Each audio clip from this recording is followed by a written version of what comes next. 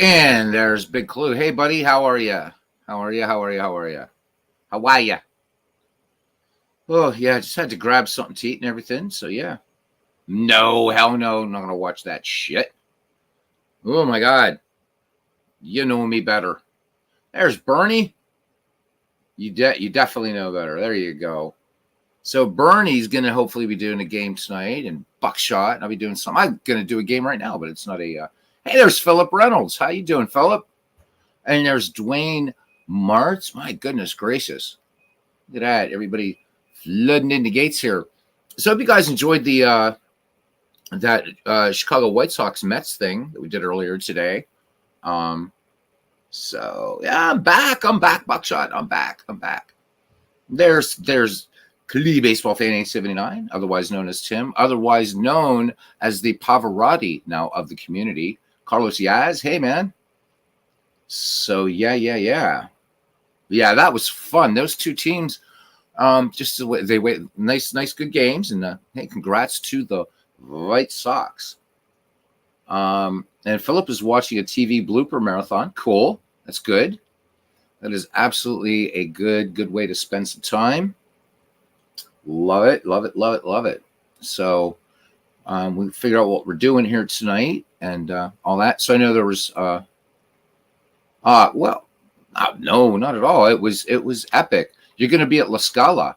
Yeah, I'll get you on soon here, Cooney. Just kind of get my bearings, seeing what everybody might be into tonight. I know there's been some about some non-baseball stuff. So I thought I'd do a little intro to Talisman first, and then get you on here as well, Cooney, since I saw you did something on Twitch with it earlier. So I thought it'd be fun to show people this game and and just show people why I think it'd be a lot of fun as we're talking baseball and trades to play a little bit of Talisman. It's a fun game. So let's do that, and then we'll figure out what we're going to do baseball wise, and then maybe we'll do something else then differently. But for now, let's do this. All right. It's been a while. It's been a while. All right. So should explain what this is. Definitely. There we go. All these things free to play this week. I already have you. I don't need you. All right. So I thought I told this thing to share desktop audio. So let me try this again, because apparently it's being weird. I don't know why, because I'm not hearing any sound. Strange. Wow, this is weird. Oh, yeah, duh. All right, now let me see. I don't know, it's weird. I'm not hearing anything. I am not hearing anything. I don't know if you guys are hearing anything or not. Maybe I turned off the music. All right, so Talisman, what is it? Talisman is a board game set in a high fantasy universe. And it's in no way a cooperative game. You can't hear anything. This is really weird. All right. Tell you what, let me try to figure this out. All right. So I'm going to gob back out of this and see what the hell is going on, because, strange. Yeah, there is. I'm trying to figure out what's going on. Oh, there. There we go. I had the music turned down. And that's all it is, just music. So there we go. You can hear it way in the background. There we go. That's better. All right. No, we got it. We got it. So, and actually, this is why I turned it down, because it's like, So there, at least now I know it works. There we go. That's better. So it's not a cooperative game. You can play this against AI opponents, which is really fun. There's also a game on Steam called Talisman Origins, which is a little bit different. Still based on Talisman, but it's more of a, I guess, quests and stuff like that. But I'll show you the game. So first we'll go to my collection, show you what this thing is all about. So there's a base game, which Sakuni had shown on Twitch, and tell you a little bit about the game. Basically, you're traveling throughout this fantasy land. You're taking on quests. all kinds of stuff. It's a cards and dice game. You can run into creatures, events, all kinds of really cool things. So maybe the best way to explain it is to show you. So the base game, if you do the math, there's really, really a lot that you could do. There's 14 different characters you can choose from, 106 adventure cards, spell cards, purchase cards, talismans. And just to give you an idea of what it looks like, these first are like characters. So you click on any of these, so like the assassin. So they each have special abilities, and I'll explain what these things mean down here in a second. So, but up here, you may assassinate when you attack any character or creature. You cannot assassinate when you are attacked by another character. When you assassinate, battle takes place as normal, except that your victim may not roll a die to add to their strength. If you win, you must force the loser to lose 1 life. You cannot take an object or gold instead. And you may not assassinate while at the crown of command. Talk about all that. So you can see, obviously D&D, right? You have like strong D&D roots. Like this guy's alignment is evil. He starts in the city, which you'll see on the game board. Then you have each character has different sort of kind of attributes. So strength is what it says. Strength is for physical battle. Craft for casting spells. These are your life points. You go below, like for in his case, 4, you're dead. Fate, this is a way to change the outcome of things. Maybe you don't get a favorable dice roll. You can spend a fate to get another one. And gold is what it says, starting money, right? So, and each of them have sort of different attributes as well. So if we look at, like the ghoul, for instance, I picked another evil creature, but so he can do different things. So, all right. And then you can go on, and then we start getting into things like events that will happen in the game world, which can radically change how the game plays. So so one of the cool things about Talisman, you never ever know what's going to come up. Even though I can show you guys, sort of every card in the game, you can see there's a lot here. This is just the base game I'm showing. I'll show you some of the expansions in a minute. All kinds of things can happen. And of course, then you've got enemies that you face that can do nasty, nasty, nasty things to you. And I think Big Clue is in here somewhere, but I'm trying to find him. Anyhow, so I'm doing a real quick so we can get into a game and you can see. Don't get turned into a toad. Exactly. That's like really, really crappy to get turned into a toad.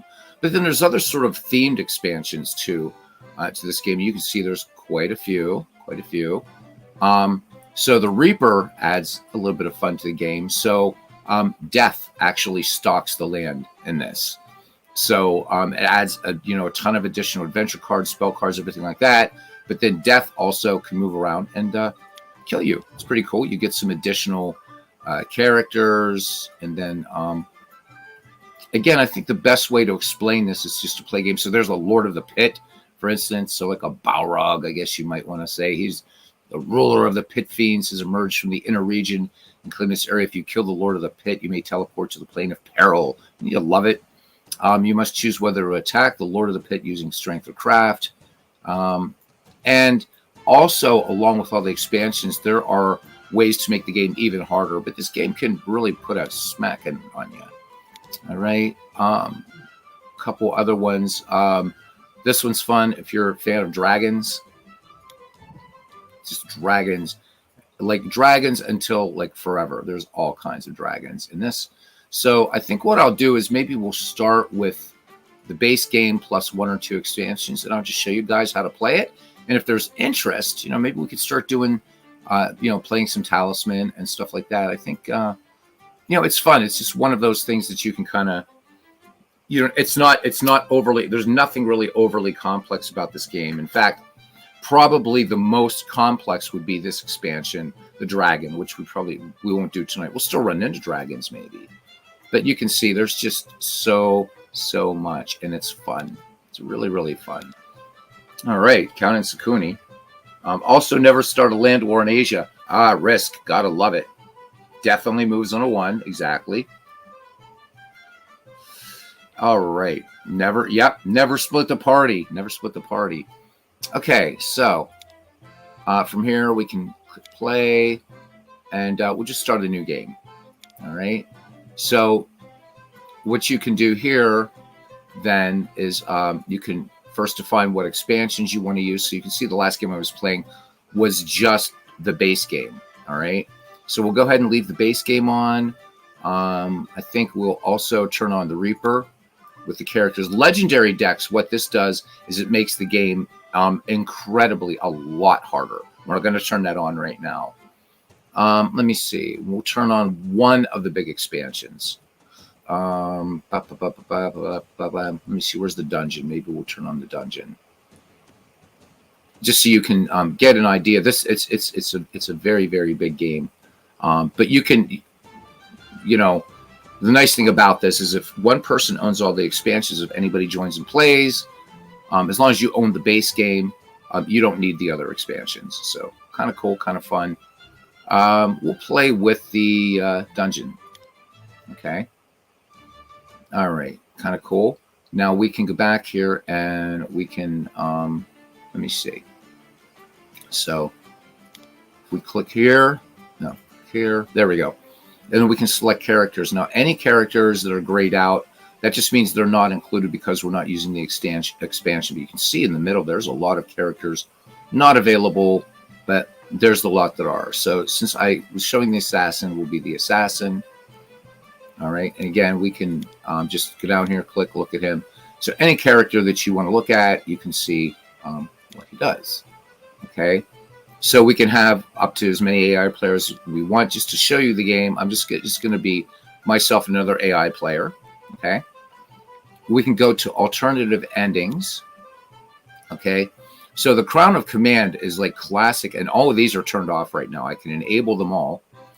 But basically, the idea of the game is to get to the Crown of Command before anybody else on the board, and then you can start casting spells to try to kill the other players. So there's nothing at all cooperative about this. It's you're playing against the game and each other all the time, but it's not like playing like Monopoly, that kind of thing. So we'll enable these, and you can look at some of these. So when you go to the Crown of Command, you'll see this in the center of the game board when we get there. Right, if you roll 1, 2, or 3, spell has no effect if it's from 4, 5, or 6. All the other characters, all the other players you're playing against lose a life. And so that's that.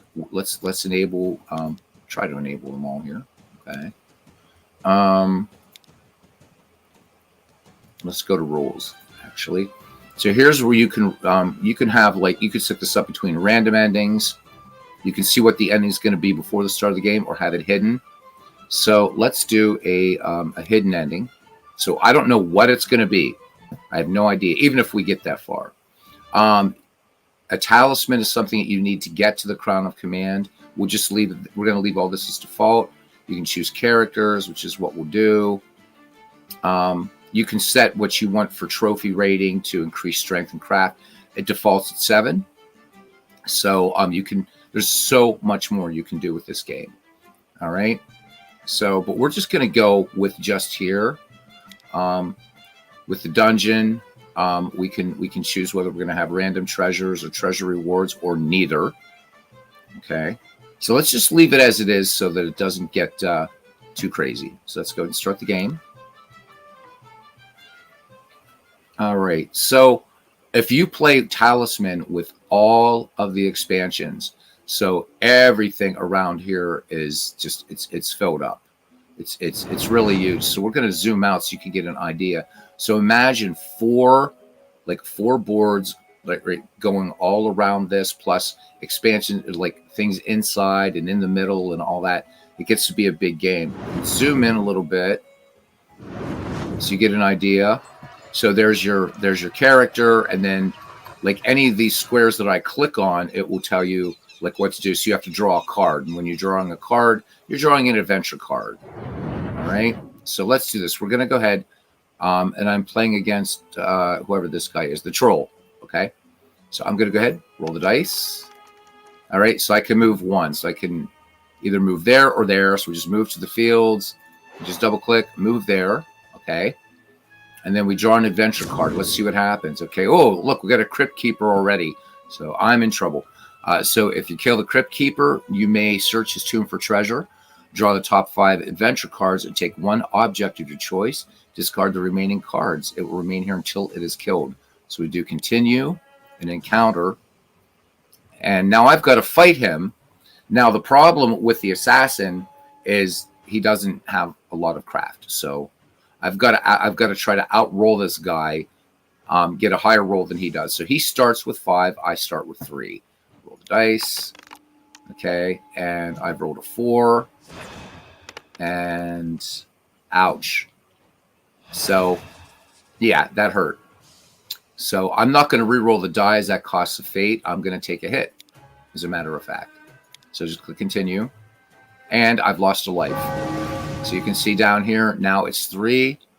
And I just end card. Now here I can show any cards that I might have I don't have. So just going to turn. Okay. And then I'm just going to just roll again. And actually, I should have realized I didn't pick an AI for the troll, which I should have. So this is kind of just a neat way to just show how the game works anyhow. All right. So let me see what I rolled. I rolled a 2. I rolled a 2. So I guess I'll go. Oh, there. I had to roll for death. That's right. So the way death works is, yeah, there's the troll. So the way the death rolls is when you roll doubles, you roll for death, and he moves a certain number of spaces. You want to try to get death to get toward one of your opponents. So now the troll's got to fight a shadow. This is how simple this game really is, right? So he's got a 5, but the shadow starts with a craft of 2, and so now the troll's taking a hit. We'll see if he wants to re-roll or not. Nope. So he's lost a life too. It's really that simple. Cherry beetles for themselves, right? Exactly, Sakuni. All right, so we'll roll again. Then we'll get Sakuni on here because he loves this game. All right, now. So you have to, like, if I rolled a 1, I could choose to attack him instead. I'm not going to, obviously. And I want to sort of stay away from him. I will go to the woods. When I go to the woods, shows me I can draw cards. So it's basically all it is. Just a lot of fun. Fool's gold. All your gold is fool's gold and is completely worthless. So this game, not only is it backstabbing with against other opponents, the game will just turn on you. So I've lost all my gold. That's it. It's gone. I am poor. I am a pauper. So art imitating life. There we go. Click for the next turn, and now the troll is rolling for himself. So see if he's going to try to come toward me. No, yes he is, bastard. So now he has to encounter whatever's on that space. So now he's picked up a horse that allows him to roll 2 dice for his movement, which is really nice. Okay. And you see there's death. So now he's going to try to block me and hope maybe that, if I roll something, right, he gets death out here. So let's see what happens. I rolled a 6, so I wouldn't have to deal with him at least. So if I want to, I could go into this region, into the dungeon. I could go all the way over here, down here. Can I explain the colored numbers on the character card? Yeah, I'll be glad to, man. Okay, so each character has, again, different attributes. So the red is strength, and I have 3 points of strength. That means when I'm in a physical fight, I do 3 points of damage. If I'm in psychic combat, right, then I have to draw upon what's called craft. And this means I can do, right, there's 3 right there. Okay. That would be my base starting craft would be 3. Okay. So without any modifiers, I would do 3 damage. Same as strength. I have 4 life points, 3 fate points. These are in purple. So if if you get into something really nasty and you need to re-roll the dice or what have you, or you're trying to go for a better sort of something on a quest, you can spend a fate token to re-roll. These things are replenishable in different ways. And then gold is what it says. Gold's your starting gold is 1. Okay, that's basically it. And then up here is again any sort of it's what the thing your characters can do, and they're all wildly different. Okay, so let's zoom back here, and I'm going to go over here. So it's also strategically just where you're moving around, or tactically, however you want to do it. So what did I run into? A book of spells. So I found the fabled book of spells. You gain your full complement of spells according to your current craft. The book then vanishes to the discard pile. So I take it and I encounter it, and I can't draw a spell because, yeah, or maybe I do. Do I have one? Oh, yeah. I have a spell called Speed. So cast on yourself after you've rolled a die for your move. Roll one additional die and add the results together to make your movement roll. So once you use a spell, it's gone. Okay, but I'm going to dismiss it. No need to use it right now. And that's the end of my turn. Okay, so now the troll will go. Again, we're not going to stay too long on this. And let me put the link in here so Sakuni can join.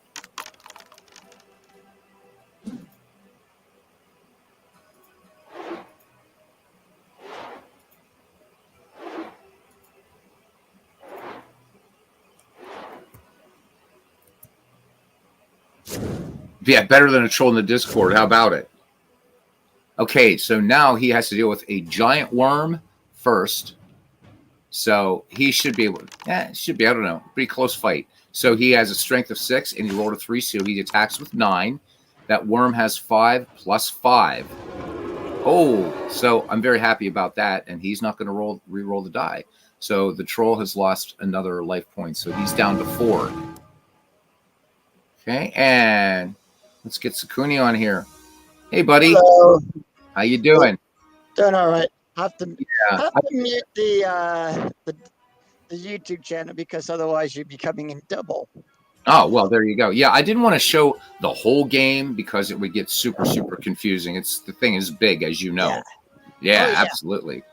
Yep, the next one I'm going to be doing, I'm just going to be adding one expansion every time I play. Yeah, that's the smart way to do it. But this is basically Talisman, guys. It's pretty and again, I don't know what the ending is going to be. Like, if I didn't turn on hidden endings, and the hidden ending might just be the basic Crown of Command ending, but there could be something really nasty up here too. I won't know. We won't know till one of us reaches there. So the colored numbers over here, this is just strength, craft, life, fate, and gold. That's what these colored numbers here. They just correspond to what's on your character. All right, so let's roll another die, or let's do this. Boom. All right, so Sakuni, where do you think I should go here, huh? What do we have on the board? So I can, either go, which I'm not going to try to cross yet. I can either go to the woods or the woods. I would say the woods. Let's go to the woods. Let's go to these woods, I think. I would say the other one in between the tavern and the city. You think so? Okay. But let me explain to them what this sentinel is. So there's ways to cross this river. One of them is to build a raft, right? Another one's to build a boat, but another one is to defeat this sentinel. So you have to fight the sentinel, which early in the game you should never do because he'll just kill you. Okay, let's go. No, getting that raft, it's 2 parts. You need to get the axe first. Then you got to go to one of the wood spaces. Yep. And the raft is only good for 1 turn. If you don't use it on your next turn, right, you lose it. It's also important to notice that there's 3 regions, not counting like these, so the dungeon, the city would be over here and all these. Yeah. So in here, like if you notice, we're using dice to move around.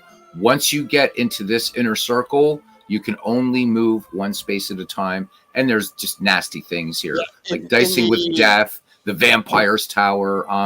You can die before ever reaching this thing in this inner region. It's really hard.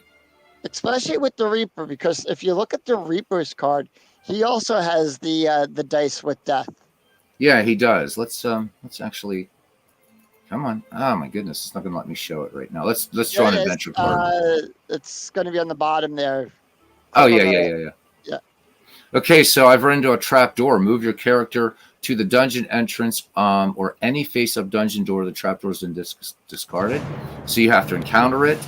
And the other thing is that number there in the corner. So if you're in a space where you have to draw multiple cards, right? The number in the corner, the lowest number goes first. That's how you resolve ties. Right, exactly. So now I'm in the dungeon, and so bad things can happen in here, and good things can happen in here. Yep, let's see. It's kind of fun. So we're going to draw. So now these adventure cards come from the dungeon. They don't come from the expansion cards for the main part of the land. So what do I run into? Shadow Stalker. Oh, I hate this. I keep running into these craft creatures. So Shadow Stalker silently hunting for prey in this area. Remain here until it is killed or until. Well, no. I was going to make some sort of MV comment, but I'm not going to do that. I'm in trouble here. I'm in trouble here, buddy. All right. Let's see. All right. Let's give it a go. Oh yeah, that's there's no way. There's no way. What'd you get? Yeah. I know I'm watching it live, so I'm behind. Oh, okay. Yeah. So I want to re-roll. I don't want to re-roll. I'm not going to re-roll. Nah. Yeah. No. Actually, wait. Too late. Yeah, you had a 2. That was a 1. You could have re-rolled it.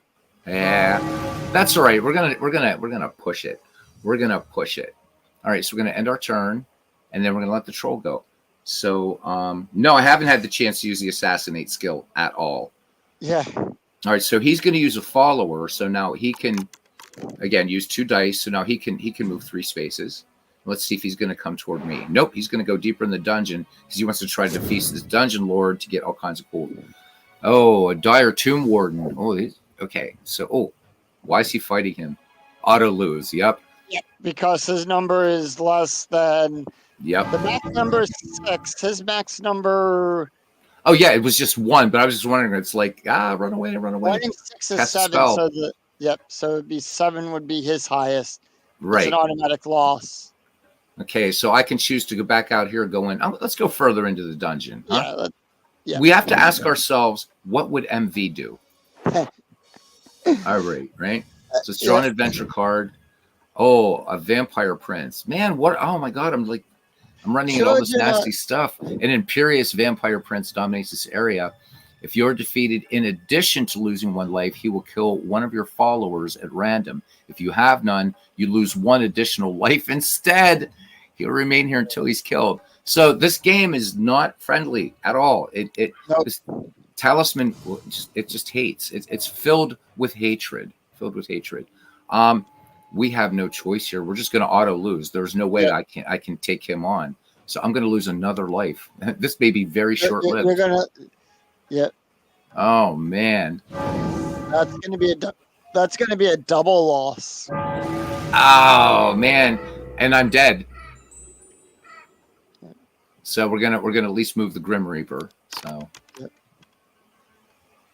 Oh man, that was nasty. So where is that? Where's that stupid troll? He's in the dungeon. We're gonna have troll in the dungeon. There we go. So I'm dead. Oh, you don't have it where you come back? I don't think I turned that on. So now again, you have to deal with creatures first, and then you deal with like any treasures. Yep. And let's see. So he rolled a 6, or he rolled for a 6. And so when you get now, this isn't going to be a push. So this time he defeats that giant worm. Boom. So the troll wins, and he picks up a torch. And basically, maybe I do have it so I can come back. Looks like yeah. Oh yeah, I do. You don't have it on Bloodbath. Yeah, which makes me happy. But now I have to start all over again. But I'm going to go straight toward this guy this time. Yep. So again, we're going to go to the plains. So Will Tool, this is Talisman. It's a classic board game. So much fun. Hey, an angel. It's got an event. If you're a good alignment, which I'm not, you gain 1 life. If you're evil, you lose 1 life. I'm telling you, I'm cursed. What's going on here? So lose a life. There's no effect if you're neutral. So you have alignments in this game, guys. And there are different boons and bad things that can happen, whatever. So I'm going to lose a life just because I'm an evil dude that ran into an angel. So for whom the bell tolls, it tolls for me.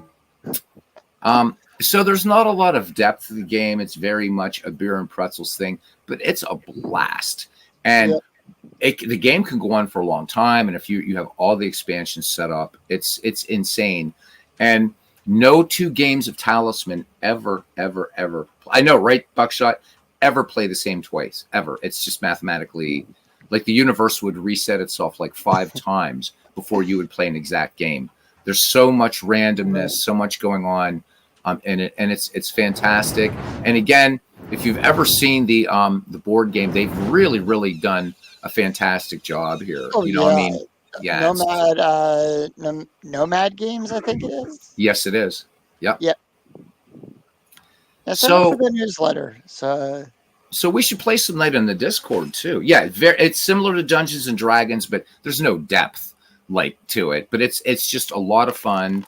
And then I'll show you guys Talisman Origins, which is kind of fun too. It's similar to this, but it's something that Nomad Games created. So now he's going to deal with the Dark Acolyte, and if he wins, he'll be able to get this Gold Seeker. All right. So I think we'll see. So now again, he has a 1. Add the dice, so that's a 5. So he's rolled a craft of 5, and then the Acolyte has also rolled a 5. This is good. Now we can just talk about ties. So this is just a standoff. Nobody wins, nobody loses, but that monster stays there on that space. And so you have to be careful, just like in any sort of board game, what's going on. So, if you land there, you can choose to either encounter the space or encounter what's there. So go ahead and roll the die. And as Buckshot tells me, don't play the lottery. All right. So now, just not that I definitely want to, but we're going to go to the tavern. So I'm going to show you what the corner areas do. So you have a chapel, city, a tavern, and a town, and different things happen. So let's go ahead and go to the tavern. Now, when you're in the tavern, right now, what I can do is I roll a die. So the choices are this. If I roll 1, I get drunk and collapse in a corner and miss a turn. Too much elven wine. Too much elven wine, exactly. If I roll a 2, I can get tipsy and fight a farmer, and the farmer has a strength of 3. If I roll 3, I can gamble and lose a gold. Roll 4, gamble and win 1 gold. 5, a wizard offers to teleport you to any space in this region as your next move. Or 6, a boatman offers you to ferry you to the temple as your next move. So this is sometimes where you might want to save your fate points or whatever those things that we talked about. So let's see, what did we get? And again, life sucks. So not so bad. I've got drunk. So we were talking about fun alcohol last night. So I just did a little bit too much Talamor do. So I've got drunk and I've collapsed in a tavern and missing a turn. Okay, now I have to roll for the Grim Reaper. So we'll roll for him. I don't feel the Reaper. And I want to move him, if I can, toward my. Yeah, he'd be 1 space. Yep. So I'm going to put a little pressure on him. So I'm going to move Death towards him. All right. So now the troll will move again. I don't know. I forget how much the base game costs in Steam right now. It's really cheap. If anybody wants to play, just pick it up. And I have all the expansions and we can play. It's really fun. The other way to do it would be, of course, to pick up, but it'd be more expensive, would be to pick up Tabletop Simulator. He's just in trouble here. He's fighting a Rune Dancer. So he's rolled a 3. 1 + 2 is 3. And then 6 + 6. Oh, he just got his butt handed to him here. Yep. And you can make it immersive. You can make it fun. So the troll is now down to 2 lives over here. So there we go. So I remember I had missed that turn, and now it's the troll's turn again because I'm still drunk. I'm now waking up because in my drunken stupor, I thought the Pirates had won the World Series. So again, he can roll 2 dice because he's got a horse. And he just regenerated, the bum. All right. So I'm gonna 5. I'm gonna have to start go. I think I'm gonna have to go after him. I think I really am. You can also, I can see here that there's a Crypt Keeper, and I can actually zoom in and see him. But I see he has a craft of 5. I don't want to fight this guy yet. I just don't, because I've lost a life already. So instead, I'm gonna go here. I'm gonna go into a tunnel. And I'm going to zoom in here. There we go. And we'll draw a card. And a giant worm of the strength of 5. Okay, so continue, encounter. Okay. So what I can do now, because this is physical combat, I don't have to roll dice to fight this worm. Okay. Yeah, $7 for the base game, guys. It's so worth it. So all I have to do is assassinate, right? And then, right? Hello. Yeah, no, you clicked it. Yeah, I know I did. I'm just wondering why it's just sitting here being stupid. I think you got to roll the die as well. Shouldn't have to.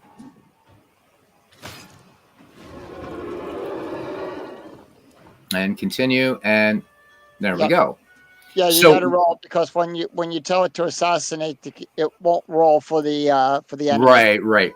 So again, it's been a while since I played the digital version. So what will happen, guys? If I click here, I can see that he's here in my inventory.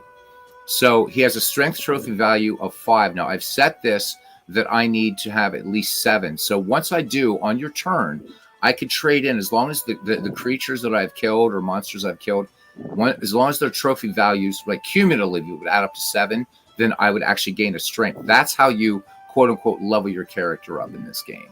So I'll send this back here. I can, of course, look and see what the troll has, and he's killed a worm.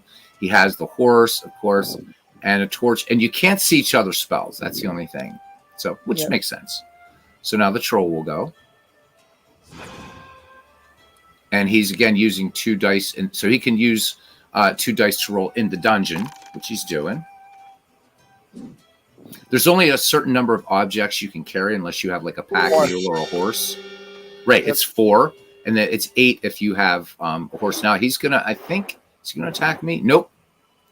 So he's gonna draw an adventure card, and he's gonna fight a kobold. We all know that kobolds are pretty easy, so this should be a pretty easy fight here. And I think one of the attractions to this game is it's not like crazy rule bound nuts things. That's it. It's just, it is what it is. But again, with the events that can happen out in the world, you have no idea what you're going to run into, and you've got your opponents trying to kill you too. So it's a beautiful thing. It's a kumbaya moment, except with lots of blood and viscera. So I think that's fun. I also have the Kingdom Hearts version of this. Oh, the Kingdom Hearts version. Okay, cool. Yep. So now I'm in the cavern. It's telling me I've got to draw 2 cards. So this could suck. I don't know what's here, but let's see. So a Vassal of Darkness. It's an enemy cultist. The Vassal of Darkness has a craft of craft of 3. If you're evil, a craft of if you're evil, a craft of 6. If you are neutral, a craft of 9. If you are good, or a craft of 9 if you kill it.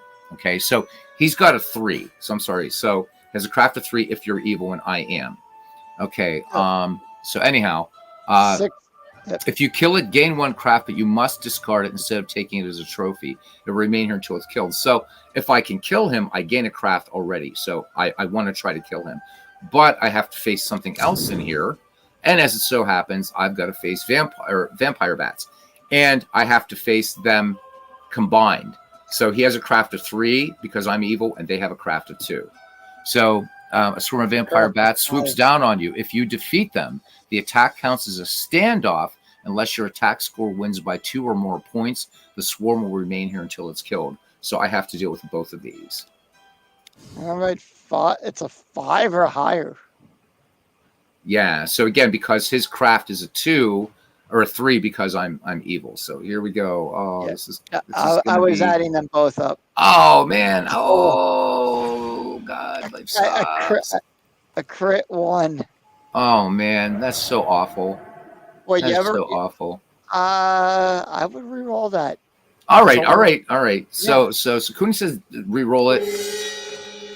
And it's still a 1. Can you believe it? All right. Ow. Yep.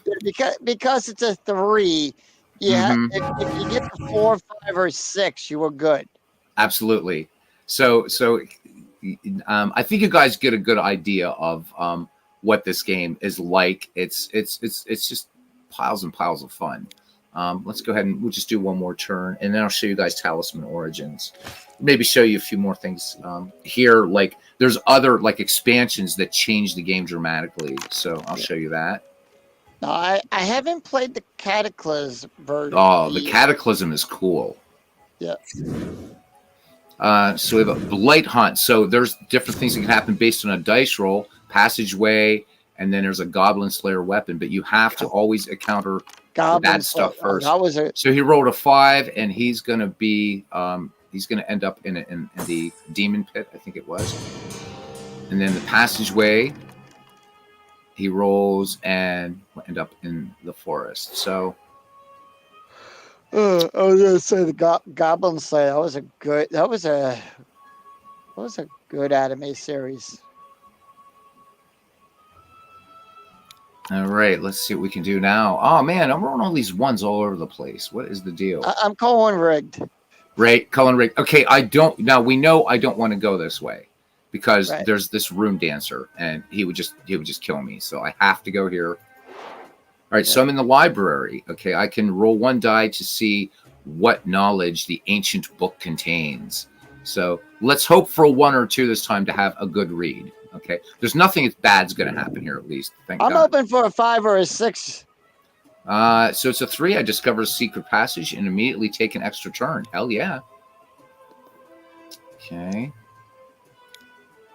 Now listen to me very carefully. Don't put the candle back. Don't put the candle back. Right.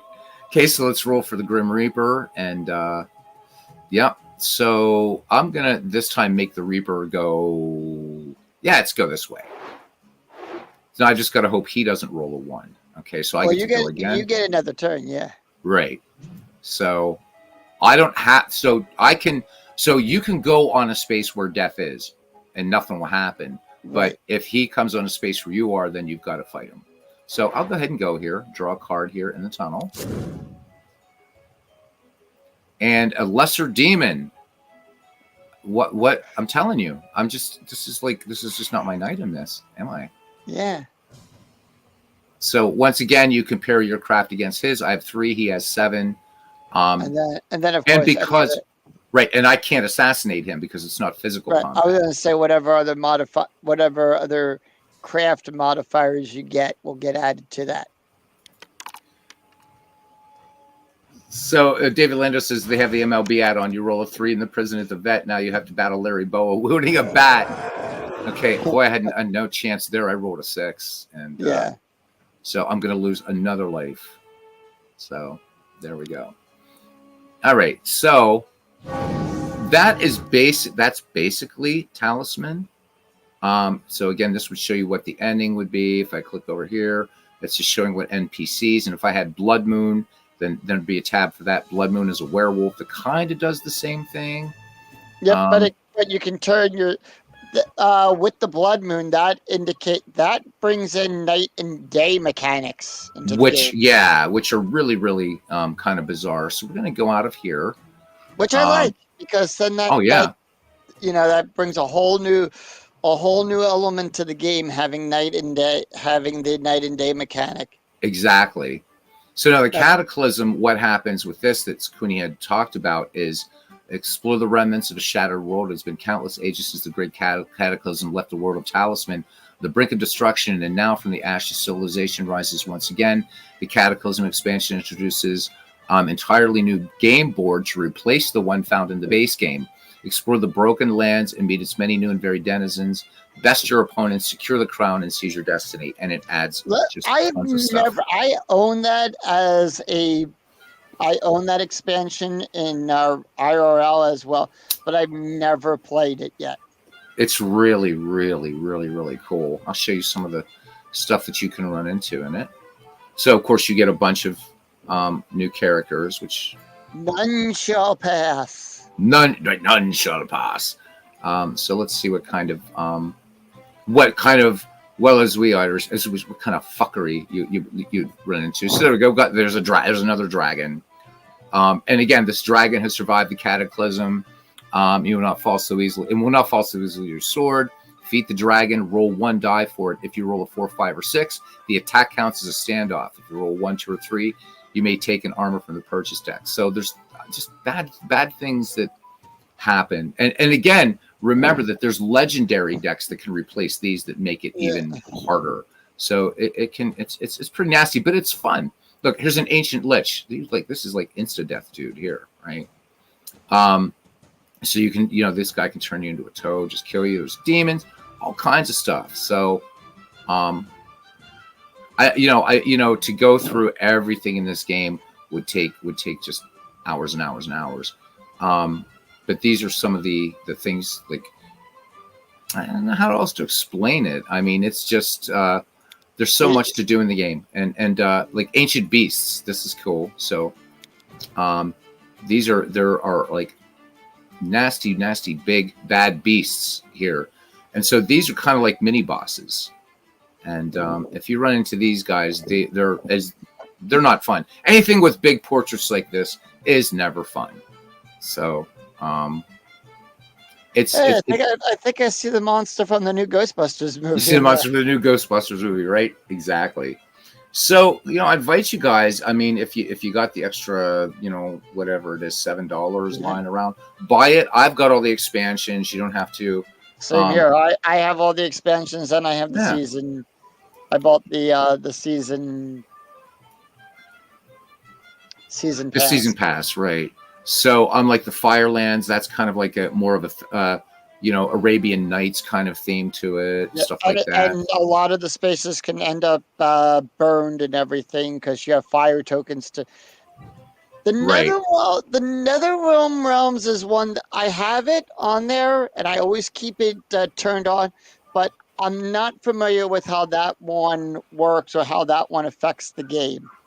Yeah, it's you almost have to play it to see. Yeah, I have it, but it's like, and I leave it turned on like as one of the decks. But how does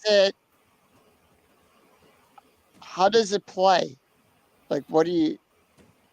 So basically, you're just fighting. Right, there's what we just rated here: the Netherrealm, where the most terrible beasts of fairy tales and nightmares live, once threatened to swallow up the world of men. Legends say that thousands of years ago, a mighty wizard sealed the Netherrealm in a great golden box, but now the box has been opened. The denizens of the Netherrealm are free to cross into this world and plunge those brave few who seek the crown of command into a living nightmare.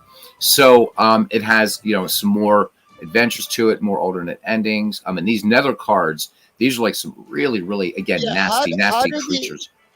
How did the Netherrealm cards, how do they come into play? They come into play. There's a little tiny board section that goes like, how like when you have the corners of the main board and then you have those spaces, that Netherrealm will appear in there. If that makes sense, it'll appear on the board. No, it doesn't. Can you? I would have to start a game. I'll start a game with the Netherrealm, so we'll do that. Just so you can see what it looks like, okay? Yeah. Let's just jump back out of here. Let's play. This way I know for when I No, you're fine. Let's pick a different IA. Let's pick a different AI player. Can I pick it? Yeah. I mean, I haven't turned on a lot of the expansions, so we could. But who do you like? What do you usually play? I just go by random, but today I had the vampire. Where is he? Where is she? Down at the bottom. It's it was down at the bottom. Third over from the last one. One more. Over one. Oh, there we go. Oh, okay, that's right. I forgot they added a male vampire into this. Yep. So if you want to see what he does, we just click here. So when you attack another character, you may choose to make the attack psychic combat. You may not do this when you're attacked by another character. When you defeat a character in battle or psychic combat, if you choose to take one of their lives, add it to your own. During your turn, you may drain the life force from any of your followers. Discard the chosen followers and gain 1 life for each. At the start of your turn, you may transform into a bat until the start of your next turn. To do so costs you 1 life. While in bat form, during battle and psychic combat, you may exhaust your opponent, reducing their attack score by 2.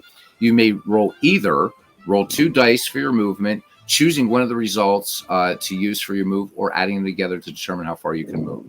Or you can cross the river as if you were using a raft. You start in the graveyard, your lineman is evil. He's a pretty nasty character. Yeah. I mean, I had him today, and I lost because the AI made it to the Crown of Command, and it's like I was nowhere near it. Oh, man. Okay, so we'll turn on the Netherrealm. Okay. And we'll just, I don't know what the endings will be. We'll just leave it at that. So you can see where that is. So there's so much variety in this game. So we'll run into the Netherrealm at some point. I'm trying to remember how it starts, but I'm sure we'll run into it. So let's go. I'm going to look it up on YouTube in the meantime. I think I did. Oh, did I select it to use it though, or did I just? Yeah, I did enable it. Yeah, you did. You turned it on. Okay. So, where do I want to go? I don't want to go to the chapel because I'm evil, so I don't want to go there. So you can click on anything without moving there just to see what will happen. So, if I go to the chapel, as soon as I land there, I lose a life. So I don't want to go there. So I'm just going to go here, and I can either click travel there, and you'll slide across the board in nice board game fashion, or you double click, whatever. Okay, so in the tavern, we already know from before what happened. I got drunk, and this time I did not. I gambled, and I won a gold. Hey, this is good. Yeah. I'm opening up mine so I can... Okay. Yeah. All right, so the vampire is... He's transformed, so now he's a bat, and he's going to cross directly to the Storm River. So he has to draw 3 cards. So he'll face a hunt, a chimera, and a werewolf. Well, the werewolf's an event, so he'll encounter that first. Werewolf, their wolf, their castle.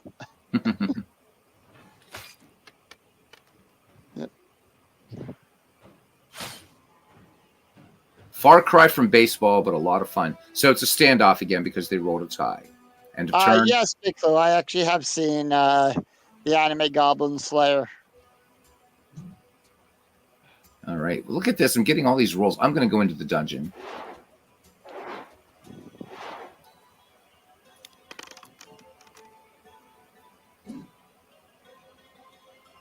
Let me see. What did I... Okay, let's just... what did I do? I rolled a 2, and I just had a good read. So nice. Nothing bad happened. Let's see what Vlad the Impaler is going to do here. He's not gonna deal with the Black Knight, and he's got a magic portal. So depending upon how he rolls is where he'll end up, and he's going to end up in the crags. So he'll leave the that middle region and end up out there. And then he rolls at the crags, and a barbarian leads him out, and he gains a strength. So, yeah. Yep. And he had to roll because of death. So he's going to try to get death to chase me. And I'm going to roll a 2.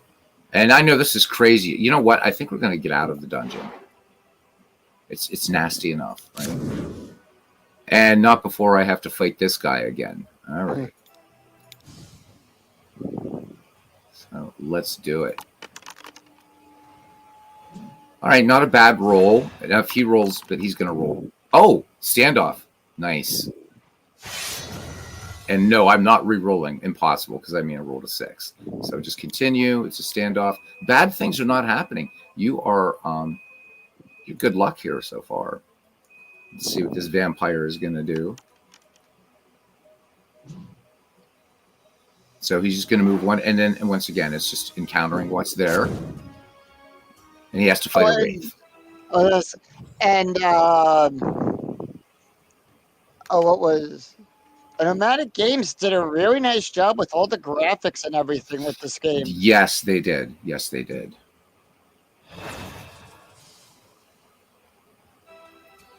So it could be a while before we run into anything from the Nether Realms. I'm actually watching a video here on it. Okay, cool. All right, so guys, we'll let him take his turn, and then we'll jump out and we'll do one more quick non-baseball game and something very different. We're going to go way, way, way into the future. All right, so that is Talisman, and it's really fun. I love it. I love it. Friends of mine and I, we would play this game, the physical board game, just for hours and hours and hours and hours. So really, really fun. So, and it's a classic. It is a classic.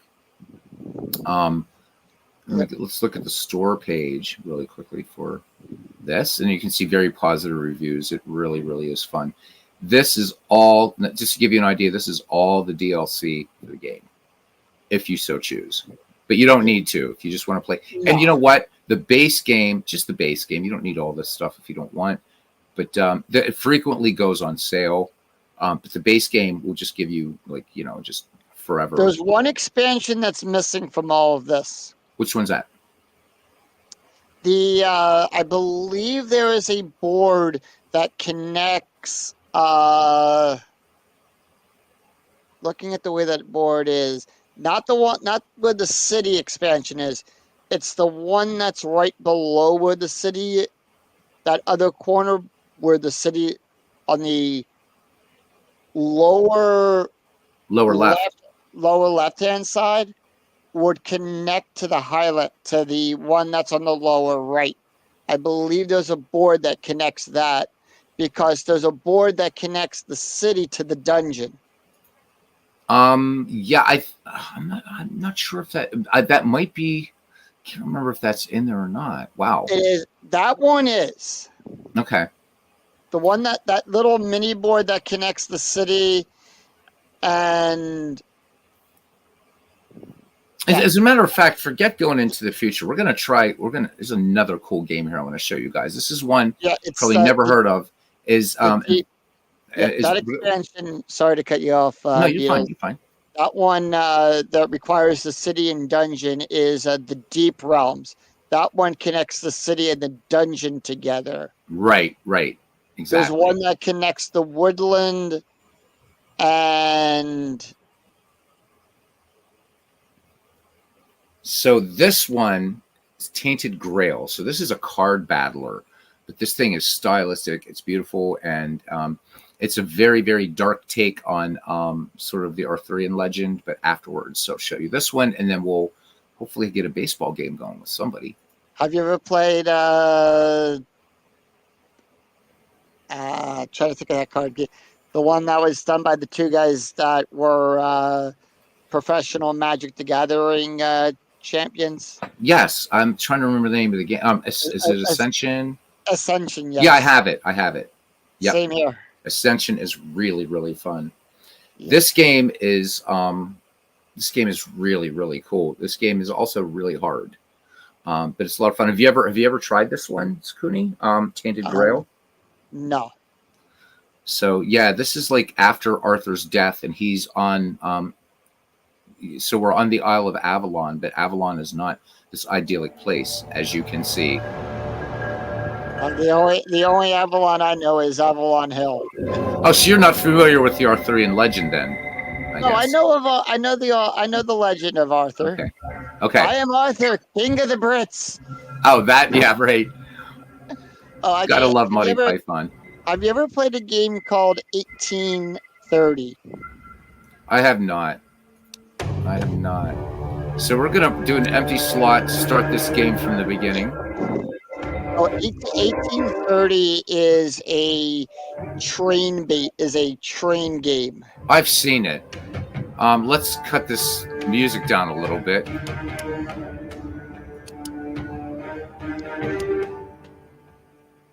When you hear nice, ominous music like that, you know you're in trouble. So, the voice acting in this game is pretty amazing. Yeah. Okay. So there's a couple, different types of game modes. So this is still locked. So this is like just, a sort of end game thing. But the game itself is huge, procedurally generated, as you'll see. So.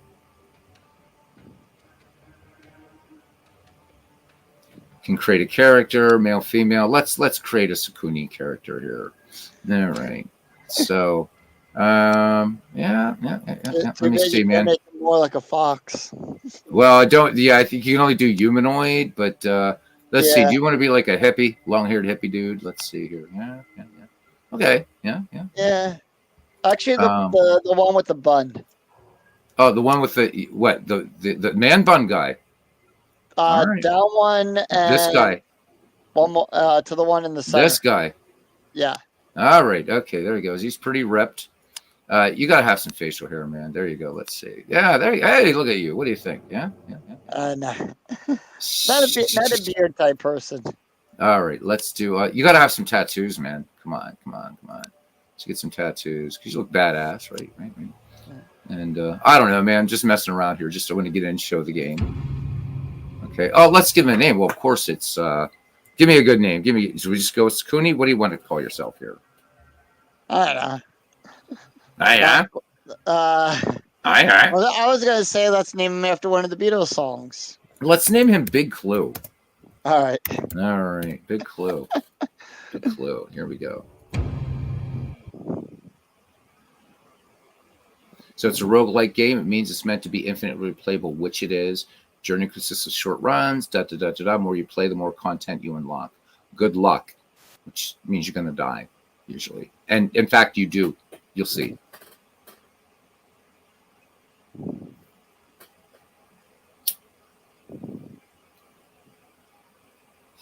It's loading a lot here.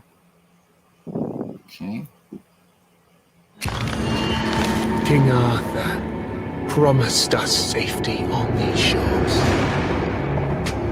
Instead, we found stormy seas, rocks like shark teeth, and treacherous mists.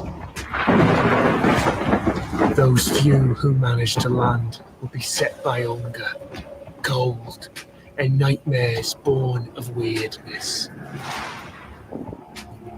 My people settled around a gnarled old statue. Though we did not understand its origin or purpose, the enemy seemed to avoid it. That was good enough. For a time. In the end, the winds of weirdness only grew stronger, and the statue failed to protect the settlement. There was fear, despair, and then nothingness, as reality melted around us.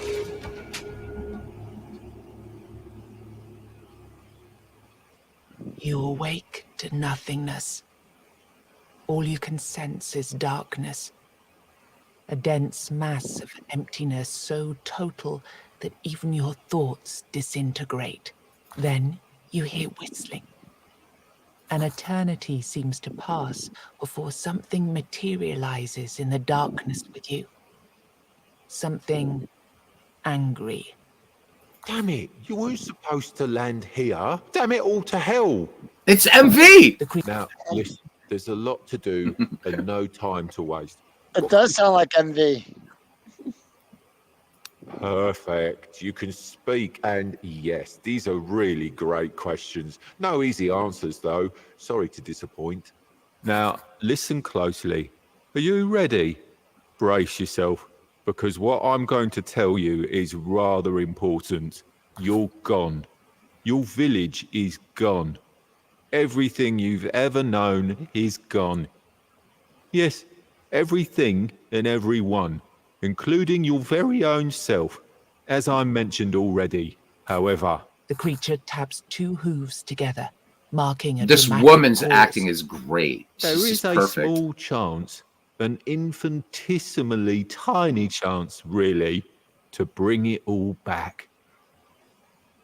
You were saved from death in order to keep your reality from falling apart. But, well, it's not going to be easy. First, we must ensure that you're in good enough condition to actually do anything. Which brings us to the problematic part, your body. You squint down at your feet and hands in the darkness. They seem perfectly fine. Oh no. Oh, goodness me, no. That's just an illusion. I had to get you here somehow, didn't I? Otherwise, you'd start talking about the afterlife and whatnot. And this, my friend, is not an afterlife. This is a total mess. But let's see what we can do. Here, this little trick should get us started at least. So here, there's all kinds of characters, but you have to unlock them. So right now, the only thing I can start with is what's called a Weird Hunter. So they focus on dealing as much damage as possible using quick strikes or powerful blows. So don't know what these are yet. So we'll just go with this guy. So you have things that are called ultimate abilities. So Weird Hunters call upon a beast of the weirdness to deal massive amounts of damage to an enemy. And the enemies are really cool looking, as you'll see. Depending on the number of charges they spend, they charge their ultimate ability by landing hits on enemies. And then you have a passive skill. Every hit you deal These a hunter mark. 4 hunter marks makes enemies vulnerable. So we're just going to select him and go. Well, it seems your soul isn't strong enough to be picky about its vessel yet. Don't worry, you'll grow. Now, we need to see whether my little trick actually worked. The goat weaves his fingers in an intricate series of gestures. With a final flourish, he conjures a terrifying creature into the emptiness. Aha, here we go. This is a powerful Avalonian warlock. But don't worry, he's not really here. Not in the truest sense. Your goal here is simple. Fight. Show me that you've got what it takes.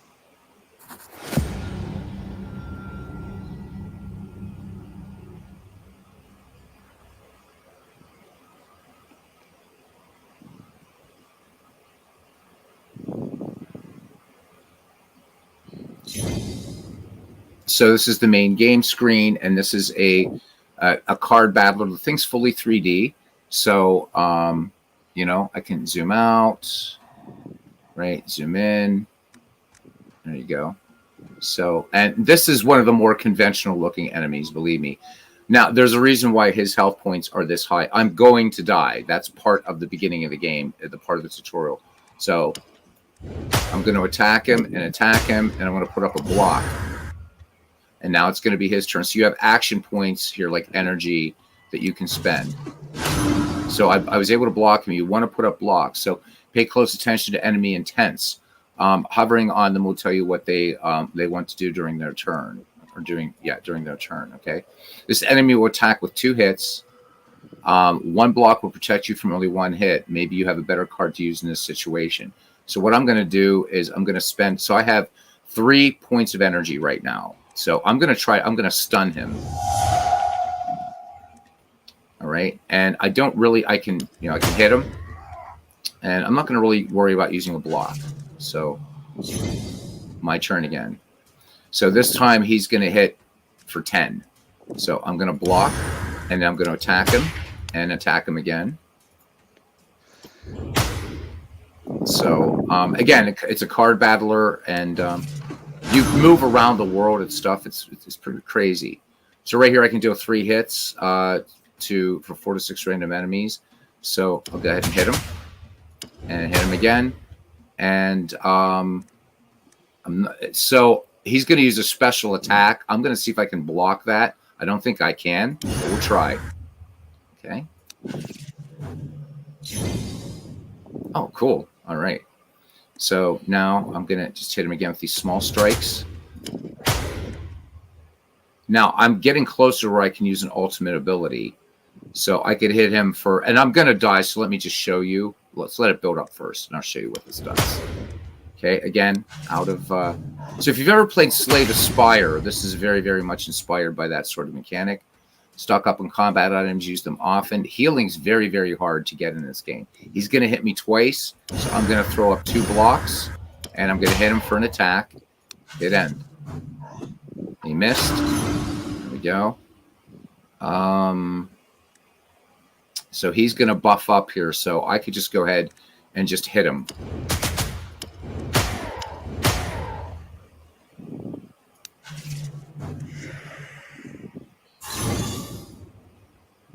So he's going to hit twice again. So an overhand swing. So I'm going to reduce his armor by 10 by using this. And let's hit him again. And I'm going to put... Oh, he's going to go... see, that was bad. One of his hits is going to get through.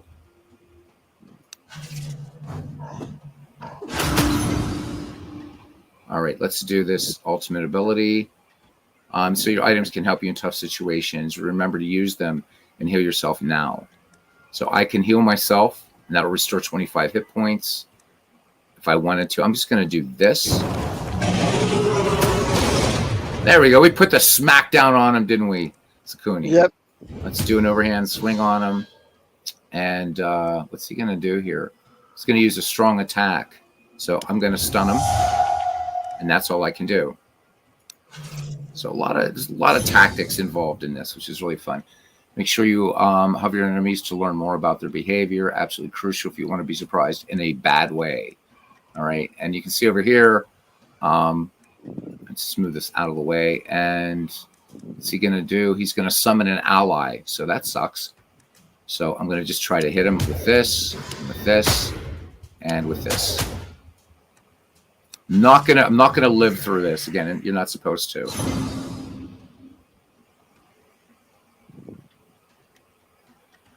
All right, now he's gonna hit me, and he's gonna hit me twice, and he's gonna hit me once for 5. So I can only block 2 that are coming in. So I do want to do that, and then I'm just gonna hit with an overhand swing, and I can choose who I want to hit. So I know I'm not gonna kill him. So let's get rid of this guy, or hit him. All right, and then that. I'm almost. That's it. I'm gonna die. So I can't stop anything that's coming in. So we're just gonna do this for Big Clue. We're just gonna do this for Big Clue, and just hit this guy. There we go.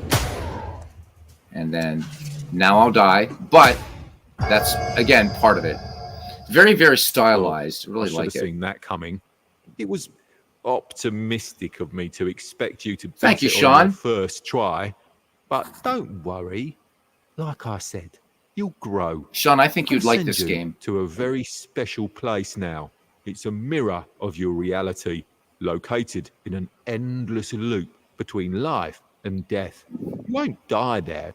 But nothing's really alive there either. You'll wake up in a place resembling your own village. You'll find a man there whose task it is to help you on your journey. Your main objective for now will be to push onwards, survive, kill the 4 guardians. Then we'll talk. Now we'll see what the actual game world looks like. And there's another mechanic here. So this stuff called the weirdness is like it's like this miasma, this mist that covers the world. You have to keep these candles burning. If you walk into this mist, the enemies are like, you don't know what you're going to face, and they're usually really, really, really strong. Kind of like the board game, The Night Cage. Yeah, I guess that would be a good analogy. So I found something interesting. Someone one of my friends posted on Facebook. Is there a channel where I can share memes, or should I just put in an announcement? If a channel where? Someone posted a meme of a baseball team, and I wanted to share it. Oh, just in the Discord, you could do it. Yep. Yep. What channel? I'm going to put in announcements. Sure, anywhere you want. Anywhere you want. So the first thing I've got to do is go to this lost soul. Where your hometown once was, a lone man sits among the remains. He doesn't notice you. Only when you walk right up to him, he turns his blank stare toward you. It's not my farmhold, is it? I'm from up north, the land of fog. I don't know what happened. At least that's one thing you have in common. A creature that looked like a goat told me I'd wake up in a strange place, and that I'd find someone in need of my help there. The man looks at you for a moment. I've already made some preparations and settled in one of the tents here. I can't offer you much at the moment, though. This place is different. But you? I've seen an enormous creature out there. A column of stone. The evil energy it emits is beyond anything I've ever felt. I'd say getting rid of that beast would be a good start. So we have a new quest, and then we'll just leave. Okay. So you can use the left button or WASD to move around. Here's the map up here. And this is procedurally generated. So every time you start a new run in this game, it's always going to be different. The world's going to be different, everything like that. So you can see, nice. It's a nice looking game. So we're going to go out here, and then, so there, as I said, the game world is fully 3D. So let's go.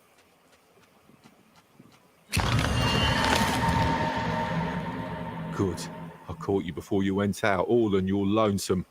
Our mutual friend already told you to slay the stone golem. Perfect. The golem is just a start, though. Even if you do manage to kill it, The further you go, the more dangerous the road will become. And since we're talking roads, you're walking within the weirdness now, and it's dangerous. Take these candles, light them up, and try not to let this damned fog close around you. Got it? Oh, and before you face the golem, look around the area. There's a blacksmith nearby who might be willing to join your village. Finding people like him will be crucial for your survival. Each one will be helpful in a different way. And with that, I'm out. Good luck.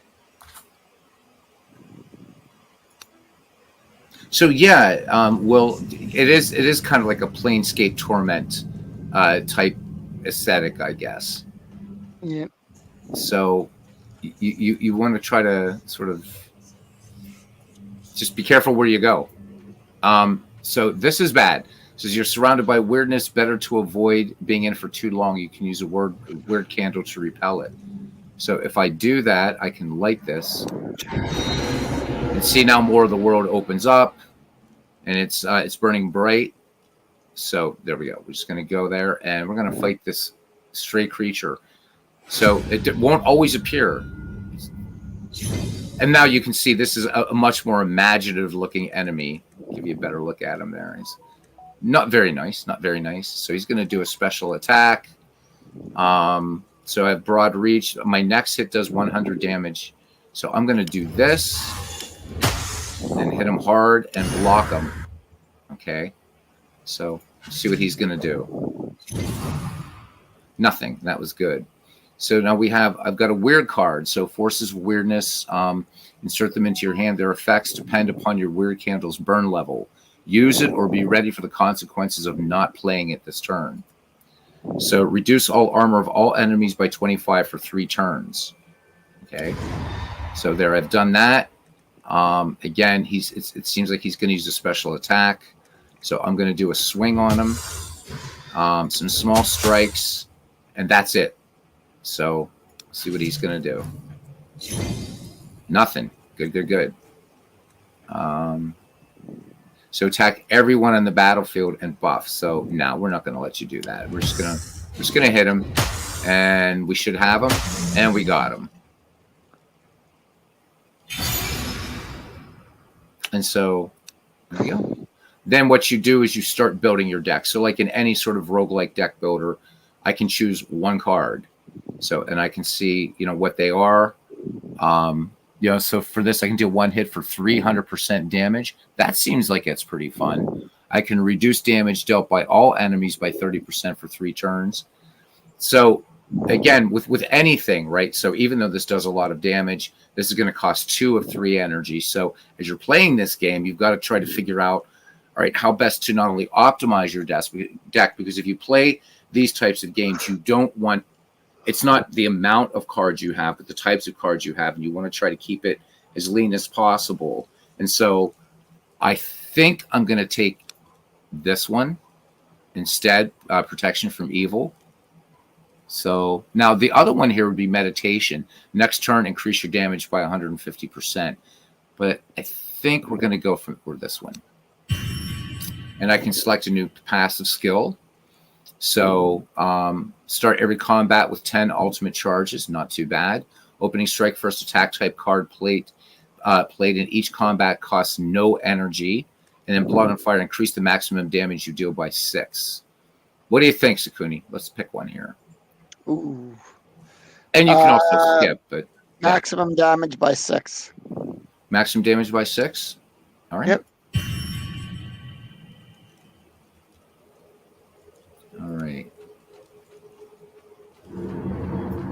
I love I love the sounds in this game too. They're pretty amazing. Oh, there's a pack of enemies. You don't have to face them, but I don't want to face that dude just yet. So I'm going to look around the world a little bit. So big clue, I think, too, because word candle's burning out. Better use another one. Yep. There we go. So let's go to this. It's a word or a milestone. Okay. It's a mystery why these stones light up and banish the weirdness when people walk by. Many believe Merlin himself invented the runes carved into them. There's also a darker rumor that they were left by the Four-Dwellers to lure humans into their domain, like moths to the flame. So I can banish all the weird, this bad magic stuff, this weirdness, permanently. I can extinguish it and get a candle, or I can ask it for a blessing. So it would just give me a random bonus. So it could be heal, boost damage, or boost armor. So I think I'm going to boost its range. As the flickering light of the weird candle combines with the milestone's faint radiance, the surrounding darkness is pushed even further back.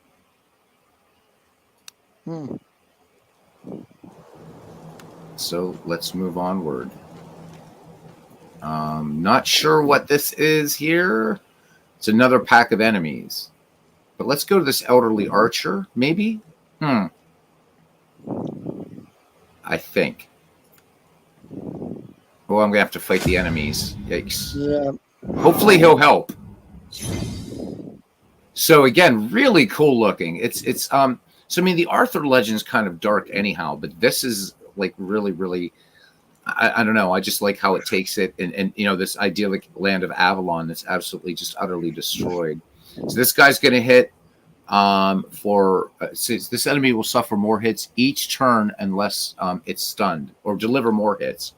So you kind of get an idea of how you have to deal with it. This abomination attacks everyone in the battlefield, so it will attack its so-called allies. And the shaman will spawn totems to buff its allies with various effects. So you've got to kind of decide how you're gonna, like, what you're gonna do. So I think I've got to deal. I think I've got to deal with this guy. So, yeah, and then if you don't understand some of the things that are going on, if you just right click, it will show. It will let me turn the world around here a little bit.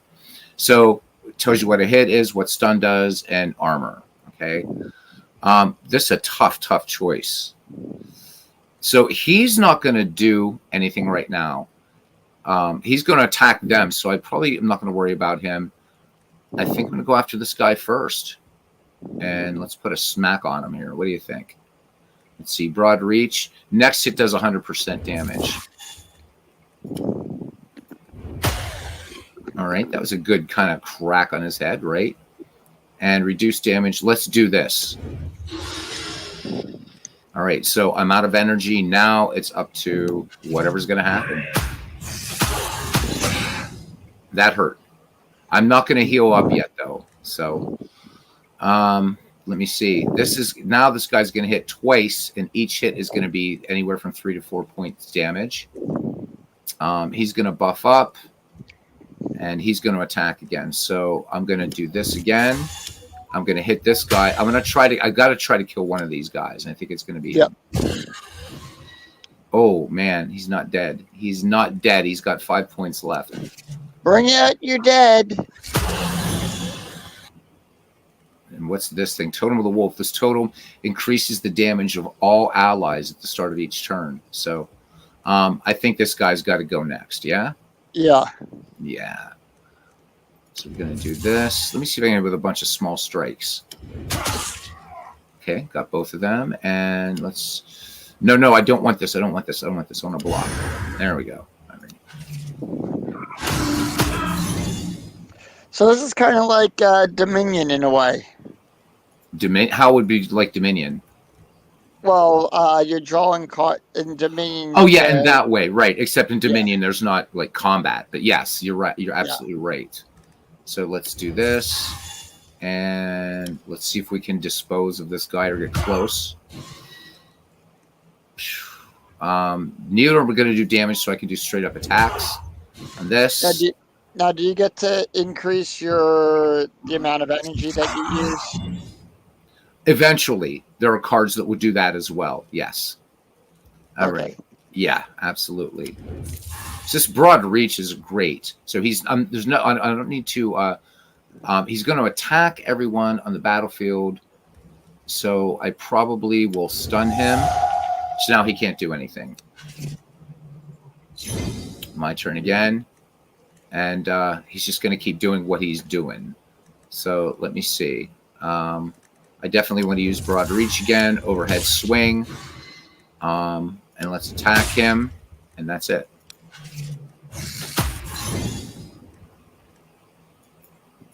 Oh, man. I don't know.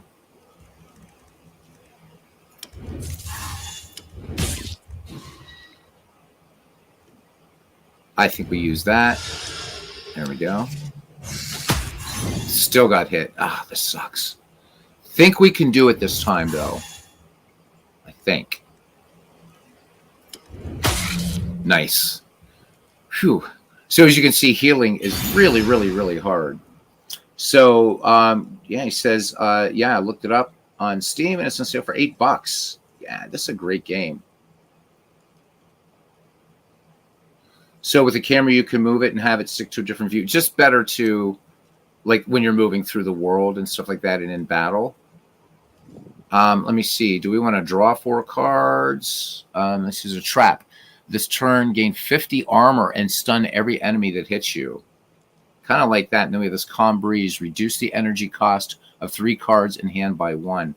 So choices, choices, choices. I kind of like trap.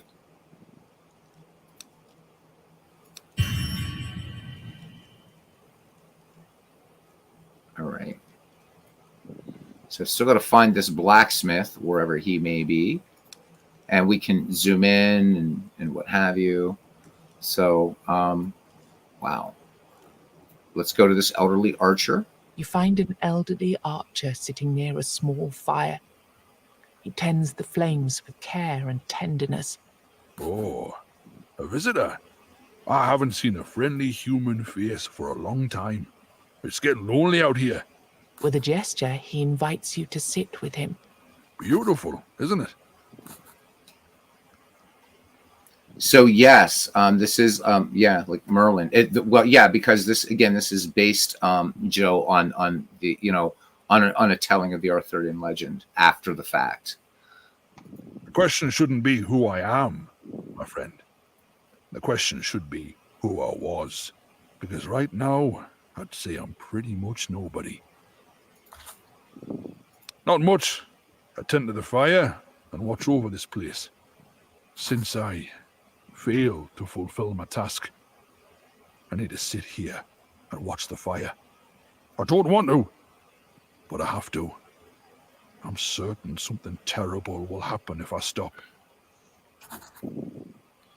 So there's like this just foreboding throughout the entire game, and it's a big game. Well, that's definitely a story for another time, but I do appreciate you asking.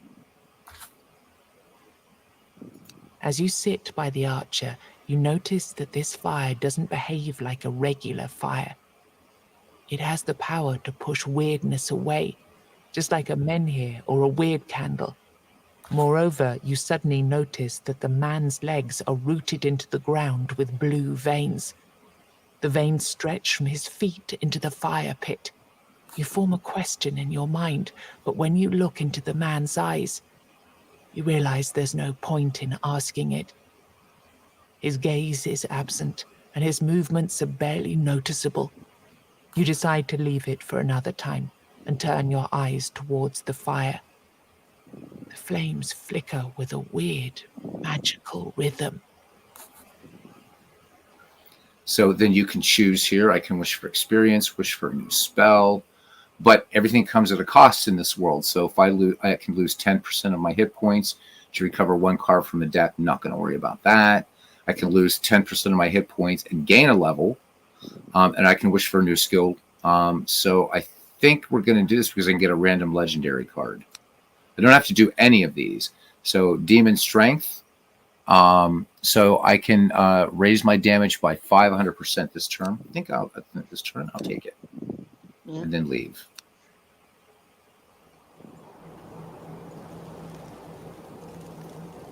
Interesting game.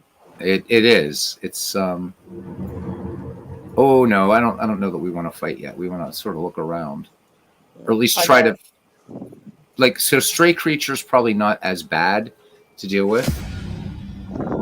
I got into playing Yakuza. Yeah, it's a cool game. It's a cool game. Yeah. So once again, we have one of these things that we have to use. If we don't, there's consequences. So, and sometimes consequences, sometimes not so, not bad things. So this guy is going to hit me pretty hard. So I'm going to reduce that damage that he's going to do. Still going to get through with that. So I'm going to block, and I'm not going to use anything else. Oh, I still have, yep, don't waste it. So, I would use a. yeah, let's use a block anyhow, and there we go.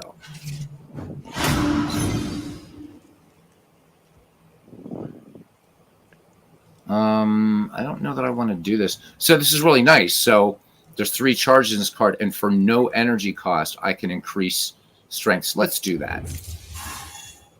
And we're going to do that, and we're going to hit him. That's a pretty good hit. Yep. And there we go. Dispatched.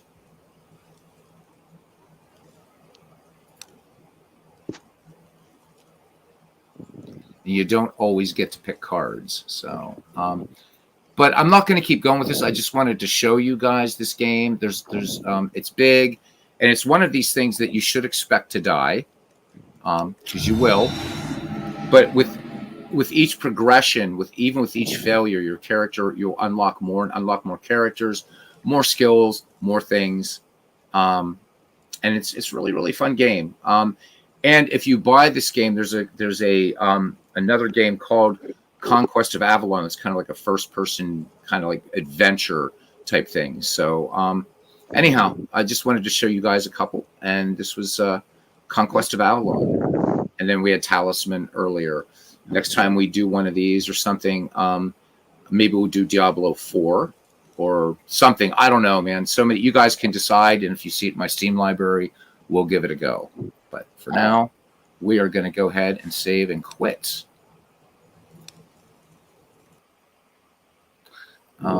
Yeah, it's a nice game. I mean, it's one of those things where I mean, roguelike deck builders are like really, really popular. There's fun. There's a lot of things that you have to do. So here's the other one, is Tainted Grail, Fall of Avalon. So again, if you like sort of first person things, it's really, really, really, really cool. Show Path of Exile. All right, if I have it installed, I will. All right, I'm going to hop off. Okay, man. Thanks. Yep. Thanks for coming on. Give it up. So, I don't have Path of Exile installed right now. So, is another ARPG you'd like me to show, Carlos? I don't have it installed right now. It would take a while to install it. Although somebody else could do a baseball game or whatever while it's installing, there is that possibility too. So, Sean says, "Keep going, keep going." Let's do something else here now. Something with a little bit more fun. Let's do this one. So this is an ARPG. Skyrim I don't have installed either, man. So I have like way more games than I have installed. So let's do this. This is really cool. This takes place in the Warhammer 40,000 universe. And this is pretty over the top. The Elden Ring. Sean, how good are you at Elden Ring? Have you played it very much? Give me a second here. I've got to kill this heater in my room. Be right back, guys. Just take me a second.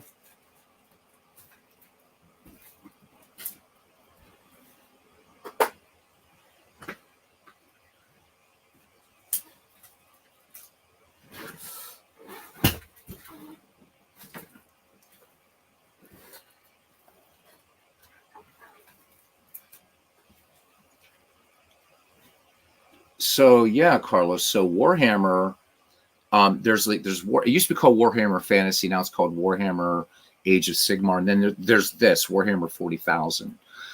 So pretty much over the top violent type stuff. This is an action RPG. So this is more like Path of Exile or Diablo 4, things like that. So let it load in and you'll see. So Sean says about Elden Ring, which is a really tough game, but it's beautiful. He said played for 3 months more at launch, didn't kill a dragon, but defeated many of those portal bosses and dungeons. You're good at that game then. Yeah, the dragons are especially nasty. So you play the part of what's called an inquisitor here. So they've taken this whole mythos into, right, so from a fantasy universe into the 41st millennium, and you'll see. So the emperor is like a sort of god emperor, but he's actually sort of not alive. He's kind of dead. It's the lore in this is insane. And believe it or not, guys, Clinton Parks is a huge Warhammer fan. So Big Clue says about Elden Ring is one of the best games. Yes, it is. It's an amazing game. But if you're easily frustrated, don't play Elden Ring. So this will give you a little idea of Warhammer 40,000.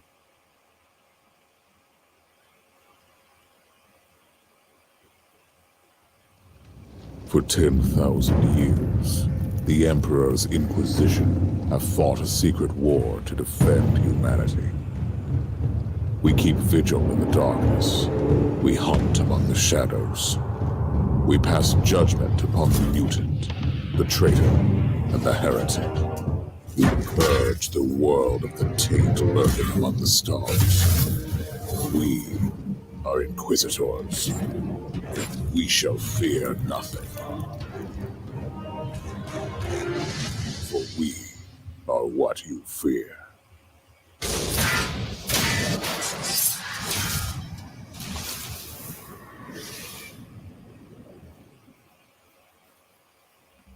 Okay, so this guy I already have. He's a level 60, and I could just run around and do all kinds of damage and stuff. But let's just do this like as if we're starting a new character, and maybe we'll show you this guy another time. He's pretty kitted out, pretty nasty, pretty far into the story. So I don't want to give you any stories, so or any spoilers.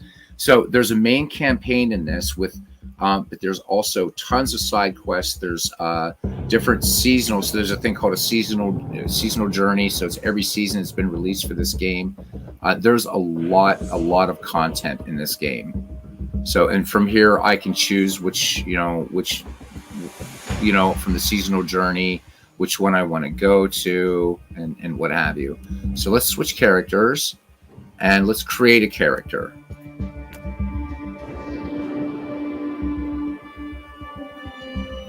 So we can be a crusader, an assassin, a psyker, a tech adept, and a battle sister.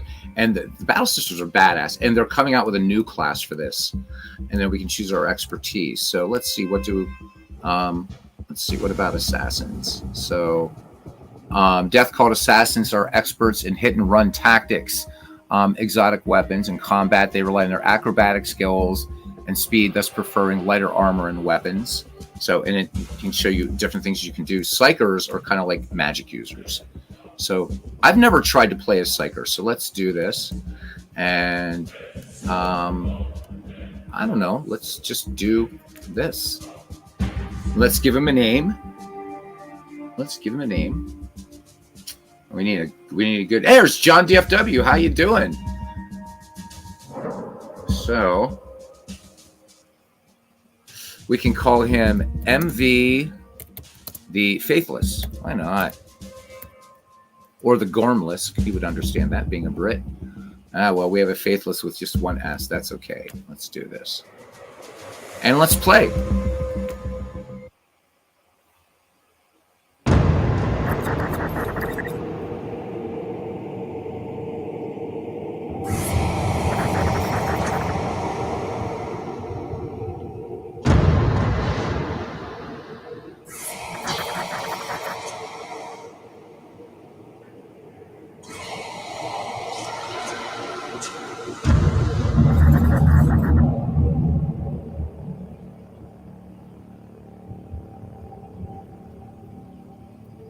Inquisitor's log. Classified report for later transmission. I am closing on the source of the inquisitorial distress signal I was assigned to investigate. It has an ancient encryption used by the Holy Orders. It's authentic, but extremely old. The intensity of the Caligari warp searches is beyond anything I've experienced. There were many delays during the journey. but the coordinates I received from the Caligari Conclave finally led me to this desolate system. The signal is coming from a battered fortress monastery. It got through the warp surges with considerable loss of data, and my astropath has been unable to decipher it. I will personally investigate the source of this mysterious signal.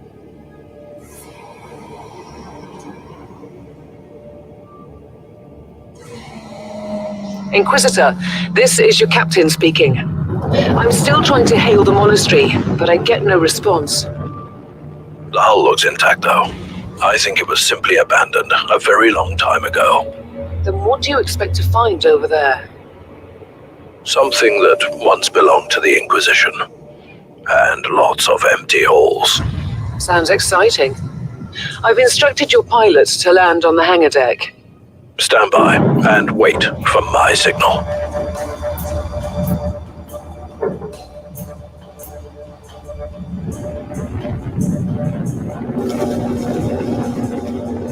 Inquisitor, the automatic defense system has been activated.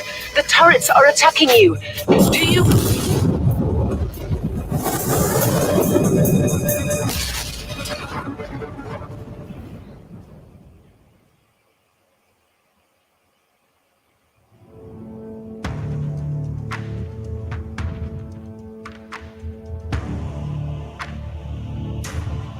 Chris Slovic, it is great to see you, man. Wow. Been a long time, my friend.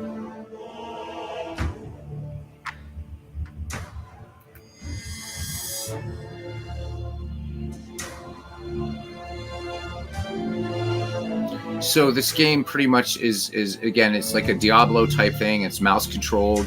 If you played on a console, it's you can do it with a controller. I like it better with mouse control. I'm just so used to, playing Diablo type games with mouse and keyboard. But this is pretty cool. And the world opens out larger and larger, and it's really just kind of over the top, fun, goofy violence, and all that. So, but the lore of the Warhammer universe, both the fantasy part of it and then this part of it, there have been just mountains and mountains of books. It's wonderfully imagined universe. It really is. It's great. I've never played a Psyker, so I don't know what to expect here. I usually play a Crusader. Captain, do you copy? Captain Van Winter, can you hear me? Strange. Box communication is jammed. And I can't use my teleporter device. Something must be disturbing my signal. I will record everything in my audio log in case I don't return. Oh, that sounds like Inquisitorial log. New entry. While attempting to dock in the hangar of an unknown fortress monastery, my transport took heavy fire. I suspect that the automatic weapon systems were activated, but I don't yet know why. The transport has been destroyed, along with my equipment. My pilot is dead. I will pray for him later. I think it'd be kind of fun, Chris. I don't think Dwayne would be too upset. I mean, at all. It's just you want to do a Philadelphia experiment, alternate timeline for baseball, by doing highlights of the season, but starting with 1945. That could be kind of fun when the Eldridge happened. That could be kind of fun. So here you have like basic, your movement is left click and move. You'll have special powers here that you'll get later on. Inventory. If you know how to play Diablo, you know how to play this game, you can, of course, go all the way in. And it's a pretty nice game. I mean, it's been out for probably about 4 years or so, maybe 5 years. So let's go see what we get into. Let's see. It doesn't seem like I have much of an attack yet. So we're gonna see the mini map down here. Everything in this game is procedurally generated. You can spin everything around to look, which is really, really nice. It's a very well optimized game. Look at this guy. Pretty cool, huh? Interesting. Mindless servitors were created for menial tasks, but having a flesh drone just for operating the door seems excessive. Open the door.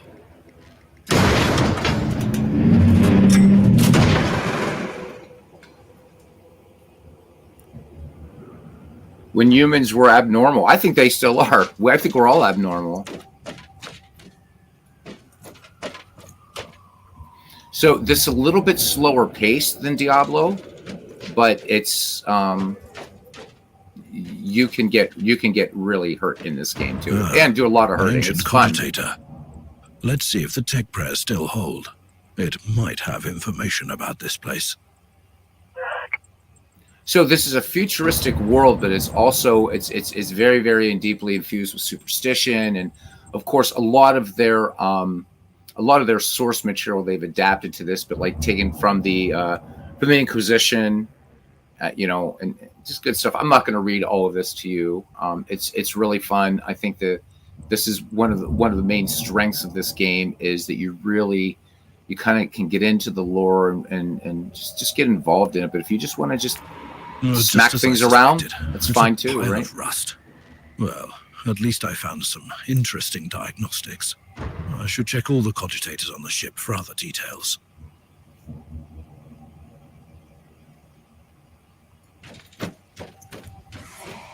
New log entry.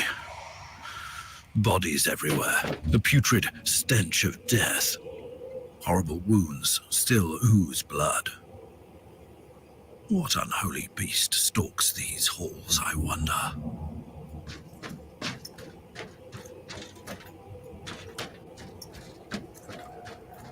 What have we got here? A weapon? Well, the Emperor does protect his loyal subjects. So you hold a shift key, just like you would in Diablo, and you get your default attack, but then you also have other attacks too. So if you hit here we'll do like lightning, and then we can have like Inferno and a molten beam. So like if I hit the number 2 key, there we go. All right. So again, just like you would expect in any ARPGs, we'll keep going. Hopefully we find some things to kill soon. This is called Warhammer 40,000, Chris. Well, let's cleanse your Inquisitor Martyr.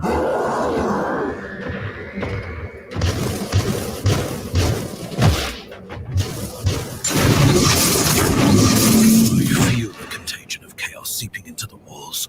I taste the despair in the air. This illness must be purged before it's too late. Okay, now you can get 2 different types of weapons. If I switch tab, now you can see this has a little bit more explosive. So, and then you can also turn on like a tactical view that will show you the range of your weapon. So if I hit tab, right, I can see like like enemies are going to be in ranges, outer range, inner range. So there's a barricade.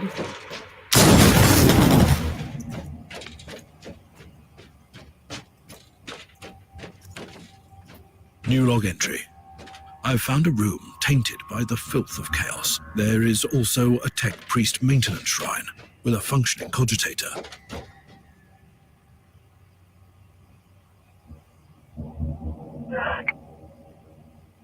Again, I'm not going to read all this to you. I just want you guys to get a feel of what the game is, but it's extremely well written, and you can hear, of course, the voice acting. Pretty cool. Pretty cool. This is made by... I found new information. There's an emergency cogitator nearby where I could turn off the jamming signals. So this is done by a game developer, Neocore Games. So they've done the Incredible Adventures of Van Helsing, which is another great ARPG. And they've also, what else has Neocore done? They've done a game called Death Trap, which is amazing. They've done a lot. They're really, really good. The developer from Hungary. So credit there where it's due.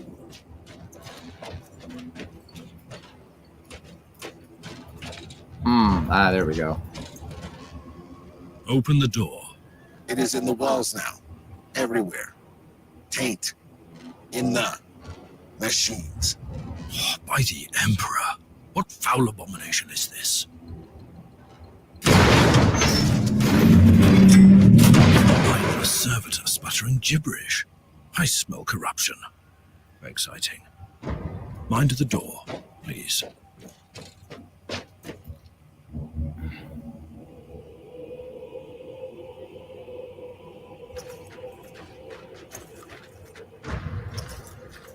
Foul heretics! Let my powers cleanse you from your sin. Oh, Big Clue, you're in the game. He said heretics. Nice. Repent. This is all about the violence, man. Now, the other thing too is when you're going through, you'll see space. Right? When it says space, so it has a cover system, which is kind of nice. It can block some things. So this is kind of something that was pretty innovative for an ARPG. Is this kind of cover system all over the place, but there's no guarantee you're not going to get hit. It just kind of mitigates damage a little bit. Cogitators are computers in this universe. That's the cogitator that will disable the jammer.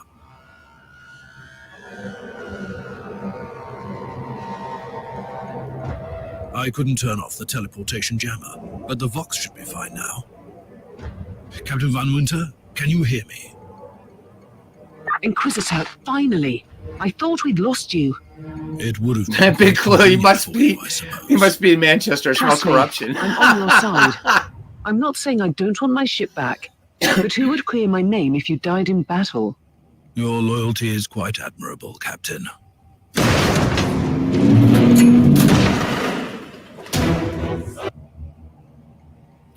So, and then just like in any ARPG, you level up, or like in D&D, and the idea, make your character stronger so you can kill more efficiently.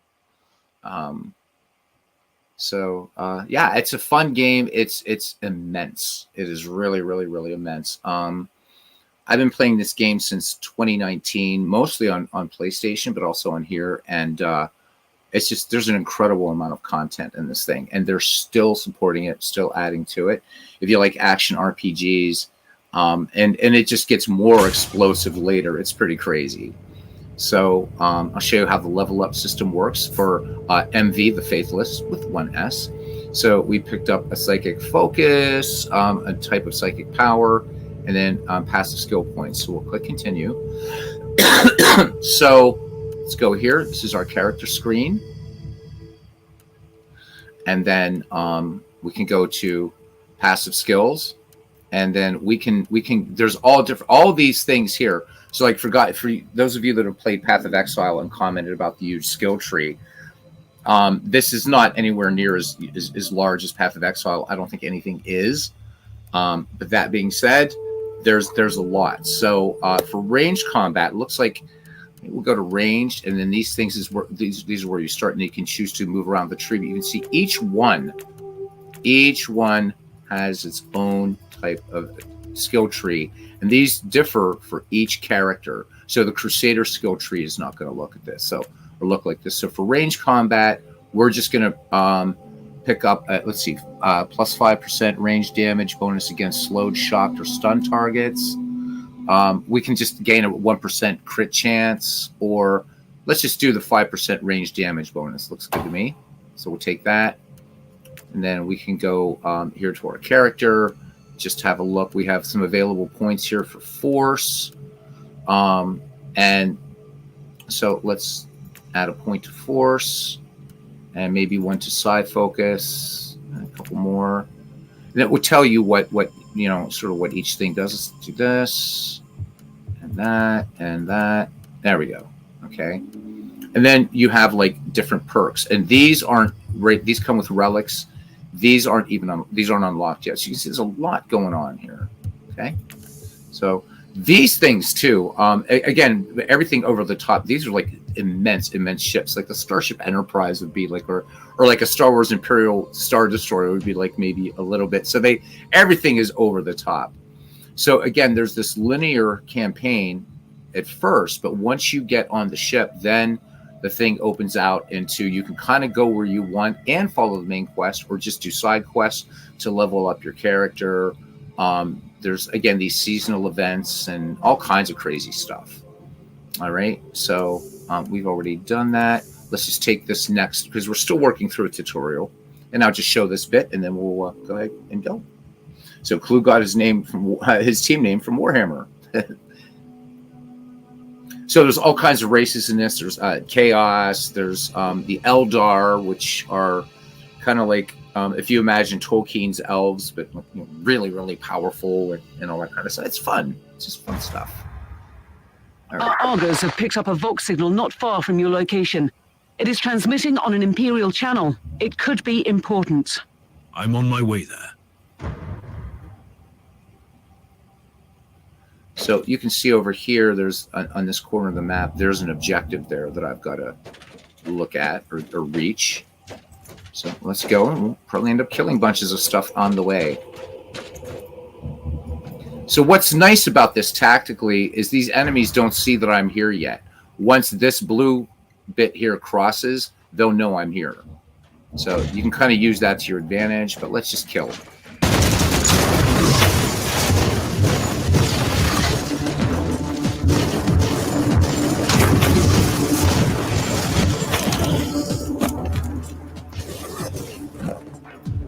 And you will take hits in this.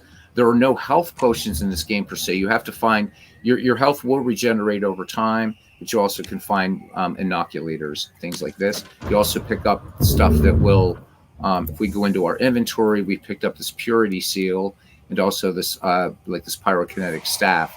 So that's what we're wielding right now. The other one is in the other hand. So this is 112 max suppression. So if I'm using a heat skill, I can cause burning with this. And yeah, I can just, if I want to equip it, I will. So there we go. Okay. And items have different levels of rarity. Again, if you're a Diablo player or you've played any sort of action RPG, all this should be familiar to you.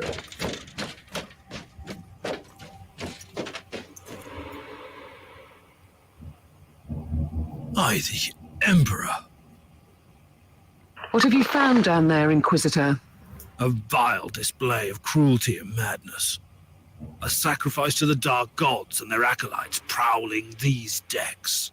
In other words, there's something on that ship that requires human sacrifice. Wonderful.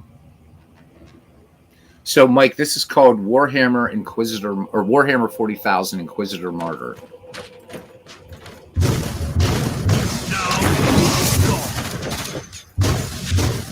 Let's switch to the other staff and see what it does, just for shits and giggles. Ooh, that's pretty nice. I think we'll stick with that for a while. Maybe I'll give all the mods in the channel one of these things.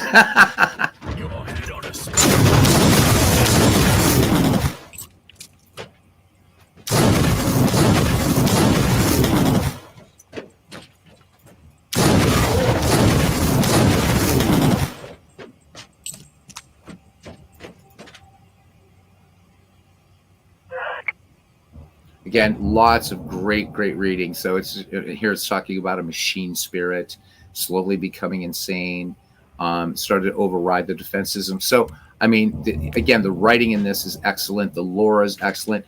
There's some funny stuff later that happens in this game that I don't want to spoil. If you ever play it, tool of mindless destruction. I'm sure it'll be useful on this ship. So here I picked up something. I picked up some frag grenades, and this is what they do. So, you know, I can choose to use those. And then I've got this sort of time warp. And again, I'm not going to read all this to you, but what it can do. This is actually sort of like a shield, I suppose. We'll keep going for a little bit more, and then we'll... A proper welcome committee at last. That grenade could be useful now. All right. Well, we'll do the grenade. Why not?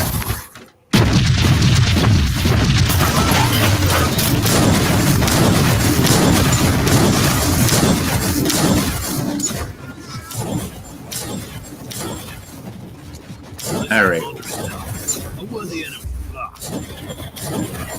Oh shit.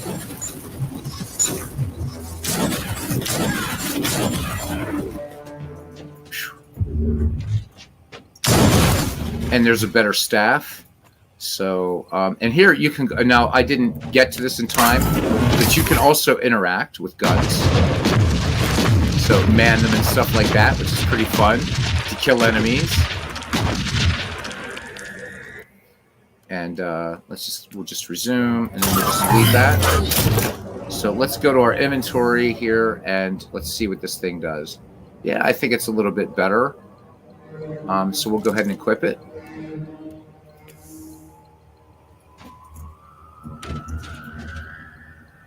middle mouse button to just pan everything around.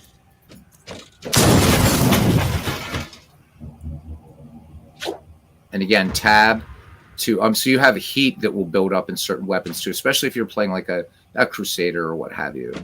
So let me see. Let's use this for a little bit. So a little faster, maybe a little bit less damage. I have found a corpse of an Imperial soldier. I'll take his data slip. It is very much like Diablo. That could shed some light on what happened here. So if you like ARPGs, it's fun. Oh, I remember this guy. He sucks.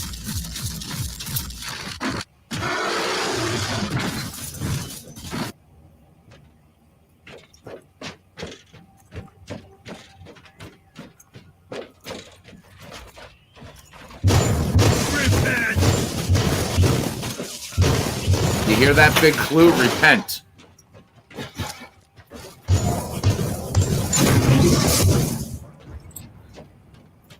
So I don't need any medical supply, but I was talking about how healing works in this game. So you don't pick up like health potions or whatever like you would in earlier versions of Diablo. Diablo has actually changed that around too. But if I go to medical supply, it will drop inoculators. Which I picked it up, so I have room for 5 inoculators. But they even have things that can level up and stuff. It's pretty insane what it can. I found puts the in body this of game. a fallen Adeptus Astartes. What? Did you just say that there was a dead space marine down there? He must have been a member of that unlucky Imperial reconnaissance team I found. Allow me to clarify that. You only found pieces of them. So it'll be just you against something that tore apart one of the mightiest champions of the Imperium. Don't jump to any conclusions just yet, Captain. It could easily be more than one creature.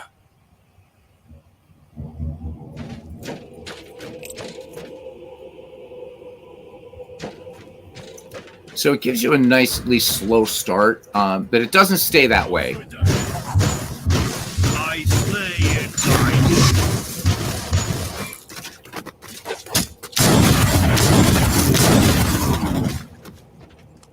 I wish Clinton was here. Clinton is a really huge Warhammer fan. And Do you think a horde can withstand my powers?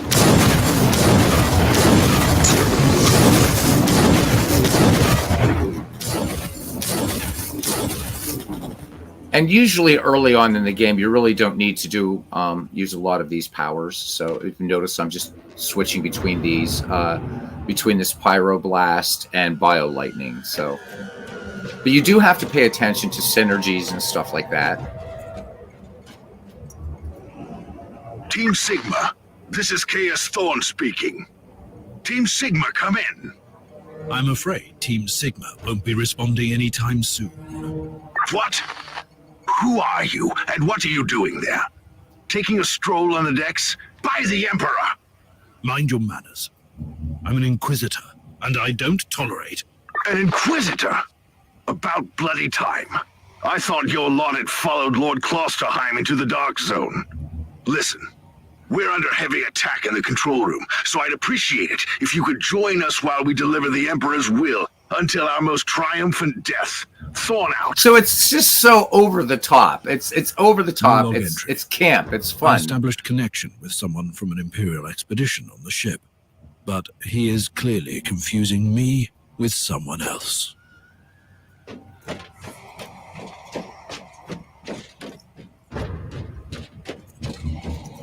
Again, considering the age of the game, I think it's held up pretty well graphically.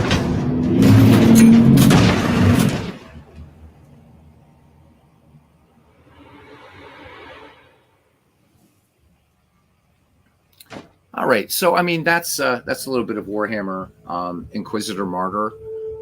If you want to get the full experience, there's a lot of DLC to it. This also has I also bought Prophecy, which is kind of like the sequel, but it ties into this. It's got a very, very, very long campaign, and then there's we haven't even opened up random missions or anything like that yet. So there's a lot to do in this game. And this might be one I'll play more on the channel. We'll just keep MV the Faithless going here and go.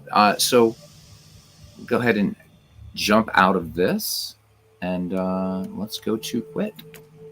Yep. And what I'll do is switch characters just quickly to show you how the random mission thing works. So we'll go to this guy. So he's a gunner, plays very, very differently. I'm not going to follow any story missions, though.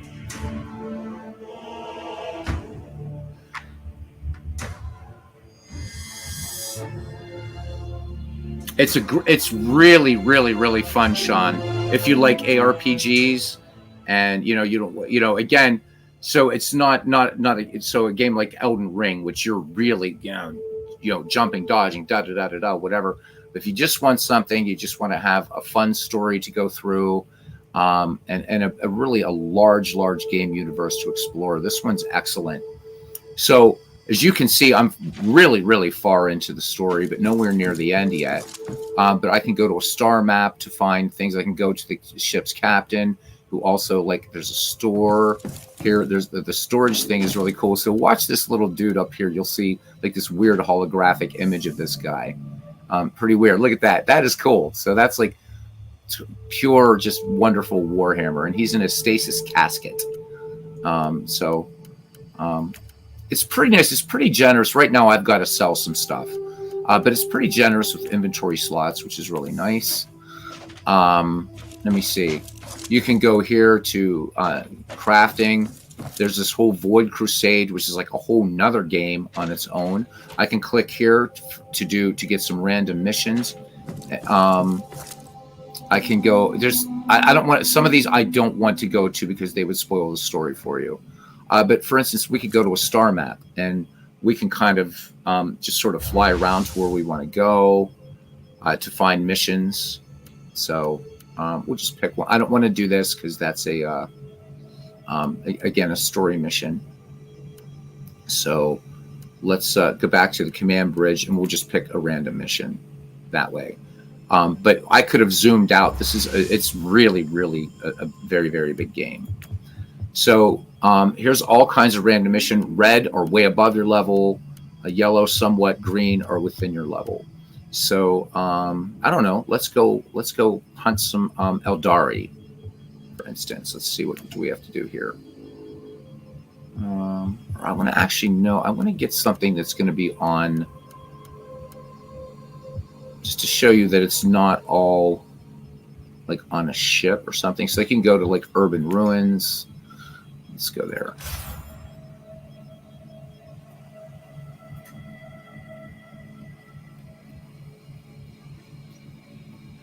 So the main campaign has a lot of really neat kind of twists and turns. So it's not just this kind of linear, just kill things, whatever.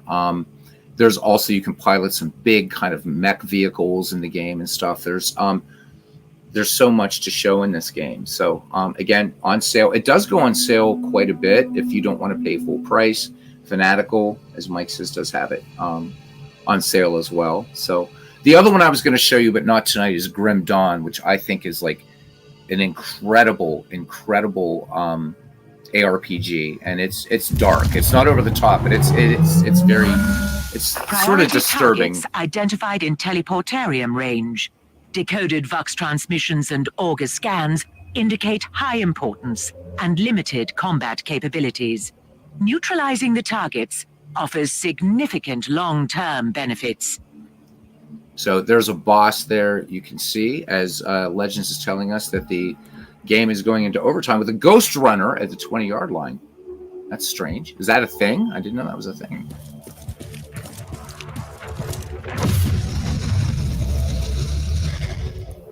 So I can switch so that, he can do a heavy flamer. He can also do a boulder. The boulders do generate heat. You have to reload. But let's see what we can do. So you can see here, this sort of very gothic look to it.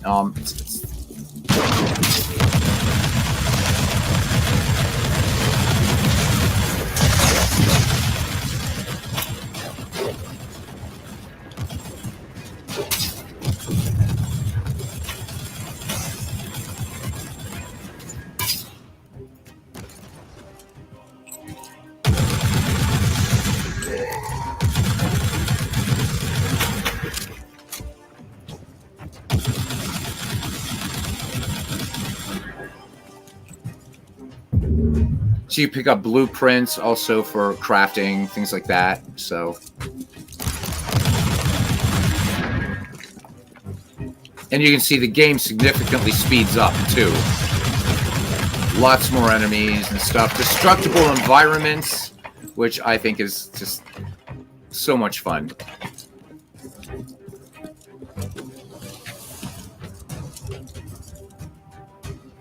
Okay, there's things up here. Bad touches. Show me where the bad monster touched you. Let's get rid of these guys first.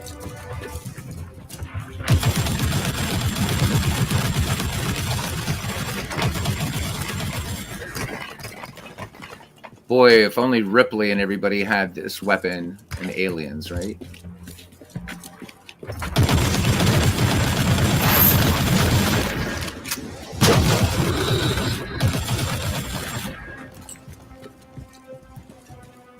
There are also chests you can pick up. Let's kill this guy.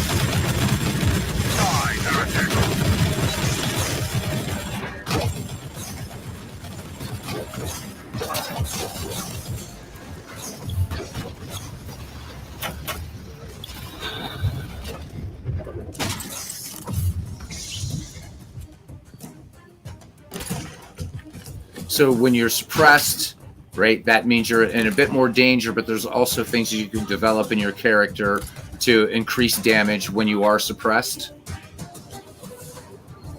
There's a chest over here. Let's see if there's anything we can loot. There we go. Hey, a thunder hammer. Great swords, all kinds of stuff. Ah, I'm being shot at, you bastard.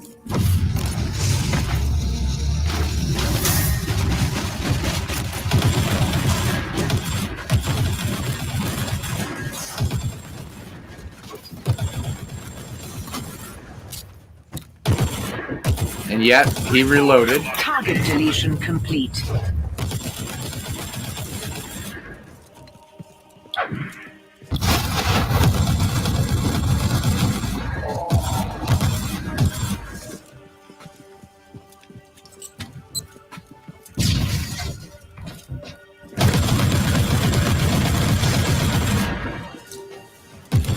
There, just fun to wreck stuff.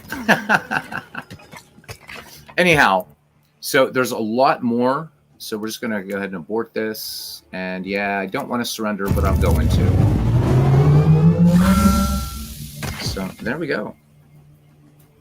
So a little bit of taste of a little things. Yep, right. Yeah, gotta love it. Yeah, it does have a mech warrior feel to it. In fact, again, there's like kind of a really cool mech that you pilot in some of the missions. It's just wrecks everything. So it's a lot of fun. I hope you guys liked a little bit of the non-baseball stuff. There'll be more of that on the channel. But now we will leave the 41st millennium. So hope you guys liked it. And let's go.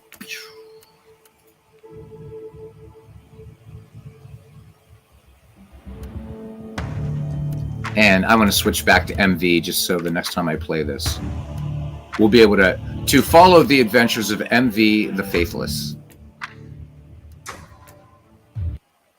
And that's it. Yeah. Game over, man. Game over. I don't know if you've been keeping score, but we just got our asses kicked. So yeah. Lots of fun stuff. So as you can see, by this madness here, the Steam library, there's lots and lots and lots of stuff. Years and years of stuff I could show you. This game I do want to do sometime. Valiant Hearts. This is a very very serious game. Let me show you the trailer to this. Don't let the cartoony looks fool you, and you read the reviews to this. This game's a tearjerker. So let me show you.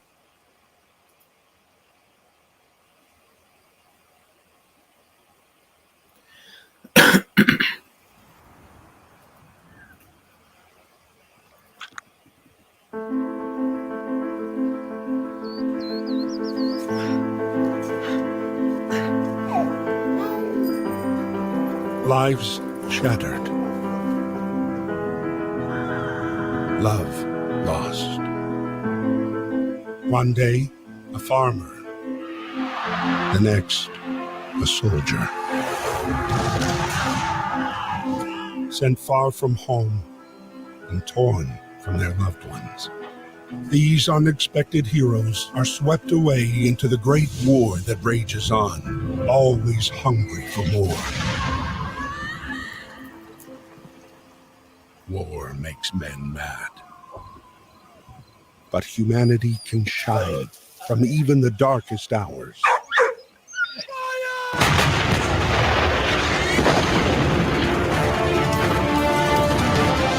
And those valiant hearts stand up, fighting for love, friendship, and honor.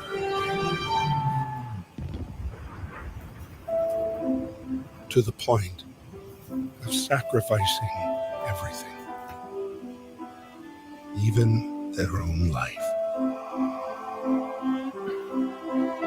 Some made it. Some did not. These are their stories.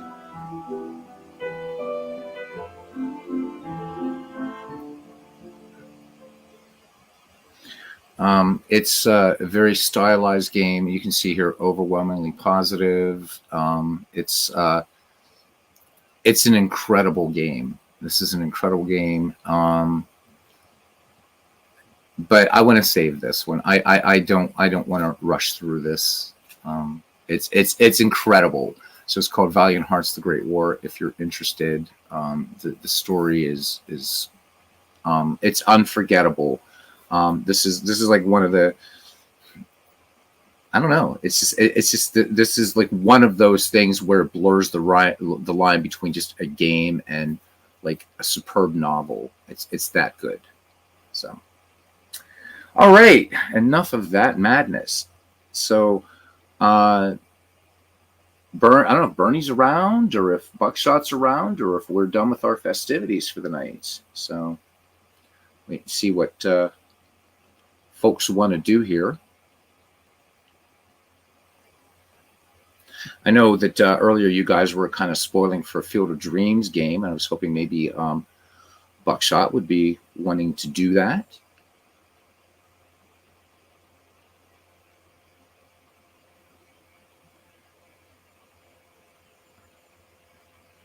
Imagine Ubi doing a game that has some heart to it. It really does. I'm not going to spoil anything about this game. And I would suggest playing it. Don't go on YouTube and find playthroughs of it. This is really a story that I think you want to experience. You really want to experience, and you will notice at times, and no shame about it. It's going to be like, oh no, somebody's chopping onions somewhere. It's an amazing story. Yep. All right. So, so Buckshot's going to do a game. Buckshot, do you want to do it on this channel or do you want to do it on yours? I mean, if you want to do it here, it's easy enough for you to just share your screen and there we go. It's up to you, bud.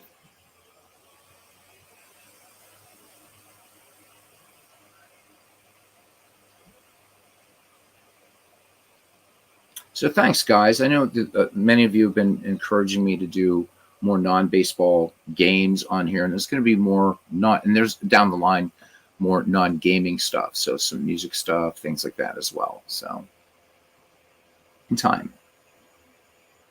But this is still largely going to be a baseball-focused channel.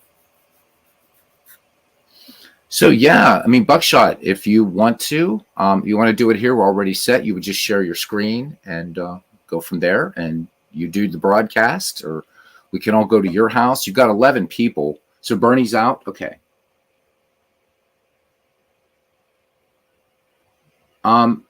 Well, hey, there's Buckshot. He's coming on here. Hey, my friend. Oh, how are you? Can you hear me? Yeah, I can hear you now. How are you, bud? Right. I'm doing pretty good. How about yourself? All right. Did you have fun with the little non-baseball interlude? It was. Yeah, that was nice to see something different. I know a lot of people have been waiting for you to do something different, so good stuff there. Well, we're going to see if MV the Faithless can survive the grim, dark, horrors of Warhammer 40K. I tell you one that I think you should do someday, that? and that's just to go onto Dragon Cards and do a Lord of the Rings. Oh yeah, deck building game. The living card game. Yeah, I think I definitely will. Actually, before we go, there's a game because since you really like complex deck builders as well. Got to show you this. This is I'm not gonna. I don't think I'm gonna fire it up. But is it ARA? Yeah, is it Aeon's End? No, this is. Okay. Have you ever seen this game, Aeronorth Chronicles? No, I don't think so. It doesn't sound familiar. I'll fire it up really quickly. I'm not going to play it, but I want you to see how like this game is nuts. And it's yeah. So check this out, and then we'll get on to baseball. So this takes place on an Earth where every myth and every legend is real. So dragons, everything in this game, but it's a card game. But it's I think it's got close to 10,000 cards now.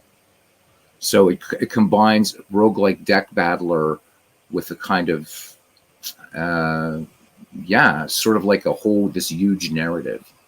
So, but yeah, I'd love to do dragon cards sometime. I think that's going to have a very limited audience though, because you know the Lord of the Rings game is very, very complex. This one is pretty close, if not as complex, but it's amazing. And if you give this game time, it's really, really super fun. But I just want to give you an idea of the scope of the game, just really, really quickly. But yeah, I'd love to do something with dragon cards. I showed you guys Forge, last week or something, a way to play a certain collectible card game, if you remember.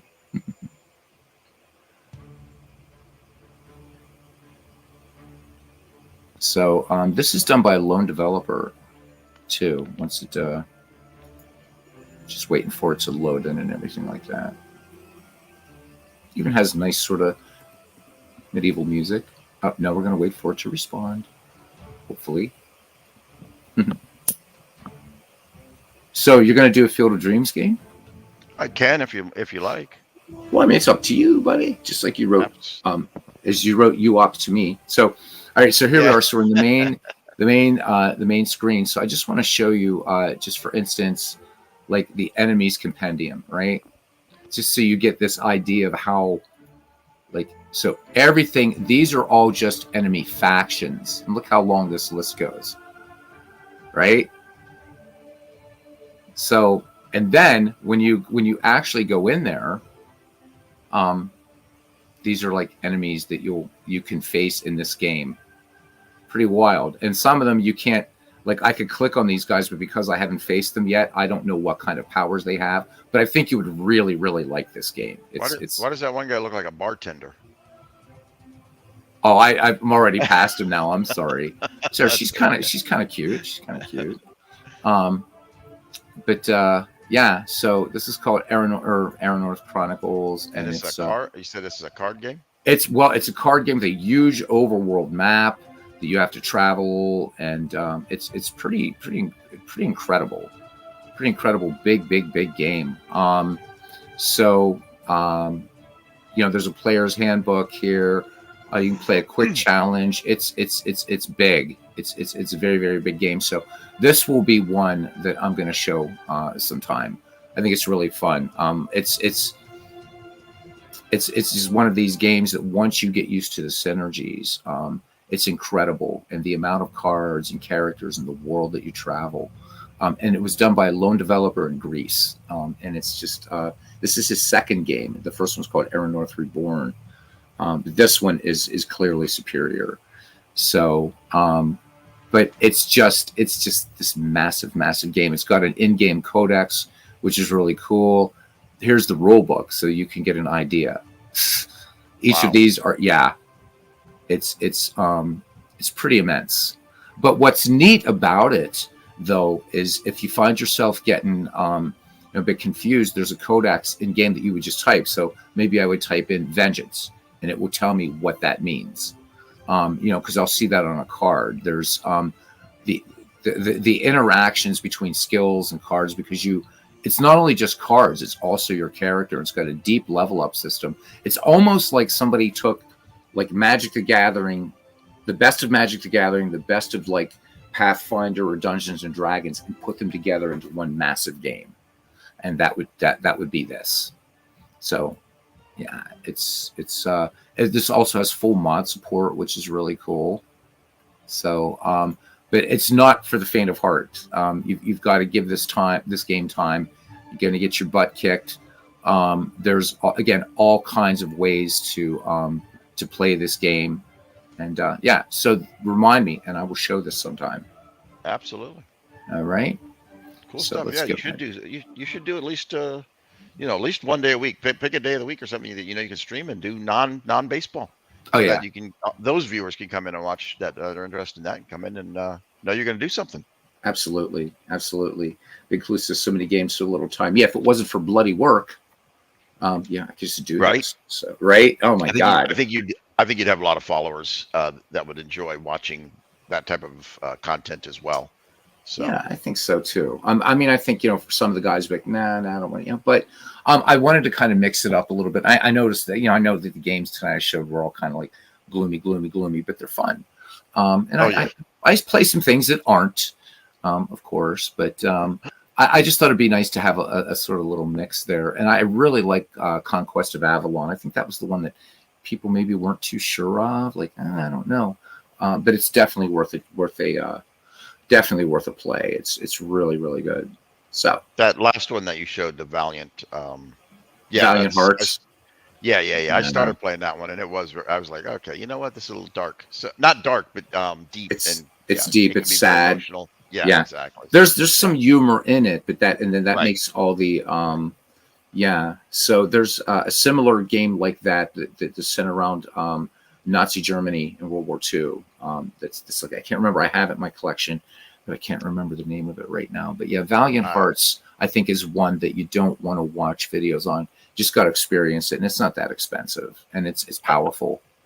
I think the one that you talk, I think I know the one you want to talk about, where you're like living in a bombed out building and you're sending out people to find resources. Yeah, they turn that into a board game too, and that is that's the most depressing game I think I've ever played my entire life. So good. It's a great game, but it's very depressing. Yeah, I will play Pathfinder Kingmaker, and actually its sequel, Sean, which is much better, and that's saying a lot because Kingmaker is really good. But Wrath of the Righteous, I'll do that sometime. Those really, really big games like that, I think, will have to sort of be a series, because even everything I showed tonight, except for Talisman, right? Talisman, pretty easy to grasp. But the other ones, they're kind of, that's why I'm not showing this tonight. I mean, so a lot of the games that I have in my collection really are very long games and require, it would have to be a series.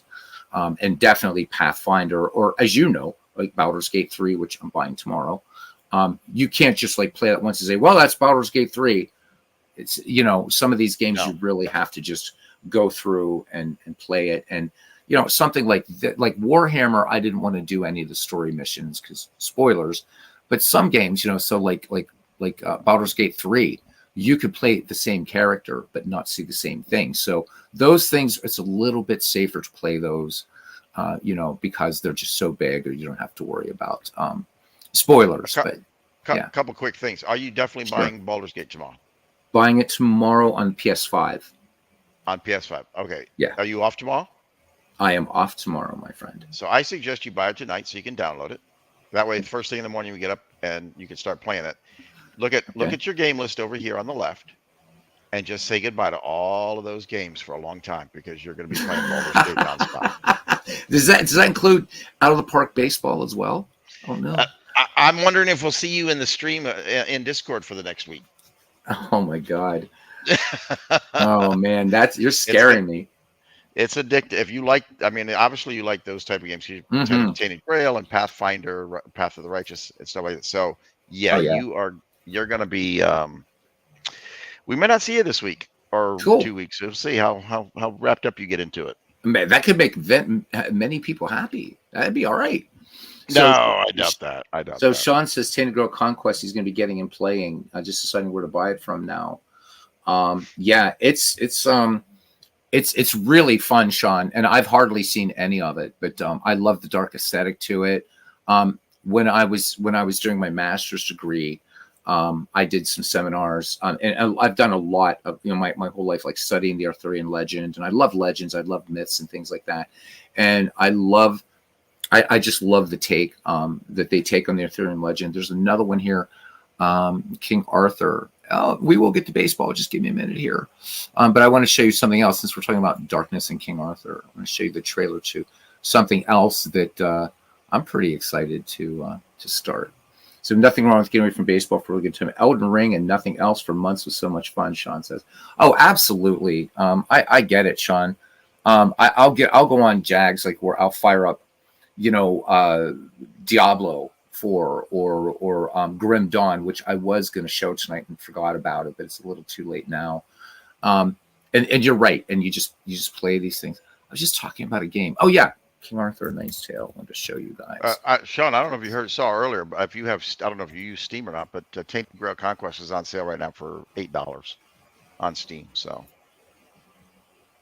this game has a pretty big footprint, but I just want you to see the trailer for this. This is pretty cool. So this is another dark take on what is a dark tale anyhow. So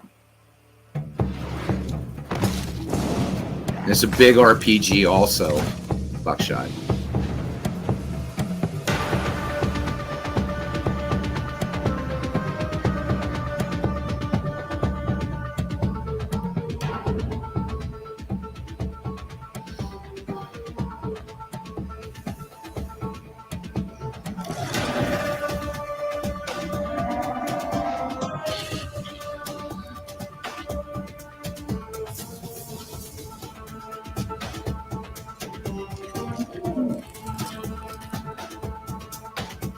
That was Mac's girlfriend there, by the way. So looked like Mac's wife too.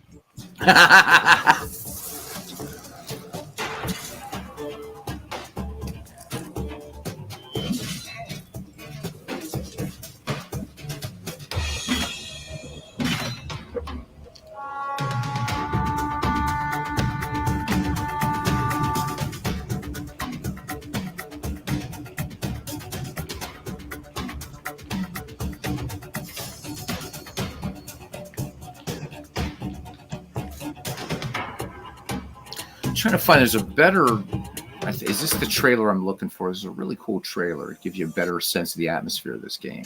Welcome to the next chapter of the Knight's Tale Dev Diary. This time, we're taking a look. This isn't it either. There's a really cool trailer, and I'd have to find it again. But, oh yeah, so you can see there's tons of trailers for this thing. But this is really, really, really, you can see very positive reviews. It's got a big footprint, but it might not be at the scale of Baldur's Gate 3, but it's another one of those things that would require, a whole series. So yeah, so you're really into this. The RPGs.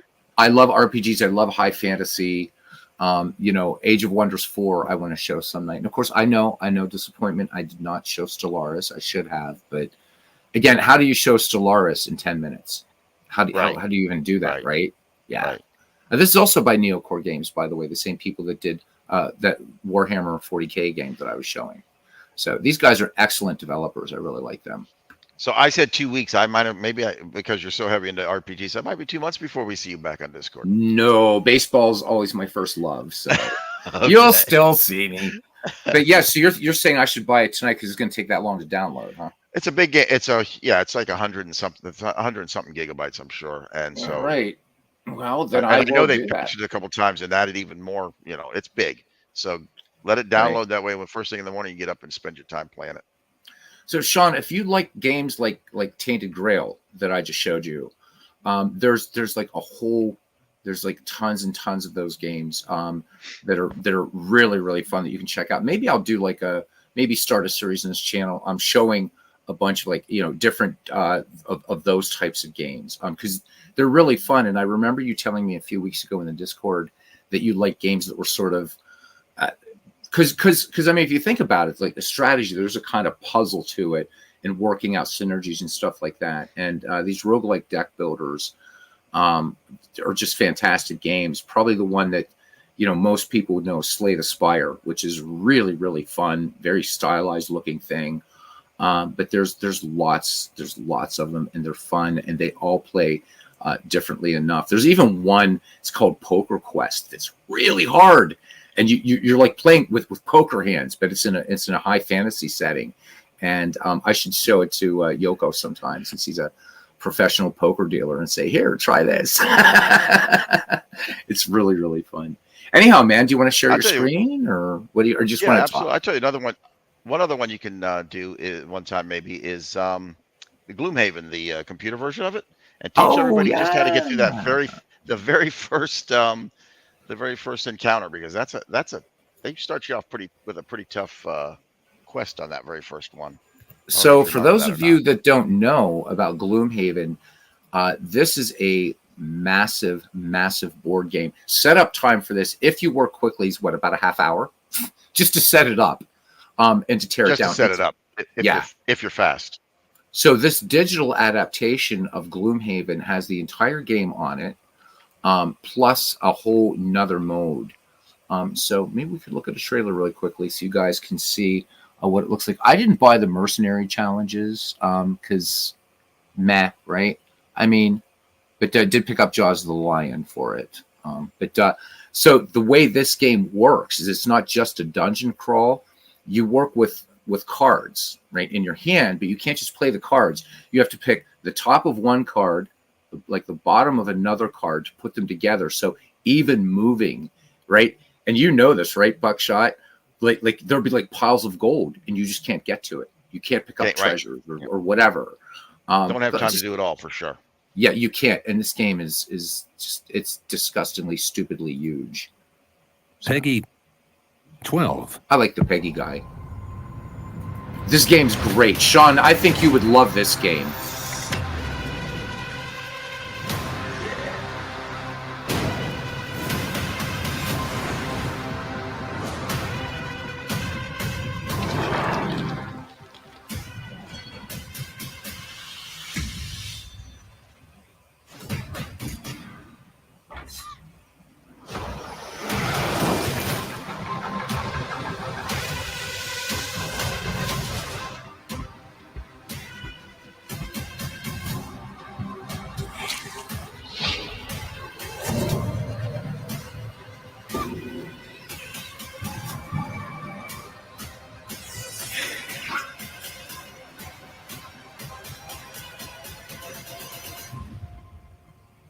Great. It's great game. Oh my god.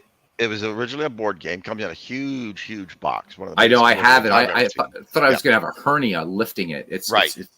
It's massive, and they turned it into and they did such a fantastic job on the computer version of this. Oh, they did. You don't need to buy the board game version. No, you don't.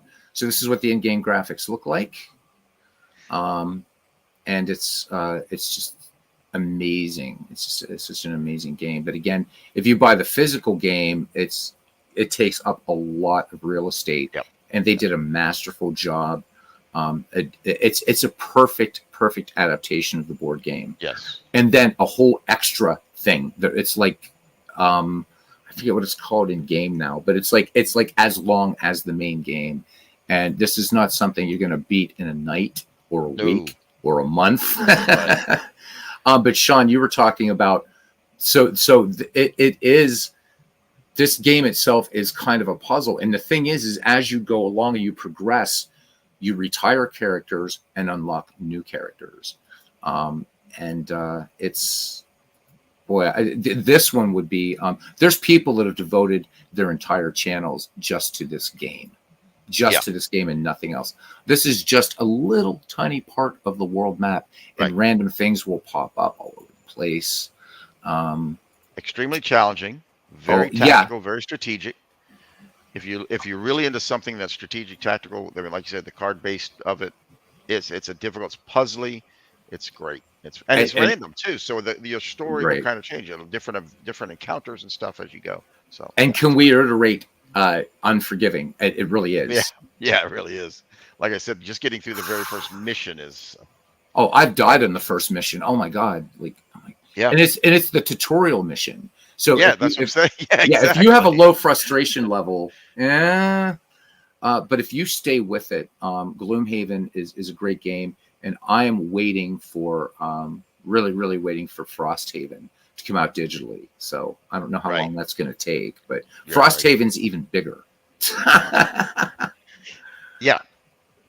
Just worrying about specs and gear. So I don't think that. Let me see what is the spec on this thing. It's not too bad actually. No, I don't think it is. Yeah. So minimum is a GTX 760, and if you want this maxed out fully, a GTX 1070. So it's not really that bad at all. And you can see here thousands of abilities of perks, gears, enhancement, and then it's there it was, the Guildmaster Adventure. So this is something you don't have in the board game, and this adds probably another 80,000 hours to it or something. Yeah, that's probably about right. Oh yeah. And I was actually able to get this game for free. Epic Games gives away free games every week, and this one. You got this for free. Oh man. Epic Games was giving away for free one day. Yeah, 1 week. Oh, yeah.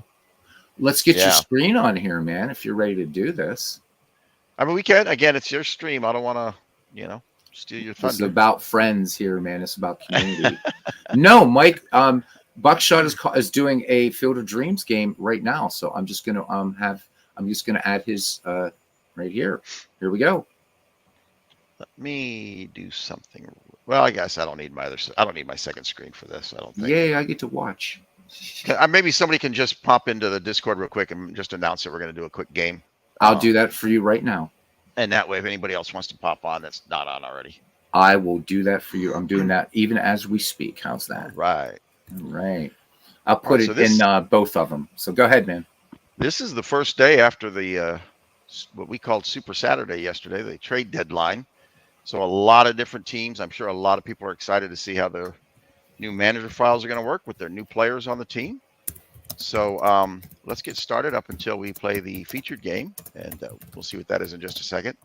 So the first game of this day, it is Tuesday, August 1st in the league, is Deerfield Beach at Mid-Michigan.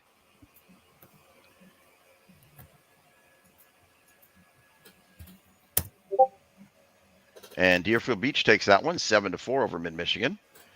Geary gets his second win of the season. He goes 2-2. McDaniel loses. He's 2-4. Alexander 3 out of 4 with a home run and 2 RBIs. Horse Feathers at Chico's.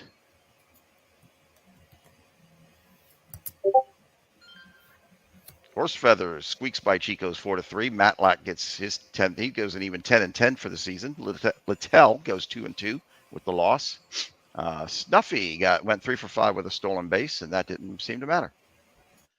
Over at Dallas versus Lehigh. Lehigh crushes Dallas 8-1. Lowe gets his 8th win of the season. Dempster loses. He gets his second of loss. Walker goes 4 for 4, 2 RBIs and a triple. So tonight's game, since we're on Beatles channel, we're going to do Fred's at Carpathian. So Fred's Fill Dirt is going to travel to the mountains of so in Romania, that's where the Carpathian Mountains are. Yep. Transylvania. Yes, thank you. I had a blank there. A little bit of a brain fart. All right, so let's get to the lineups and get this thing loaded up. And if David's around, maybe David can join us, and that way you two can be on here at the same time in case you all want to make any changes or anything. You make my brain hurt. But yeah, I haven't seen David in here, so he does know that this game was being planned, so hopefully he will be around, and I wish these pop-ups would stop. All right, so let's take a look. This is David. He is facing a righty, so he wanted, I believe he said this fourth lineup. Oops, no, that's safe. I'm sorry for loading. Who's home team? Is David home team in this?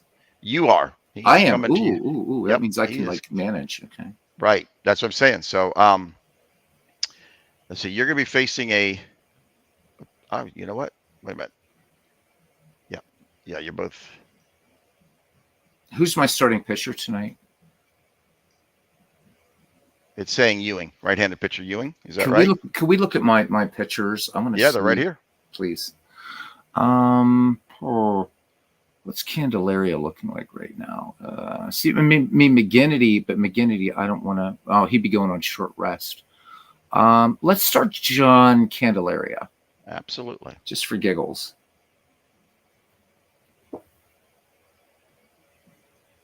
Why is it? Oh, did I hit the wrong one? Let's just double check that. Candelaria. Oh, there we go. Candelaria. There we go. All right.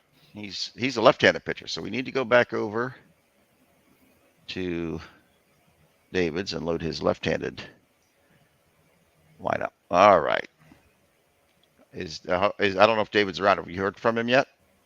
I have not. I have not. Okay. I have not. How about your lineup while we're here? Let me make the screen large for a second. Russell Crew, Parker, Napoli, Seymour, Elliott, Garner. Would you mind hitting the batters tab once? Absolutely. Thank you. And I can sort it any way you want by home run. By the way, have you seen how many injuries you have? Do you have many injuries your team has? Ugh. I mean, you have like 4 or 5 guys out. I know the injuries just drive me nuts, man. Yeah.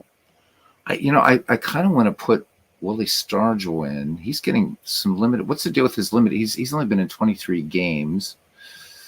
Because I want a little bit. Look at his tab here. He played. He's got plenty of at bats. Well, he's got 85 at bats. Only 85 at bats. See, I'm looking at the bottom replay.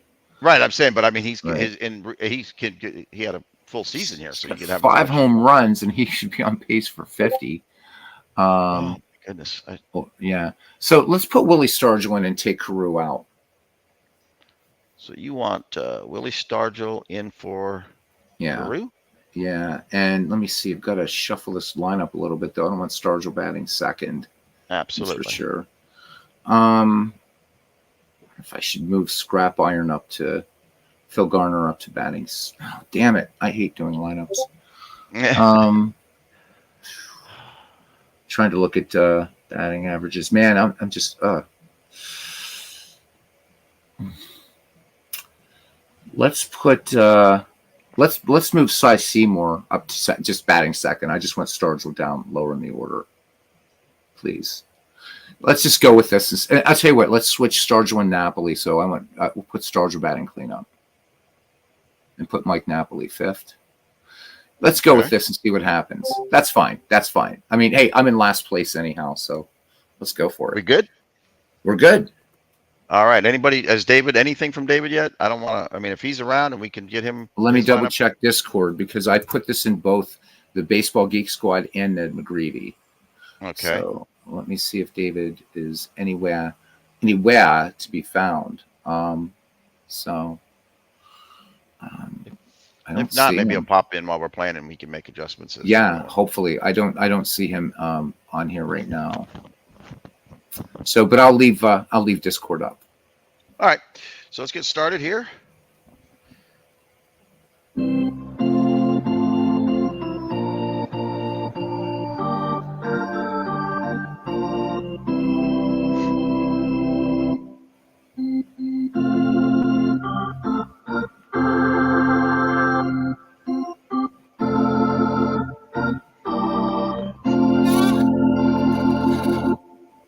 All right, so Fred's has won 8 of their last 10, so they come in on a little bit of a hot streak. Matt Cain is going to take the mound tonight for Fred's. He's made 7 starts on the year. He's 2-4 so far with a 4.21 ERA. This is going to be his first start facing the Carpathians. He will be opposed by John Candelaria. He's made 1 start on the year. He's been very underused there, Beatles, with an ERA of 1.0. His first start against Fred's, which is not hard to believe since he's only had 1 start to begin with. It's 80 degrees, and there's only a 2-mile-an-hour wind in from left field, and there's some rain. Play ball, guys. All right. Okay, so let's take a look at the visiting Phil Dirt's Croissants lineup. Leading off will be Ichiro. He has a tough team. Look at this. He does have a tough. This lineup is really good. His batting second will be Michael Young. Rudy York will bat third. Jim Thome will be the designated hitter and batting fourth. Johnny Romano will back him up in the fifth spot.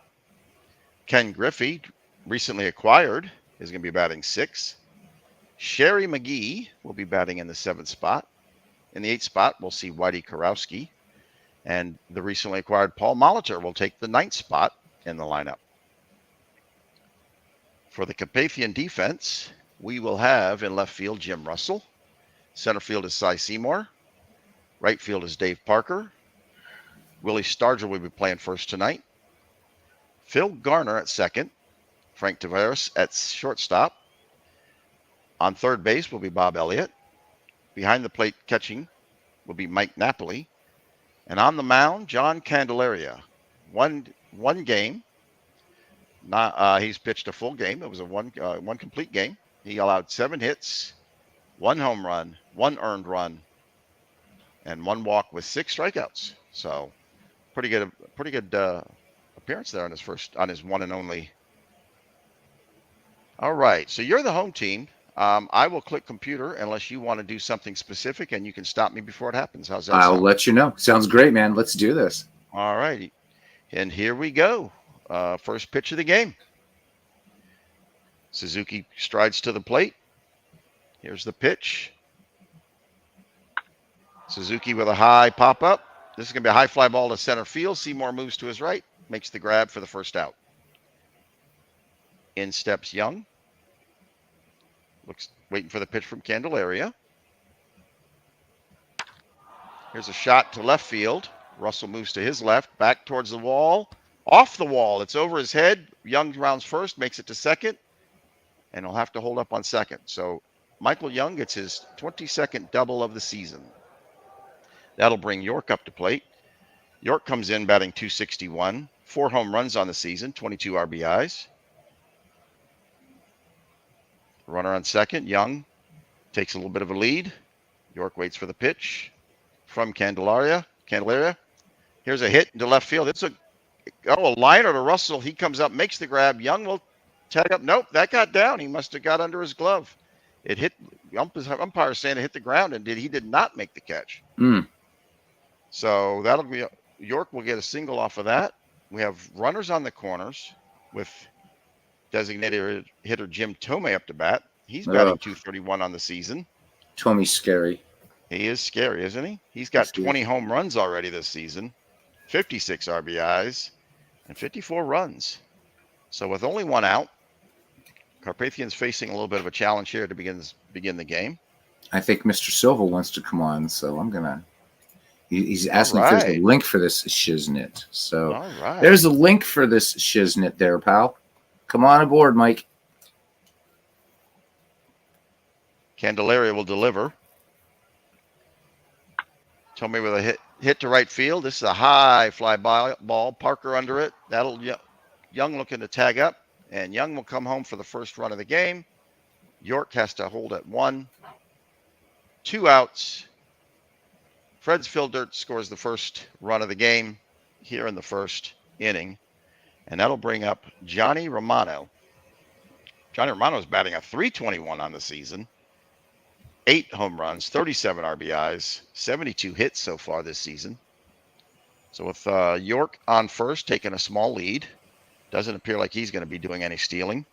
Romano will wait. Candelaria gets the call from Napoli. It's a grounder. Garner at second. Garner will pick it up. He'll shoot over to first to Stargell for the third out. Down goes Fred's Filbert after scoring 1 run, 2 hits, no errors. We go to the bottom of the first. And let's take a look at the lineup for the Carpathian Wolves. Batting first and lead off is Jim Russell. Batting second is Cy Seymour. The third spot will go to Dave Parker. Willie Stargell has the cleanup spot in the lineup. Mike Napoli will be batting 5th. Hey, Mike. Welcome in. Hey there. Hey, Mike. How's it going? Batting 6th in the batting order is Bob Elliott. Batting 7th will be Phil Garner. Can you hear me? Yeah, we can hear you, Mike. Can you hear us? Yeah, I'm just trying to get my headset to work. So if Okay. I start spinning around, I'm just gonna don't mind. Garrett Anderson will be batting in the 8th spot, and shortstop Frank Taveras will be batting 9th in the lineup. For the Fred's defense in left field, we got Sherry McGee. In center field, we have Ichiro Suzuki. Right fielder be Ken Griffey. On first stands Rudy York. Paul Molitor at second base. Shortstop Michael Young. Whitey Kurowski will take third. Catching behind the plate is Johnny Romano. And on the mound is Matt Cain. Matt Cain is making his 30. He's already had 34 starts for the season. Hold on one second. I apologize. I had to cough there. He's 2 wins and 4 losses. He's got an ERA of 4.21. He's allowed 56 hits this season, 7 home runs, 27 earned runs. He struck out 42 and given a free pass to 29 batters. Can you hear me now? The action. We can hear you perfectly, Mike. We can hear you, Mike. How you doing? All right, cool. I have my headset on, so just want to make sure it's not echoing or anything. Nope, sounds great. Sounds great. Cool. Pissa. All right. So Cain's on the mound. He's waiting. He's going to make the delivery to Russell. Russell comes in batting 270 on the season. He's had 113 hits so far this year, 47 RBIs, 5 home runs. He takes the pitch from Cain. This goes straight up the chute. Romano gets under it, makes the catch in his glove without any problem. That's the first out. That brings up Cy Seymour. Cy Seymour is batting a 342 this season. He's got 4 home runs so far this year, 21 RBIs. Definitely a player I'll be protecting. Yeah, I don't blame you there. Yeah, he's definitely a good player, right? So Chris, Buckshot is doing it. He's new to the broadcast part of the community, has his own channel, but he's helping out on this kind of day-long extravaganza. So it's Chris Slovic. I don't know if I'm sure you've heard Chris broadcast. He's like Legends. He sounds like the real thing. Man, he's amazing. Good at, yep. So Buckshot, meet Chris. Chris, meet Buckshot. There we go. How you doing? Is Chris with us on the voice chat, or is he? No, he's not. No, I've had him on voice chat. I'd love to have him on. He works in Pakistan, so pretty him right now. Wow, very nice. Yeah. All right, so Seymour waiting for the pitch from Cain. Wait, before you do that, absolutely. So Chris wants to subscribe to your channel. So let's get that link in there to your channel. Right. So let me go ahead and do that, and I'll put the link in for you. Okay. Absolutely. All right, bud. All right, the delivery from Cain.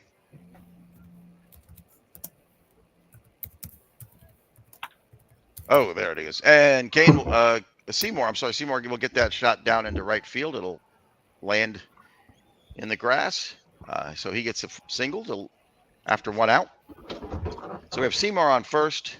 In comes Dave Parker. Dave Parker batting 293. He's got 117 hits this season, 16 home runs, 53 RBIs. Trying to get another RBI here to tie this game back up.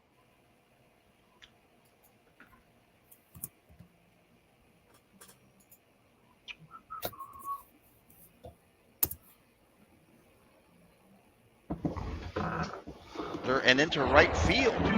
So Michael Young credited with an error, his 14th of the season. Makes a terrible throw that gets into right field, but the runners still have to hold at second.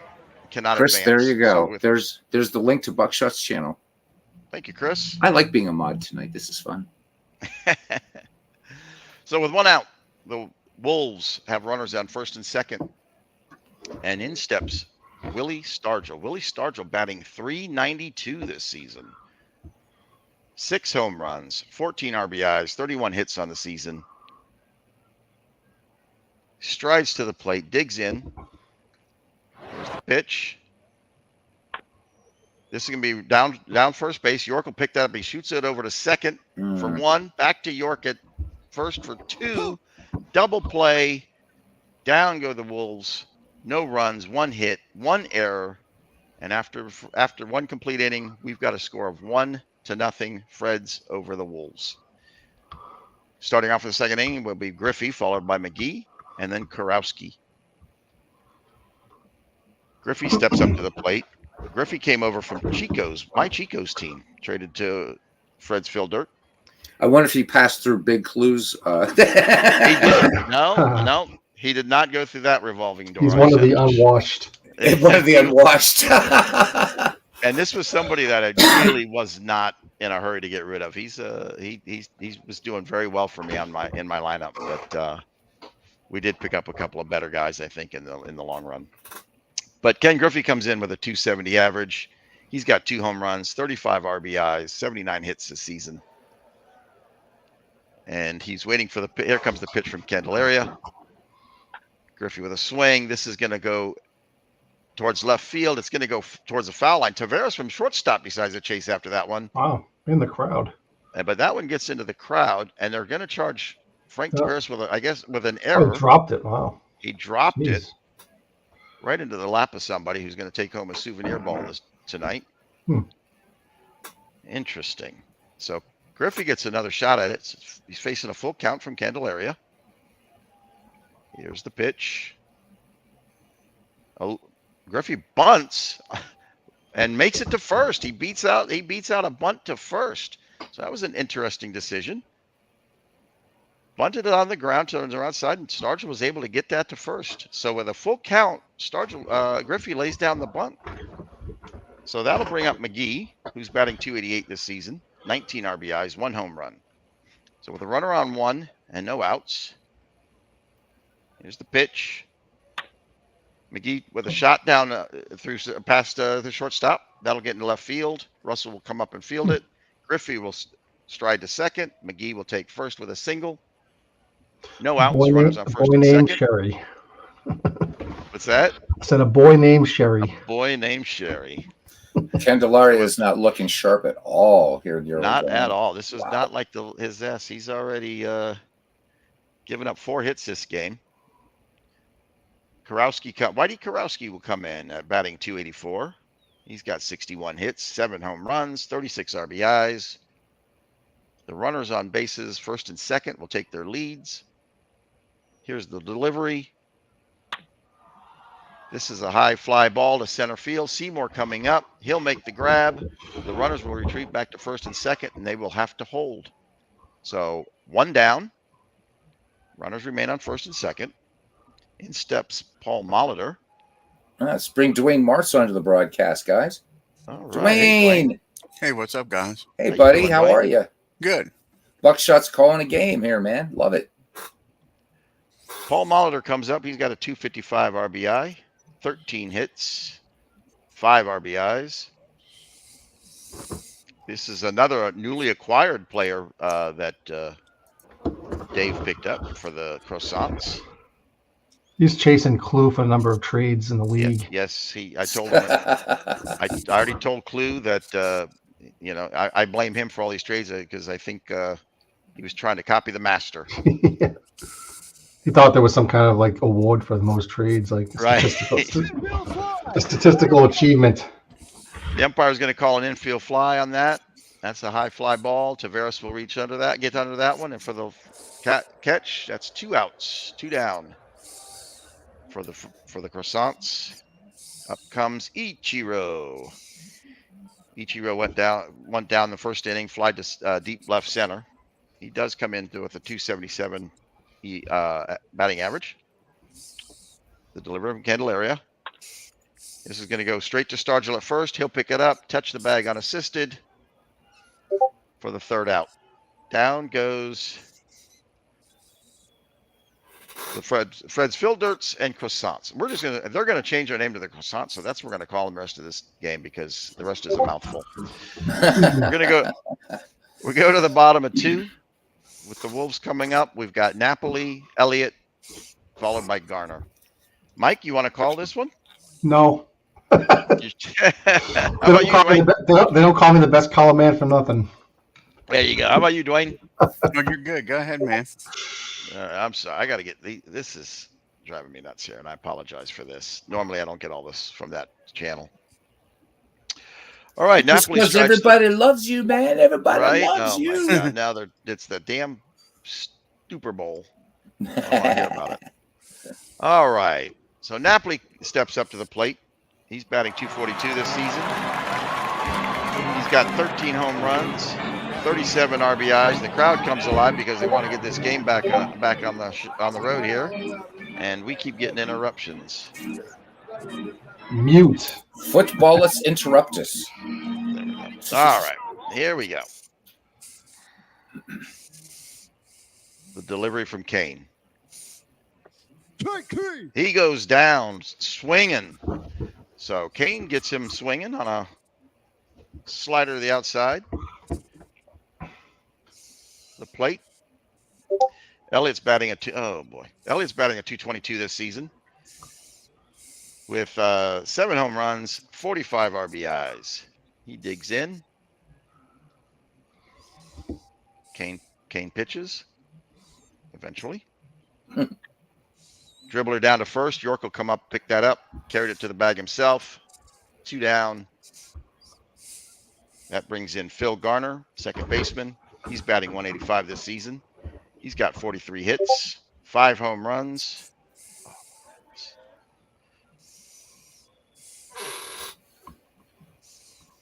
The pitch from Kane.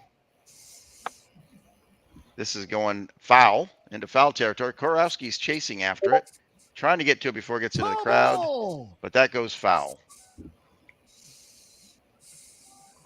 He'll get another shot at it. He's waiting for the 1-2 pitch. And he gets a free pass. So with 2 down, Kane walks Garner. Garner a threat to steal. Up comes Garrett Anderson, his first plate appearance of this game. He's batting .248 on the season with 43 RBIs and 7 home runs. Keep this hitting streak going here. Yeah, he's got it. That's right. Anderson is on an 8-game hitting streak, looking to keep that alive and tie up the game at the same time. Kane over to first to try and get Garner. Garner makes it back. Still taking a big lead on first with a possible steal. Here's the pitch from Kane. Garner's off. He slides, and he's caught stealing at second. Oh. He did not get under the tag. So down go the Wolves on the stolen base. That takes us to 3. No runs, no hits, no errors for the Wolves in the bottom of 2. We're going to see from the Croissants this inning, we're going to see Young leading off, followed by York and then Tomei. Young strides to the plate, digs in. Here comes the pitch. Here's a hot shot up to center field. Seymour come up and grab it, but that gets down for a base hit. Young credited with a single. He stands on first base. York will stride to the plate. Young with the possibility of stealing takes a big lead over at first. The pitch from Candelaria.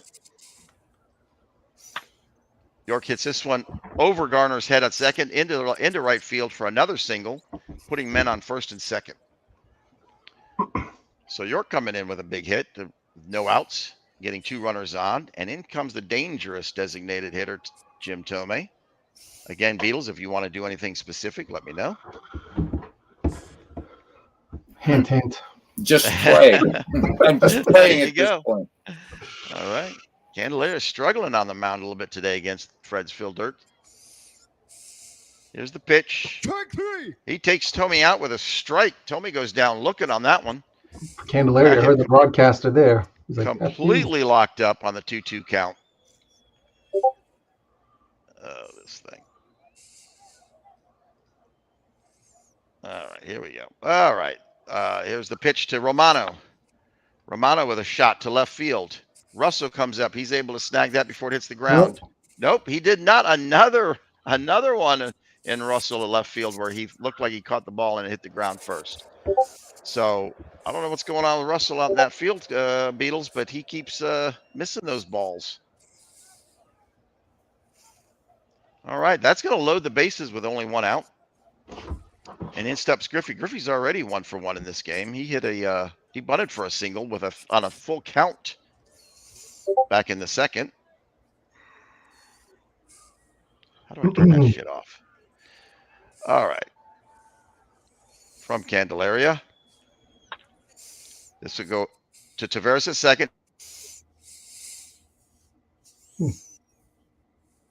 Seem to have lost the video. Double play. Oh, there you go. And that gets the Wolves out of that inning without giving up a run. So what a great job of getting out of that inning after having the bases loaded with only one out. Wow. So we go to the bottom of two. I'm sorry, the bottom of three. The Croissants still lead the Wolves 1-0. Garrett Anderson makes his first plate appearance today. He's batting .248 on the season, 43 RBIs, 7 home runs out of 97 hits. He waits. Kane delivers. Here's a high shot to right field. Griffey retreating after it. That's going to go off the wall over Griffey's head. Anderson around first, make it to second, standing up double. That's his 10th of the season. So Carpathian showing some life here in the bottom of three with a leadoff double. Man standing on second, no outs. Up comes Frank Taveras. His first plate appearance of the day. He's batting .258 for the season. He's got 36 RBIs, 1 home run, 100 even hits for the season. Nice century mark on hits for him this year. Taveras goes down on the 0-2 pitch, hits the inside corner, locks him up.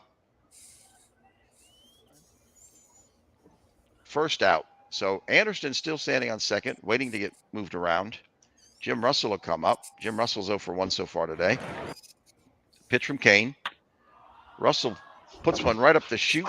Romano moves back, throws off his mask, grabs the ball, 2 outs. So with a leadoff double, Anderson's still stranded at second. Seymour comes up. Seymour batting 1 for 1 already today. He grounded a single between first and second back in the first. Looking to continue the streak. From Kane. This is going to get to Paul Molitor at second base. He'll fire over to York at first. That's 3 outs. Down go the Wolves. No runs, 1 hit, no errors. Score is still 1 Croissants, 0 for the Wolves. We go to the top of 4. We're going to see McGee, Karowski, and Molitor. What do you think of your team so far, Beatles? Pretty shitty. They're shitty. Yeah, they're shitty. Exactly. I think your team is underperforming just a little bit so far this year. Just a skosh, as they would say, right? Yeah, I mean, you've got some good hitters and good pitchers. So let's see if they get this thing turned around in this game. All right, McGee comes up to the plate. He's 1 for 1 already today. He grounded a single between second and third and short. I'm sorry, on his last at bat. Candelaria delivers. McGee with a dribbler to third. Elliott will pick that one up. Throw over to shoot across the diamond to Stargell. 1 down. That'll bring Karowski to the plate. Karowski's 0 for 1 so far today. He'll dig in. Here's the pitch. High fly ball to left field. Russell barely has to move. Routine fly ball to Russell. Down go the Wolves with 2 outs. Bringing Paul Molitor. Final batter of this lineup. He's 0 for 1 so far today. The delivery from Candelaria. Molitor gets a shot into left field. That's going to be over Taveras' head. Down for a single. Molitor gets a single. So with 2 outs, they're going to charge Bob Elliott with a poor play on that one. So this is looking like death by 1,000 cuts. I mean, Candelaria is just getting singled to death here. And so far, everything over to this side of the field is really killing you. Russell can't get to it in left, and Elliott's making poor plays at third. So yeah, got a problem over there on the left side of your field. Yeah. Paul Molitor stands on first. He takes a big lead. He's got some speed. In comes Ichiro, speaking of speed. He is 0 for 2 so far this game, though. Has not gotten a base hit yet. Candelaria shoots to first. Molitor gets back. No tag. He's still safe. Pulls it first. The delivery from Candelaria. It's a dribbler up. Garner comes in from second to field it. He throws over to Stargell. That's the 3rd out. Down go the Croissants. No runs, 1 hit, no errors. We go to the bottom of 3. We'll see Parker, Stargell, and Napoli. Hey, Aaron. Welcome in, buddy. Parker is 0 for 1 so far. He grounded a short his last at bat. Waiting for the pitch. There's a high fly ball to left. McGee retreats after it. He gets under it. 1 down. Willie Stargell steps up to the plate. He's 0 for 1 so far today. He grounded a first in his last at bat. Kane gets the call from Amano. Here's the pitch. And Stargell gets a free pass. So with 1 out, we have runner on first. In comes Mike Napoli. Mike Napoli with our 37 RBIs. He is 0 for 1. He struck out his last at bat. He's waiting for the pitch. The pitch from Kane. He gets a free pass. So Kane walks 2 in a row after getting the first out in the inning. We now have runners at first and second for the Wolves. Up comes Bob Elliott. Bob Elliott grounded to first his last at bat back in the second. He'll dig in. Wait for that pitch. Here's the pitch. High fly ball to right. Griffey's moving towards the foul line for this one. He'll make the catch. Runners retreat. Stargell will tag. The throw from Griffey all the way to third. Stargell slides, and he is safe under the tag. Napoli is able to advance to second on that throw to third. So with 2 down, the Carpathian Wolves get runners at second and third after a deep fly ball from Elliott. And in comes Phil Garner, who got walked in the second. Carpathian Wolves showing a little bit of life here, trying to get this tying run in. There's the pitch. This is going to go right up the center. Young will come over, makes a great diving stop, throws from his knees to first at York. And that takes care of the Wolves. So Michael Young gets credited with a great play. The Wolves go down, no runs, no hits, no errors. They had 2 stranded on the bags, 2 walks, and could not capitalize on those 2 walks. We go to the top of 5. The score is still 1-0 Croissants over the Wolves. And we're going to see Young, followed by York, and then followed by Tomey. Candelaria with 68 pitches so far in this game. Has struggled most of it. Here's the pitch. Young with a high, deep fly ball to left field. Russell retreats towards the wall, makes the grab, 1 down.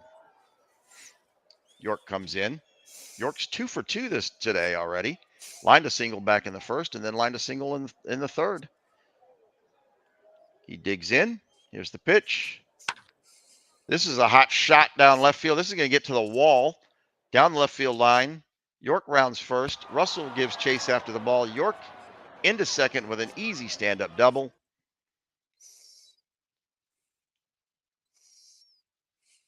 And once again, Rudy York, I'm sorry, this is no, that's the 4th double in the season from Rudy York. But Elliott gets charged with another poor play at third. So once again, the Carpathian Wolves showing a lot of trouble over here on left field. So with a runner on second and only 1 out, in comes designated Jim Tomey. And we'll wait to see if the Carpathian Wolves manager wants to do anything here. No, I'm munching on barbecue crisps right now. I'm fine. Crisps. So the manager is staying calm in the dugout, even with the poor play that's going on in left field, and designated Jim Tomey up to plate. Candelaria delivers. Here's a hot shot to right field. That'll get down for a base hit. Parker comes up, makes the tag. York rounds third. He's heading home. Parker throws. Why did he throw it to third? Oh, did he get him? Oh, he got him. Oh, he got him in a. Oh, York got caught in between third and home, and he gets thrown out. Yep, Parker makes a great throw back to third. He gets hit in a pickle. They are able to tag him out for 2 outs. What a wasted opportunity for Fred's Filderts and Croissants. Brain fart. Down. What did you think? What do you think, Mike? That was a brain fart, man. Right? Who was it? Whoever was rounding third, they should have just kept going. Like Lazio. Yeah. Yeah, but that was a great throw from Parker. He's got that strong arm from Parker on right field, was able to gun him down. Yeah. That you got to feel pretty good about that, Beatles. Yeah, I know. I wish I could have him like in left field and right field simultaneously. He just keeps keeping those runs off the board. I mean, amazing. It should be a lot more than that. Right? Yeah, exactly. So still only a 1-0 game, even though the Croissants have 10 hits through 4 innings. Wolves with only 2 hits so far this game. Romano comes up to the plate. He's 1 for 2. We have a runner on first. Jim Thome standing there waiting. Here's the pitch. Romano hit up the middle. This will get down for a base hit in center field. Seymour comes up, makes the play. Thome is able to round second and take off to third. Seymour cannot make that throw. So with 2 outs, we have runners on the corners. In comes Ken Griffey. He's 1 for 2 so far today. All right, come on. Okay, come on. Love it. Gotta love computers, right? Okay. Griffey stands at the plate. You don't miss a thing, I bet. Yeah, right. Griffey stands at the plate with runners on the corners. Both runners will take this small lead. Candelario will deliver. A dribbler down to shortstop. Tavares is able to make the play. He throws across to Stargell at first. He'll make the grab. Down go the Croissants. No runs on 3 hits. No errors. They should have scored a run, but York got caught in that rundown coming from third and cost them at least 1 run, most likely. So in comes Garrett Anderson. He'll lead off this inning, followed by Tavares. Then we'll wrap around to the top of the batting order with Russell. Kane with 59 pitches so far in the game. He's walked 3, struck out 2. He gets the call from Romano, delivers. This is a shot to right field. This to get down for a base hit for Garrett Anderson. He rounds first, but he has to hold up, not deep enough.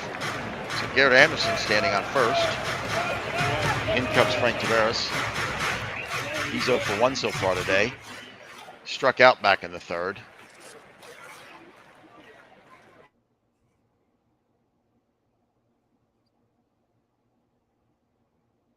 Tavares bunts. Anderson takes off to second. The throw to first. Tavares is out, but his sac bunt advances Anderson to second base. So with 1 down, Anderson gets to second, and in comes Jim Russell for the Wolves. Trying to move that runner around, score that tying run. Here we are in the 5th, bottom of the 5th, looking to tie this game up. From Kane. Russell hits a shot up the middle. Molitor comes across, makes a diving play, throws over to York at first. What an amazing play by Molitor to get that out at first. Anderson does get to third, though, on that hit.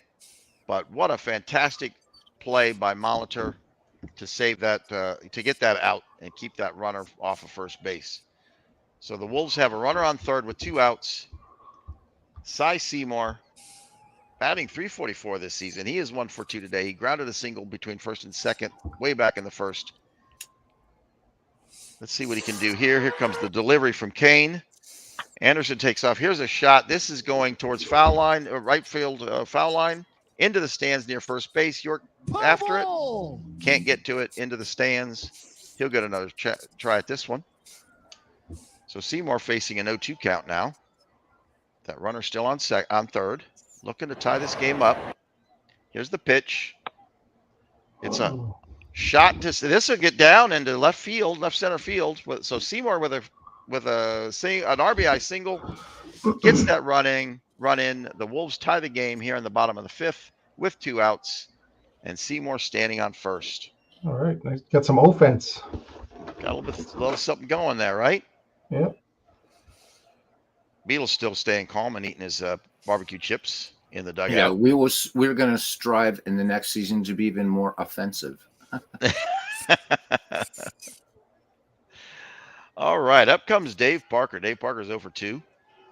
Seymour on first, takes a big lead. Definitely a threat to steal from first.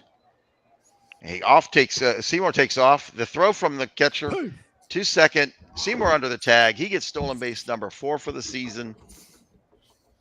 So with 2 gone, Seymour gets a stolen base. Standing on second, Dave Parker trying to hit him around.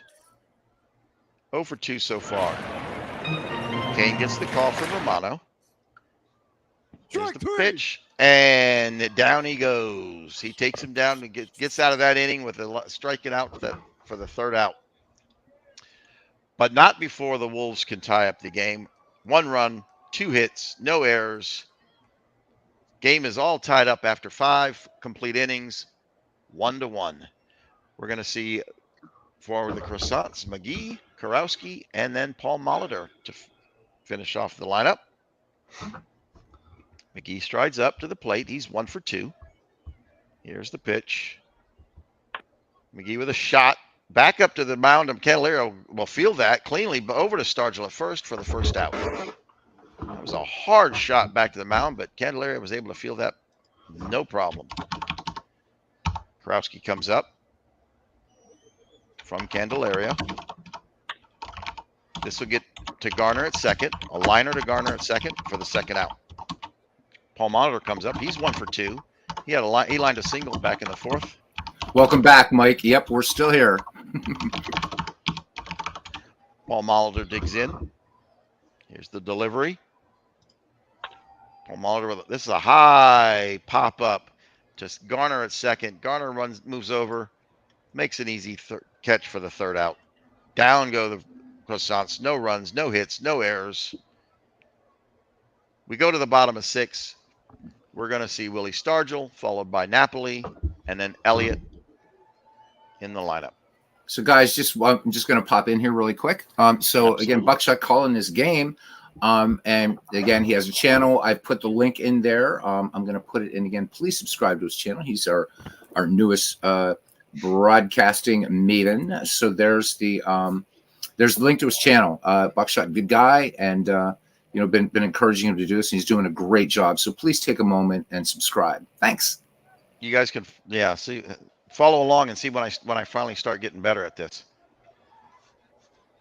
All right, Willie Stargell will step up to the plate. You're doing great, and you got Legends endorsement way earlier. He said you call a good game, and he's absolutely right. All right.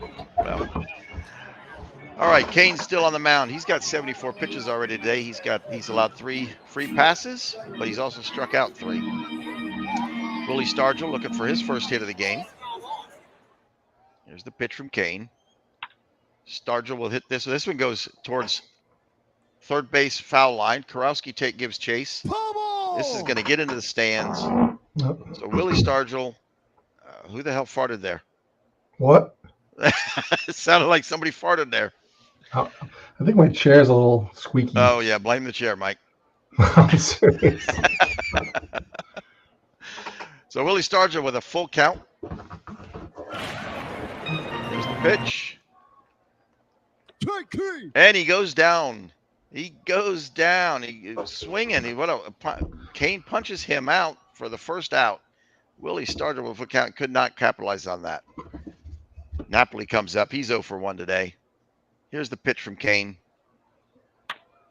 This is a hot shot to third base, down to left field. I'm sorry. This gets past Young at shortstop. That's a single for Napoli. So the Wolves with 1 out have a runner on first. We should check with Beatles if we pronounce Napoli correct or not. Is that right, Beatles?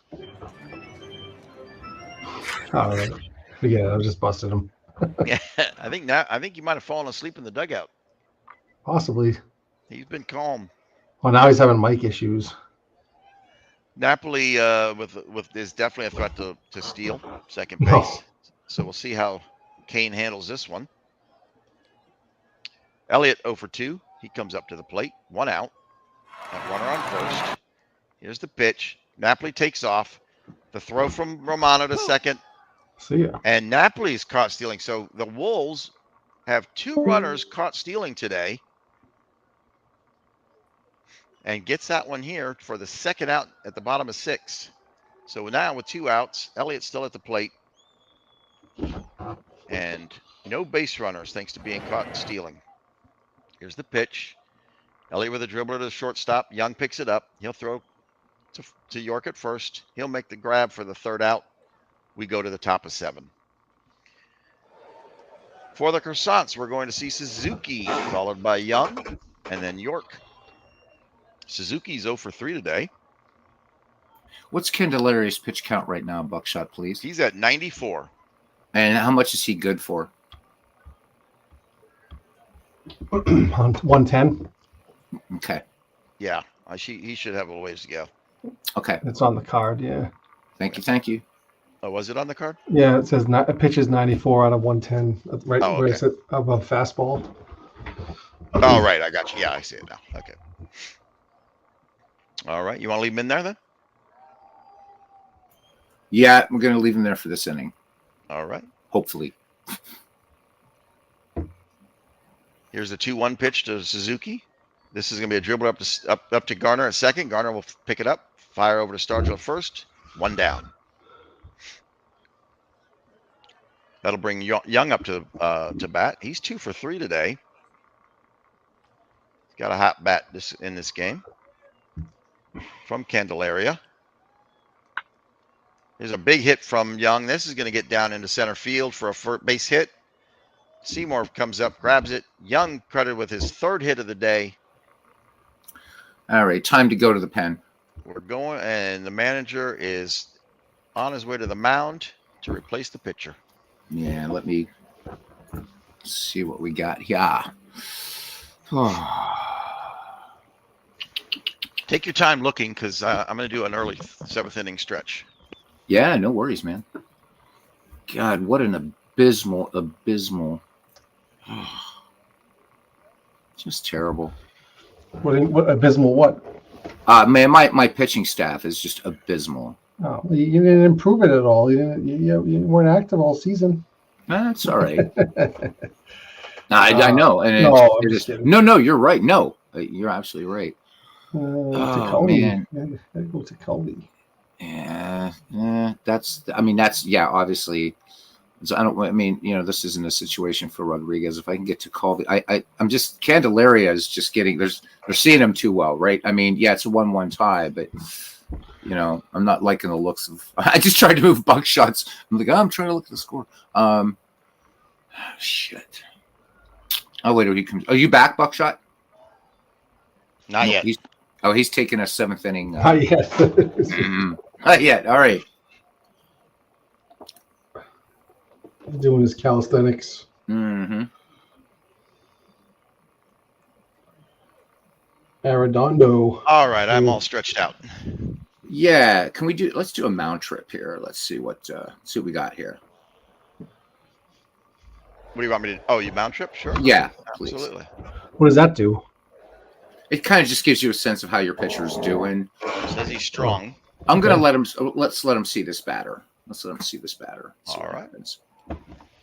Thanks, man. All right. So the manager of the Carpathian Wolves goes out to the mound, has a little chat with his pitcher, but he remains on the mound. He talked him into it. He talked him out of changing him. Yeah, Candler says, "You're not taking me off this mound." He scared Beatles into leaving him in. Sergeant York here, though, is just tough. He's tough. Damn. Even the lefty-righty matchup.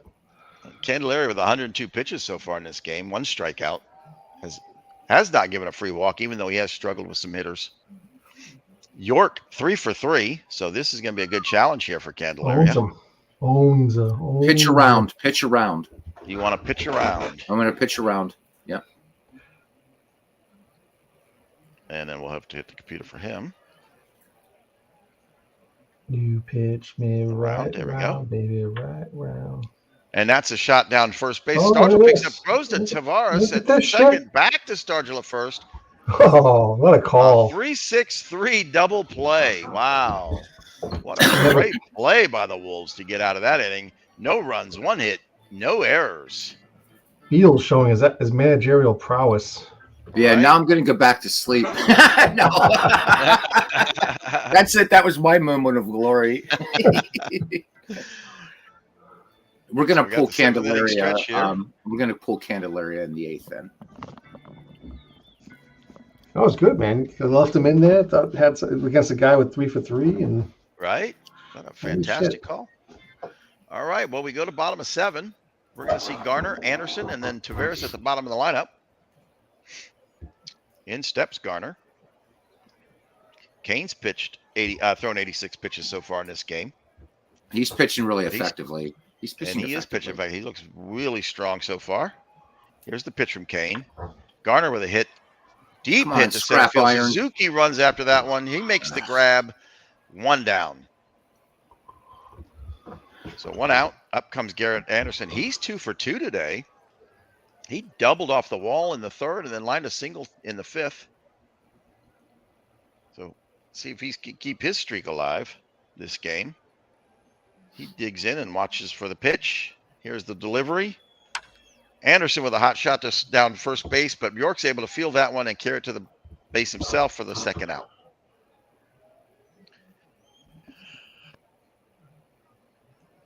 Excuse me, I had to clear my throat there. So Wolves facing 2 outs. Bottom of the lineup, Frank Tavares. He is 0 for 1 so far in this game. Comes to the plate. Here's the pitch. This is to Young at short. Young will pick that up. Fire across to York at first. Down go the Carpathian Wolves. No hits, no runs, no errors. Go down quietly in that inning. So we go to the top of the 8th. The score is still tied 1-1. Fred's Croissants and the Carpathian Wolves. We'll let Candelaria face this hitter. What's he batting right now? What's he doing, this batter? Well, he's 1 for 2. Okay.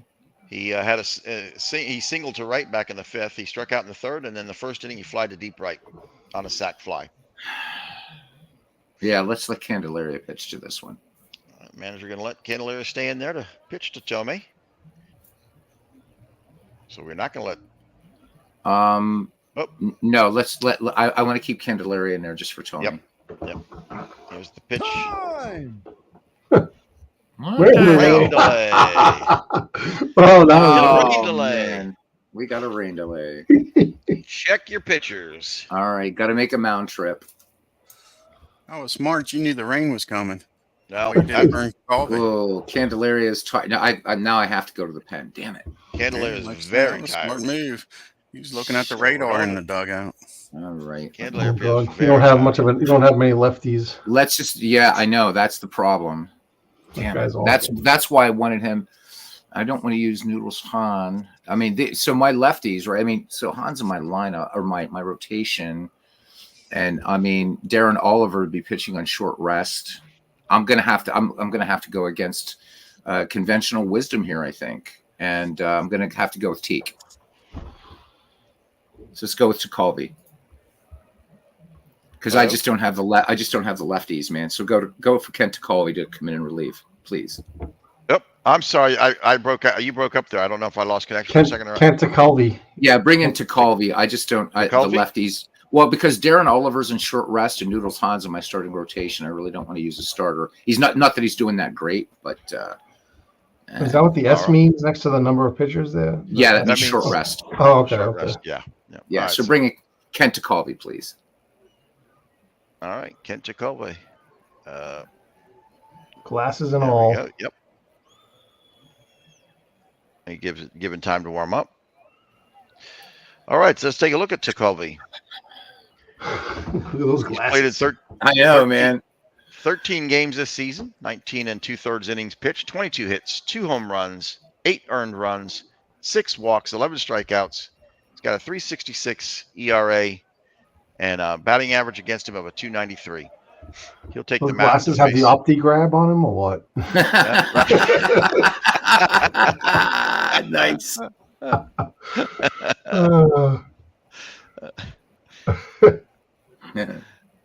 Tekulve delivers. This is going to be a dribbler to first. Stargell will pick that one up, carry it to the bag himself for 1 down. Up comes Romano, Johnny Romano to the plate. He's 2 for 3 today. He singled to up the middle in his last at bat. So he'll make his first face-off against Tekulve. Tekulve delivers.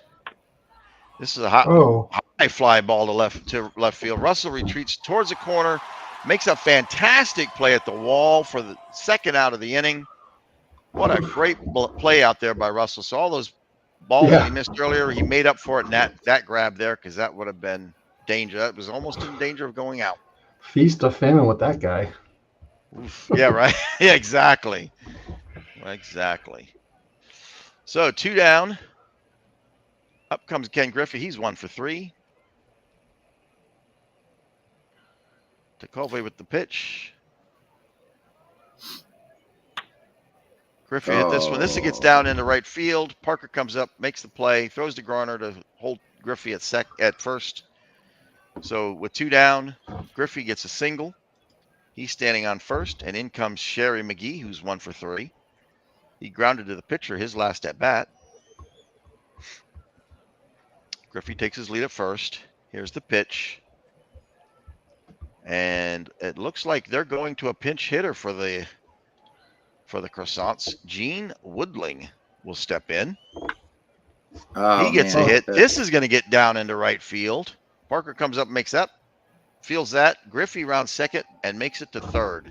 So with 2 down, Woodling hits a single to right field, advances Griffey all the way to third. We have runners on the corners. 2 down. Kurowski comes up to the plate. He is 0 for 3 today. He lined to second his last at bat. Just go after him. Go after him. So pitch aggressively. You want to pitch aggressively?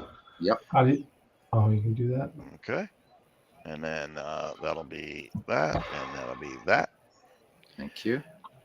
Kurowski, this is a high fly ball deep to center field. No worries. Makes the routine grab in center field for the 3rd out. So the Carpathian Wolves keep the Croissants from scoring. No runs off of 2 hits, no errors. The Croissants strand 2 on the bases. After 7.5. I'm sorry. No, we're in the bottom 8. I'm sorry. Yeah, Sean, I don't even recognize his line because I know I traded Molitor, but I don't remember trading Molitor. I'm like, what? I mean, I know I did. So yeah, David's lineup's very, very different. You're right. Yeah. Yeah, David's definitely made a lot of trades.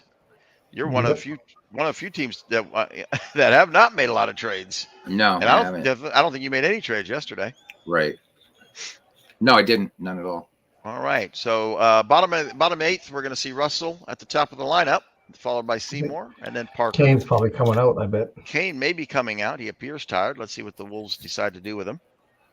The Croissants decide. Ted Wilkes. Ted Wilkes will come into pitch. Ted Wilkes comes in. He's played in 18 games, started 2. He's allowed 34 hits, 6 home runs, 18 earned runs, 7 walks, 21 strikeouts. He's got a 3.74 ERA and a batting average against him of 217. So the right-handed Wilkes will face off against Jim Russell. Sean says Kane ain't able to go further, but I hope he does. Like my pun. Absolutely. Good stuff, man. All right. So Wilkes throws the pitch. Russell with a high fly ball to right field. Griffey will come up, make the play. 1 down. That brings in Seymour. Seymour 2 for 3 today. He singled to left center back in the 5th. His last appearance. He faces off against Wilkes for the first time. Wilkes delivers. Seymour with a hit to second. Molitor comes up, picks that up, over to York. 2 down. So with 2 outs, the Wolves bring up Parker to the plate. He is 0 for 3. He's due. Pitch from Wilkes. Parker with a dribbler to Molitor at second. Molitor will come up, pick up that one cleanly. Throws over to York at first. Down go the Wolves. Nothing across. Time. No hits, no runs, no errors. Wolves go down quietly 1-2-3. So we're top of the 9th, and we're going to see Molitor at the bottom of the lineup. Wraps back around to Suzuki and Young.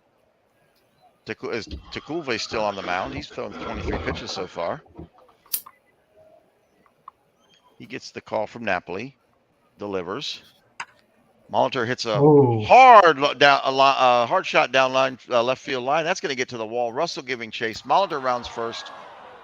He gets to second without any trouble. Stand up double. They're going to charge. Surprise, surprise. That's the third double for the season on the season for Molitor. But surprise, surprise, they're going to charge Bob Elliott with another poor play. Go to my bench once, please. So what do I got left for third baseman? You got Elliott and Garner. Jesus. I'm sorry. You got Leach. Bring in Tommy Leach, please. Bring in Tommy Leach. Leach has got. Hey, Tommy Leach. He's got to make his money now. He's traded for Teixeira. Billy Martin coming out of the dugout, embarrassing Mr. Elliott.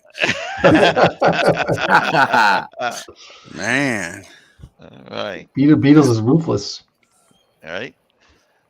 So the Fred's Croissants come to the top of their lineup with Suzuki at bat. He is 0 for 4, but they do have a runner on Molitor on second with no outs.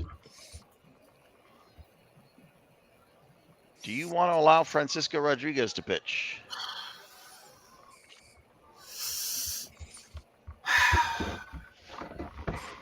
Oh man. Nobody out. Is there a runner on second under that box? There is. Shit. Paul Molitor. Yeah, let's go for it. Let's see what happens. You want Francisco's coming in? Yep. All right. Beatles is doing the best Jimmy Leland impersonations. I'm smoking here, man. That's right. Smoking and managing. Smoking and managing, buddy. Francisco's Rodriguez has played in 5 games this season, 4 innings pitched, 3 hits, 2 strikeouts, no earned runs, no home runs, no walks.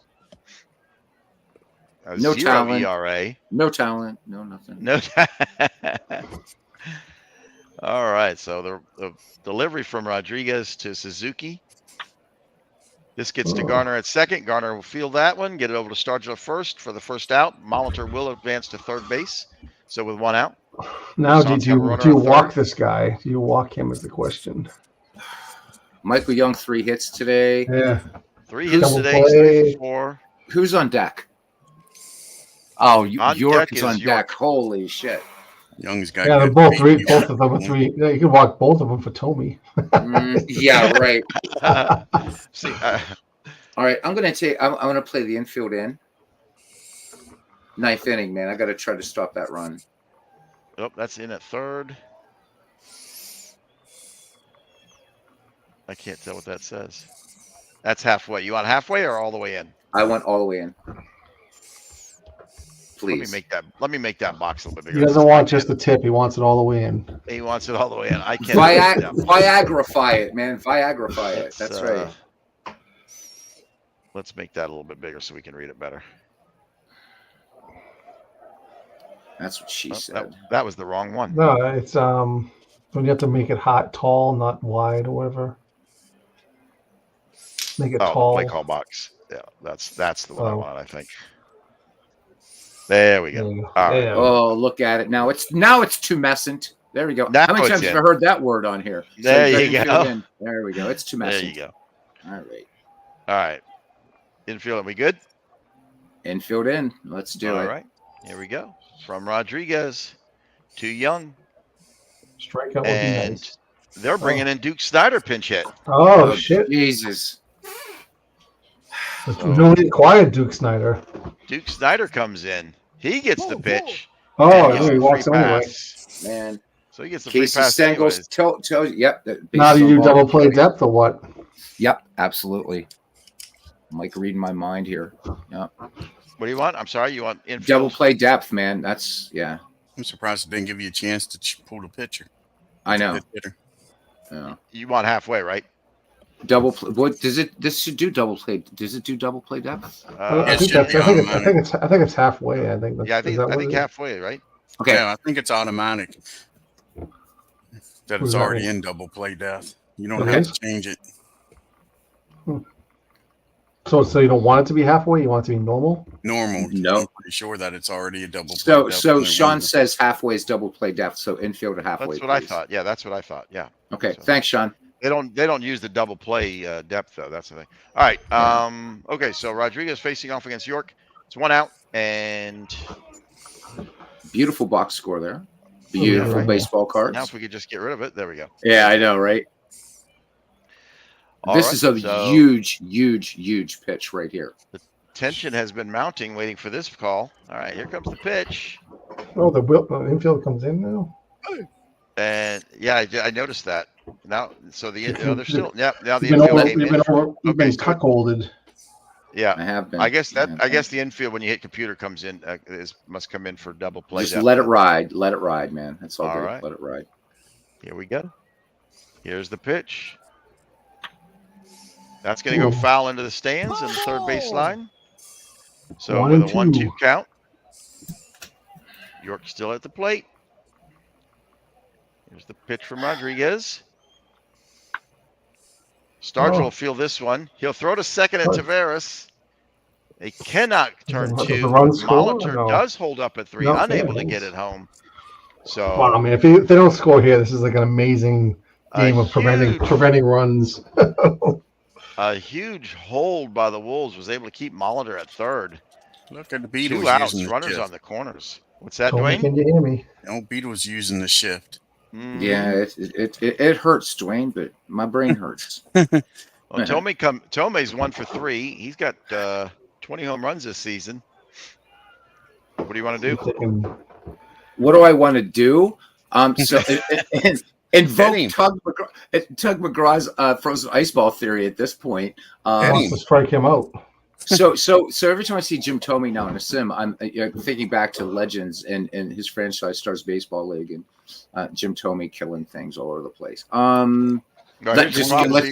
After him comes Romano, and Romano's batting a .325 this season. I know. Let's just go. Just straight on. Let's pitch. The pitch from Rodriguez against Thome. Oh, Napoli goes out to calm Rodriguez down. You should be calming Beatles down, anyhow. And he strikes him out. What a huge strikeout to end that top of the 9th. Okay, man. So, 1 run all it takes. No runs, 1 hit, and no errors. Pops a wasted opportunity by the Croissants. All right, chicken on the hill with Will. Let's go. You have to bring in. I'm assuming he'll want to bring in Belanger because he's the best fielder at shortstop. So we'll do that. Okay, Willie Stargell, he'll stride up to the plate, followed by Napoli and then Leach. Stargell is 0 for 2 this game. That thing is, why is that thing running? He's a spinner. A little circle there. Down. Got a spinner going on there. Oh, there we go. So what happened there? There's an out. What happened? There was a liner right to Molitor. Oh, okay. It didn't missed that one. Yeah. Oh, I'm sorry. I guess I don't know what happened. No, yeah, it was a line out. No, it was Action PC. Yeah, it wasn't you. It was Action PC. Okay. All right. That brings it does up weird shit like that. Yeah, right. It's been freezing a little bit on me tonight too. So Napoli comes up. He is 1 for 2. So the thing about this game, it's a resource hog. It really is. Ugh. And Napoli just went down on strikeout. That was the first Tommy strikeout Leach. by Ted Vokes' game. All right, come on, Tommy, make me proud. Make me proud here. Leach. Oh, this is going to be Leach's first at bat because he came in last inning for defense. He's batting .340. Not doing bad. .340 on the season. 17 hits, 1 home run, 6 RBIs, scored 5 runs, 4 stolen bases. He takes the pitch. This is going to get to Krauski at third. He'll fire across the diamond to York at first. Oh, man, extra baseball. Down go the Wolves, and we go to extra innings. Second baseball. Extra inning game in this day. Free baseball. So now we get to see whose bullpen is the deepest. How much gas does Rodriguez have left in the tank, please? Well, Rodriguez has thrown 18 out of 25 pitches. Oh, Jesus. All right, let him face Romano. Romano, who's 2 for 4 already in this game. His last at bat in the 8th, he flied down to down the left field line. Rodriguez with delivery. This is a dribbler to Stargell at first. He'll pick it up, carry it to the bag himself for the first out. Griffey comes up to the plate. He's 2 for 4. He grounded a single between first and second in the 8th. He's having a pretty good game so far today. Rodriguez, 23 out of 25 pitches. Do you want to let him run? Yep. Rodriguez with the pitch. Oh, and he wow. strikes him out. Strikes him out. So Rodriguez with the big, huge strikeout to give the Croissants 2 outs. Up comes Woodling. He's 1 for 1. He came in to pinch hit his last at bat in the 8th. Who's on deck? Who's on deck, please? After Karowski. Woodling comes Karowski. Karowski. And Rodriguez is tired. He's tired. I know. I almost want to let him go, but can I look at the bullpen again, please? Absolutely. Thank you. Decisions.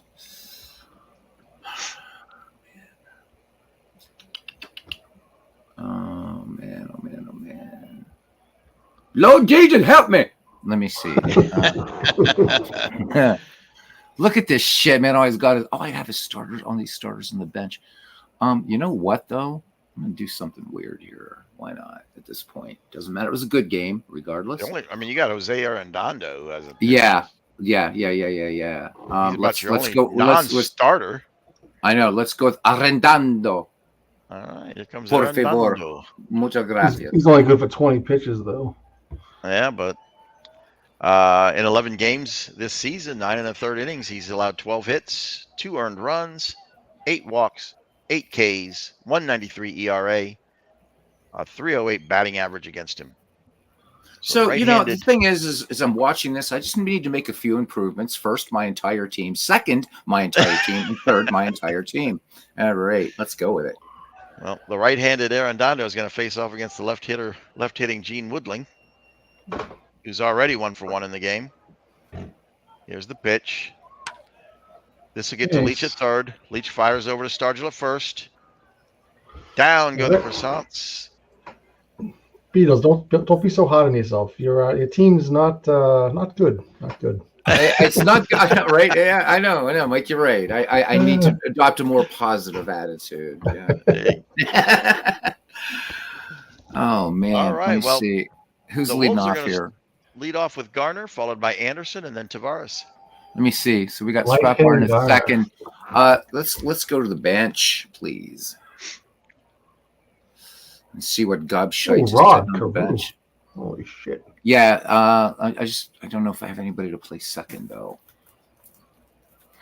Does Donlin play second? No. Oh no, he's left field now. Forget it.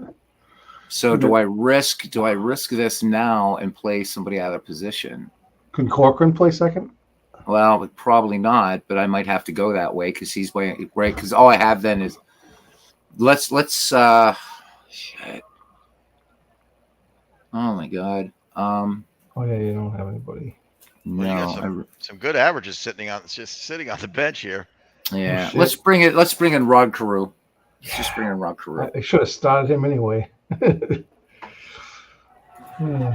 All right, up steps left-handed Rod Carew against right-handed Wilkes. This could be a big play for the Carpathian Wolves. Wilkes with the pitch. Carew with a hit to Molitor at second. He'll field that, throw over to York at first. 1 out. Garrett Anderson strides to plate. He's well played, Todd. Anderson is 2 for 3. He'll face off against Wilkes. Come on, Garrett. End this now. Swing of the bat, buddy. Let's do this. Come on. Here's the pitch. Oh, this is a deep fly ball to right field. Griffey chases after, catches it at the foul line for the second out. That'll bring shortstop Frank Tavares up to bat. He's 0 for 2 today. Can we look at Tavares' card because I want to see if he's rated at second. I'm just curious. Frank Tavares. So you would actually go into my roster, like so you go into Carpathian rosters, and that way I can look at his. How do you look at his card? No, so close that up at the top, Carpathian Wolves roster. Oh, right, of course. I'm sorry. There you go. Thank you. I just want to So see for what second base. See what I got. Gobshite here. Garner's all used up. You can play Carew. Yeah, Carew can play second. He's a 3. Okay, but so Carew stays in. What do I have for shortstop? Because I'm thinking about pulling Tavares here. Do I have any other shortstops? Tommy Corcoran. Okay. I want to pull Tavares, and I want to bring in. This hurts. Let me see. Okay, so it's a toss up between Torrey Hunter. Well, I don't know, man. I'm kind of like Mike Donlin right now, to be honest with you, though. Let's go with Mike Donlin. Mike Donlin. He likes the dead ball. Come on. There we go. All right. All right. So the Wolves manager brings Mike Donlin in a pinch hit for Tavares. Turkey Mike. Another left-handed hitter. He's batting .310 for this season. He's got 29 at-bats, 9 hits. 2 of those are doubles. He scored 3 runs, no home runs. He'll wait for the pitch from Wilkes. Wilkes delivers. Donlin with a hit, a high fly ball to right field. It's going Griffey deep. Moves. This is over. Griffey says, this is out of the park. Thank you, ladies and gentlemen. And there you go. Good job, Beatles. Thank you. Wow, Mike Donlin, what a managerial move. Holy shit. So Donlin comes in, gets his first home run of the season. And it's a walk-off against Fred's, Phil Dirt, and Croissants to end the game after 10 innings. Thanks, Sean. Thank you. Wolves 2, Fred's 1. Now I've got like ulcers on top of ulcers, and I never had ulcers before. Jeez, this game. Oh, you had it all the way, bud. You predicted the rain. You improved to 43 and 63, buddy. Good job. Right? So Fred's, Phil Dirt, and Croissants have 15 hits and are only able to score 1. How many left on bases? No, they had 20. How many left on base as a team? No, that's total. That's player left on base. That doesn't. I think you have to scroll down more to the miscellaneous stats. Let's see. I'll go over here. Yeah. Scroll down more. I think it shows if you scroll down more. There you go. Left on base 12. 12. Okay. Yeah, that's a lot. 12 left on base, 15 hits, and they only accounted for 1 run off of that. Meanwhile, the Carpathian Wolves have 6 hits and scored 2 runs. You know, I was talking to you guys about wanting to put Candelaria into my rotation, and I think I'm going to. Should. Yeah, I've got to work on a manager file. Yeah. He's got a 1.13 ERA. It's like, he did give up 12 hits. Yeah, that's true. Only 1 strikeout, 1 earned run. No walks. No walks. That's the big one. Yep. Tacova came in. That was a good managed game right there. Very nice as well. Yeah. Yep. Yeah, we'll have to credit the managerial duties for that one. The managerial ability of Beatles. I almost was going to go with Torrey Hunter, but then I'm looking closer, and I'm like, Donlin with a big 1-for-1 with a big 1. So it almost like it makes you worry. It makes you nervous for when Beatles actually is going to pay attention to his team. Oh, you're welcome, Sean. You're welcome. Glad I could help. Yeah, I mean, no, I am. Season 2, I'm going to be like very involved. So, but part of this too was it wasn't because of just not wanting to be involved or personal stuff going on. I wanted to see how a default AI would just do in something like this. And now I'm seeing not so well. Yeah, no, I screwed that up big time. But we can get out of this real quick. All we gotta do is hit play. Oh, Sean, no room for sentimentality here. I wasn't even looking at. Quit out of this immediately. Yes, we're gonna quit out of that. All right, let's try that again. Oh, you're not going to do a doubleheader? I was going to. I can, but I was thinking about doing. Since Dwayne's on, we could do Hagerstown, or we could. Or we could do the D-Gens. No, I gotta go to bed, so we can do Hagerstown. Yeah, Dwayne, you're off tomorrow, right? Yes, I am. Oh, right. Come on, let's do a Hagerstown game. Yay, Hagerstown. All right. So can you sim my game just so I can see before I go to bed? Can you sim mine? Absolutely, yeah. Let's get San Fran and Berlin simmed. Berlin 5-1 over San Fran. Halliday with his 11th win. Messina with his 10th loss. Severs goes 2 for 2 with a home run. That Berlin team's a pain in the arse. Yeah, they're a good team. Yeah, they are. D-Gens at Long Island. Oh, Nice. big win by D-Gens, 8-1. Leicester. Leicester 7-7 on the season. He's a Martinez keeper. 4-9. Can you see the box? Can I see the box score real quick? I just want to see how Hernandez did. Flick if he flipped played. 3 out of 4. Elmer Flick, man, is awesome. Whoever knocked Elmer Flick in the Discord, I don't know who it was, but you're nuts. Elmer Flick is awesome. Oh, he didn't play today. Okay. Who? Hernandez. He went against a lefty, I guess, because Kingman was up. So. Okay. And go to the. So we see home run. Kingman hit a home run. Massey hit a home run. Wow. Okay. Cool. Look at that. Trey Veritek, my backup catcher, gets a home run. Leicester I don't know why Yadi Molina didn't play. Leicester pitched a complete game. 3 hits, 7 strikeouts, only 1 walk, 1 earned run. Yeah, he's got a good couple of years coming up. That was the guy All right, I cool. almost had him. God, dog, that's still biting me in the ass, I think. All right. So we go to Hagerstown at Cleveland. Well, Dwayne, I get to mute now. Cool. Yay.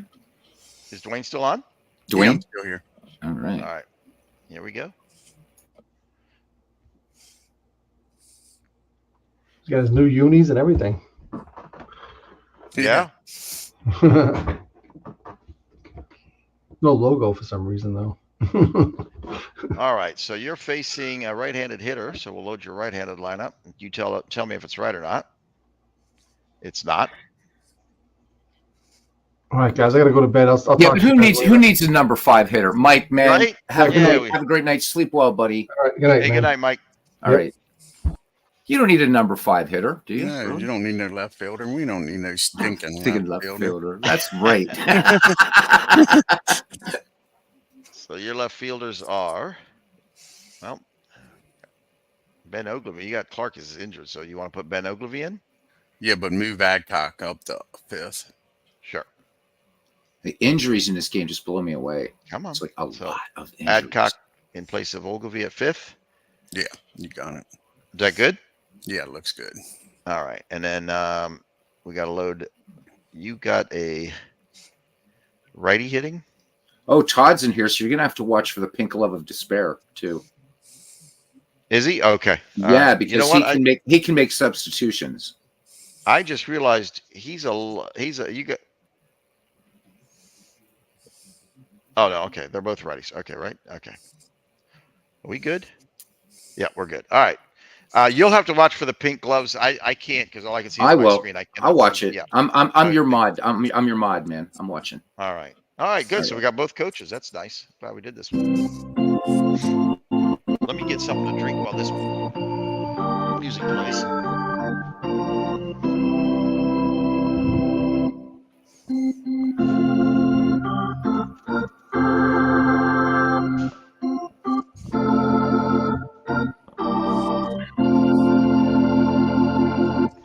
Well, I'll start it off for him. Welcome to Forbes Field, where Hagerstown will take on Cleveland. Charlie Case takes the mound for Hagerstown. 20 starts in the year, and he is 7-11 with an earned run average of 3.88. This will be his third start against Cleveland. He's 0-2 with a 7.20 earned run average against the Indians. And he'll be opposed by none other than Dennis Eckersley for Cleveland. For Eck, 14 starts in the year, and he is 6-3 with an earned run average of 3.56. This will be his first go against Hagerstown. And Hagerstown first baseman Joe Adcock is on a 13-game hitting streak. It is a balmy 80 degrees here, wind speed 4 miles per hour, left to right. It's all yours, Buckshot. All right. You want to call a little bit? Hell no. You're good at this. I want to be a mod. How about you, Dwayne? You want to call your own game? No, you're doing good, buddy. All right. Let me just finish getting this drink ready. Okay, here we go. All right, let's take a look at the starting lineup for Hagerstown. Batting first and leading off is Honest Wagner, or Hornus Wagner, however you want to pronounce that one. Batting second is Shin-Soo Chu. Bless you. Thank you. At third spot is Eddie Matthews. Right fielder Hank Aaron will be batting cleanup. Joe Adcock batting fifth. In the sixth spot is left fielder Ben Ogilvy. Grady Sizemore will be batting seventh. Joe Torrey will be batting eighth. And in the ninth spot will be Claude Ritchie. Do I notice a preponderance of Braves here? Just a tad. Just a tad. We'll take a look at the Cleveland defense. In left field, we have Jim Rice. Center field is Fred Lynn. Over in right field, we have Roberto Clemente. At first, we have Dick Stewart. Dan Ugla will take second. Hannah Ramirez in at shortstop. Third base, we'll see Jorge Cantu. Behind the plate catching is Carlton Fisk. And on the mound is Dennis Eckersley. Eckersley comes in with 14 starts, 3.56 ERA. He's allowed 115 hits, 16 home runs, 46 earned runs, 34 walks, and 70 strikeouts. On we go to the game. Wagner up to the plate to lead off. The pitch from Eckersley. The 1-0 pitch from Eckersley. Wagner with a big hit to right field. That'll get down for a single. Poor play. That's going to be a poor play. Ugla could not get to that ball. And Wagner extends his hitting streak too. And Wagner, Wagner. And he's got Wagner already with 35 steals on the season. Yeah, send him. We're sending him. First, we got to get, all right, so Eckersley will look over, watch the runner at first. The runner's off. The pitch. Chu with the throw to second. Wagner with a slide. Yes, Stolen base number 36 for Honest Wagner. That's right. He makes it under the tag. So Honest Wagner with a leadoff single. Gets the stolen base. He's standing on second. No outs.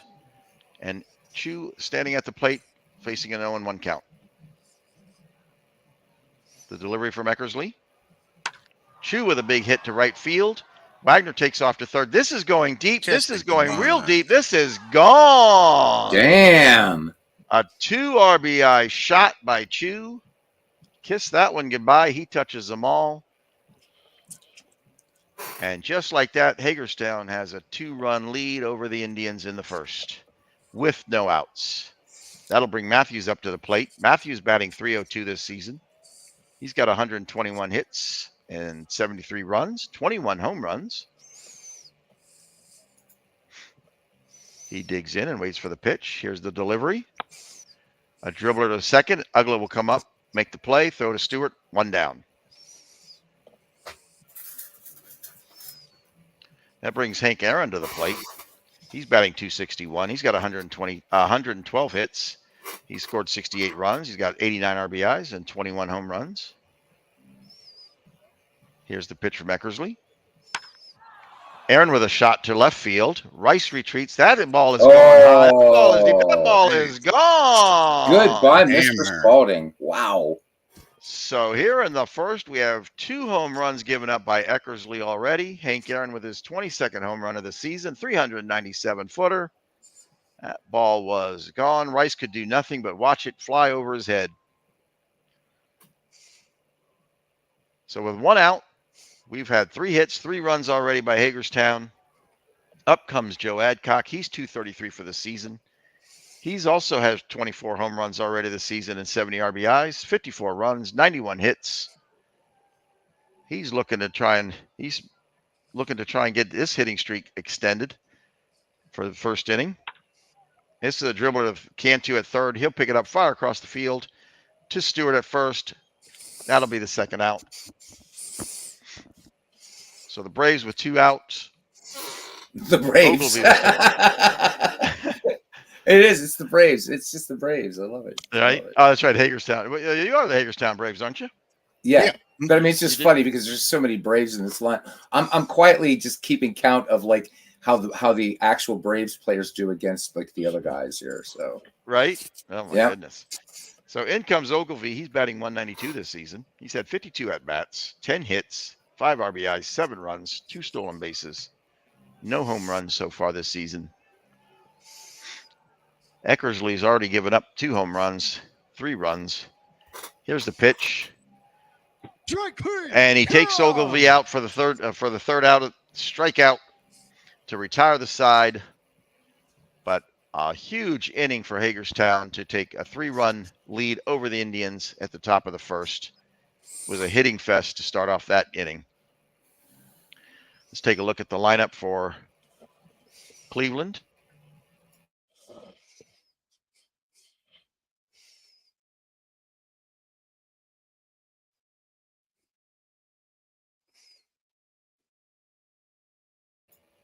Did we lose audio? I think so. Buckshot, we can't hear you, brother. 8th spot is Dick Stewart. And last in the lineup is designated hitter Mike Jacobs. Hagerstown defense, we have Ben Ogilvie in left field, Grady Sizemore in right field. Center field. Hank Aaron in right field. Joe Adcock at first. Claude Ritchie at second. Hannes Wagner in shortstop. Eddie Matthews on third base. Joe Torre will be the catcher behind the plate in this game. And on the mound is Charlie Case. Charlie Case with 20 starts, 160 innings pitched so far this season, 189 hits, 3 home runs allowed, 69 earned runs, 58 walks, 62 strikeouts. He's got a 388 average. 388 ERA on the season, and he's allowed a 294 average against him. So Case takes the mound against Cantu. Here's the pitch. Cantu is 246 so far this season. He's got 76 hits, 13 home runs, 53 runs. Here's the pitch. Cantu swings. This is a hit to Wagner at second. He'll throw over to first. Adcock will make the catch. Cantu goes down. 1 out. Clemente comes up to the plate. He's 359 this season. 162 hits, 13 home runs, 72 RBIs. He's accounted for 60 runs so far this season. He's waiting for the pitch from Case. Case makes the delivery. Clemente with this, a high fly ball to left center. This is going deep. This is Ogilvie at the wall, makes a huge catch at the wall. Looked like that was going to go off the wall, but Ogilvie gets up there and grabs that one. Keeps that runner from getting a hit. Down go. Indians have 2 outs now. That'll bring Jim Rice up to the plate. He's batting .232 this season, 97 hits. He's got 21 home runs so far this season. He's accounted for 54 runs. So with 2 outs, looking to get a base runner here already in the first. This is a big hit to center field. Sizemore retreats. He'll get under that for the 3rd out. So the Indians go down, no runs, no hits, and no errors. After the first inning, we got Hagerstown 3, the Indians 0.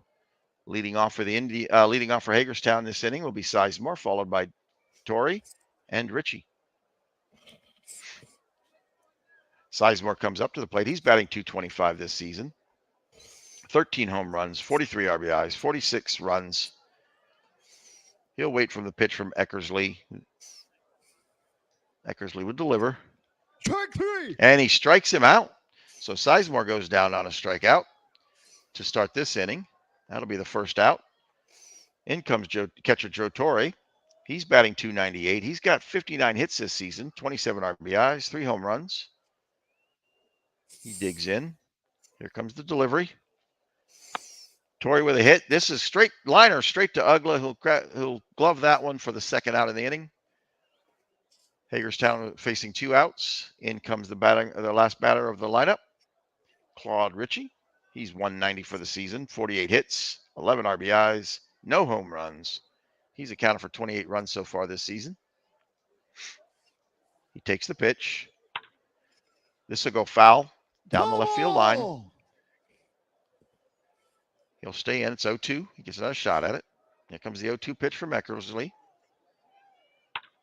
This is a dribbler of Stewart at first. He'll pick it up, tag the base on his own for the 3rd out. Hagerstown goes down much more quietly than they did in the first inning. No runs, no hits, no errors. Still leading the Indians by 3. We go to the bottom of 2. In this inning, we're going to see Ramirez will lead off for the Indians, followed by Lynn and then Ugla. Hanley Ramirez batting .209.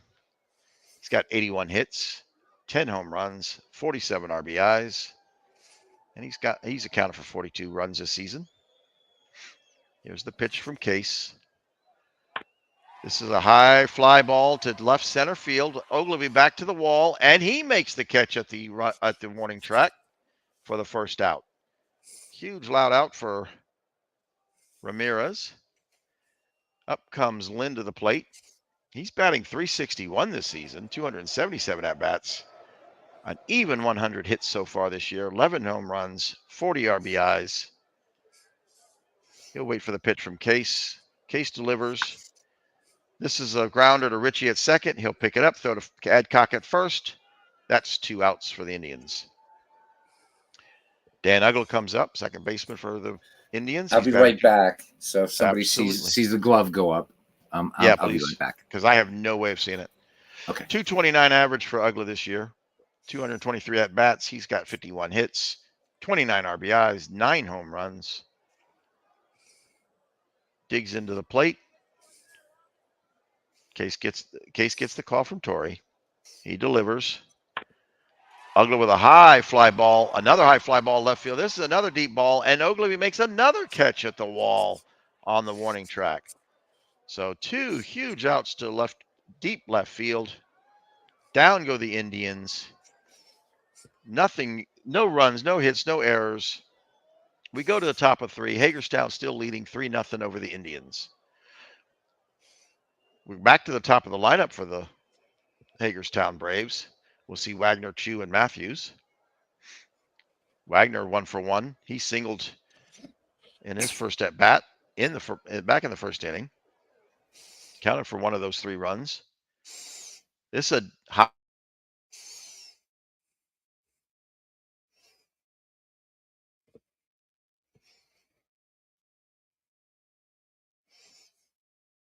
Chu hit the 2 home runner in the first.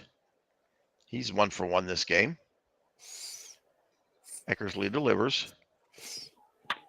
Chu with this, another deep fly ball to right field. Clemente chases this one down, makes the grab at the foul line. That's 2 down. That brings Eddie Matthews to the plate. He's 0 for 1. He grounded to second his last at bat.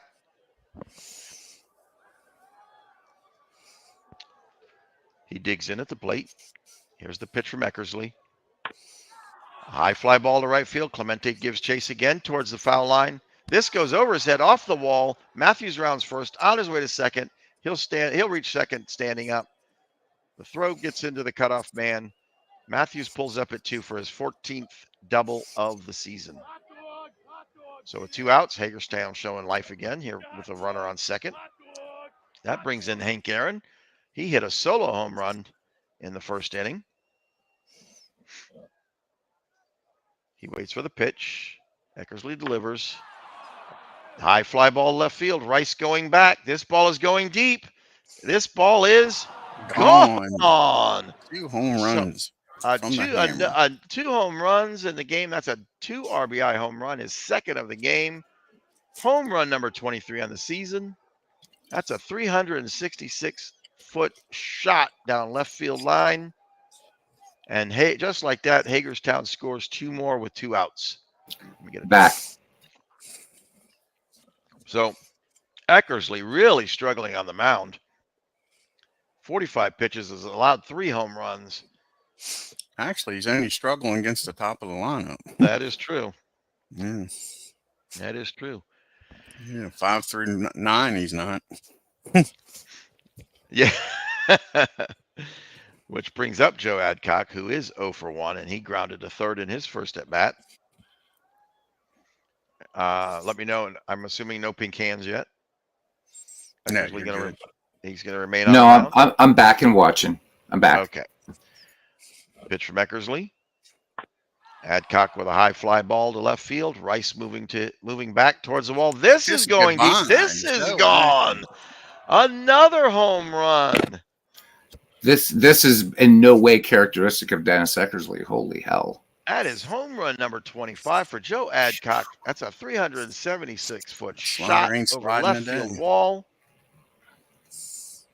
And this is turning into a batting practice for Hagerstown Braves. 78, he was probably the second best pitcher in the American League besides Guidry. Todd wants to make a move. All right. So the manager says he's had enough. He walks out to the mound. And I'll wait for the call.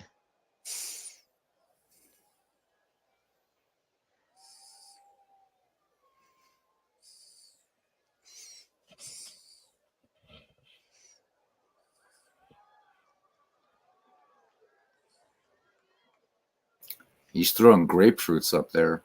Oh, Yeah, batting. like He's say, pitching batting plodding, practice. plodding. Like I say, he had a hell of a 1978 year. Yes, Yeah. he did. Yes, he Yeah. I did. think he Definitely. won 20 games that year. I think his ERA was around 3. Wow. Oh, yeah, you know what? You can have an off day. It happens. Yeah. Has he said who he wants in yet? No, Nope. not yet. Nope. We're watching. Okay. Was that his second year in Boston? It says bring in Stanley. Stuttering Stanley. Bob Stanley. Here we go. Remember that? 6 Sense, Stuttering Stanley. Yeah. All right. So the manager pulls Eckersley quickly. In comes Bob Stanley. He's played in 7 games so far this season, 13 and 2/3 innings pitched, 17 hits, 2 home runs, allowed 7 earned runs, 5 walks, 2 strikeouts.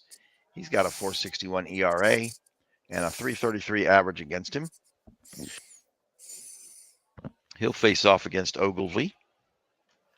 The pitch from Stanley. Ogilvy with a dribbler down first. Stewart will pick that one up, take it to the base himself for the 3rd out. Down goes Hagerstown.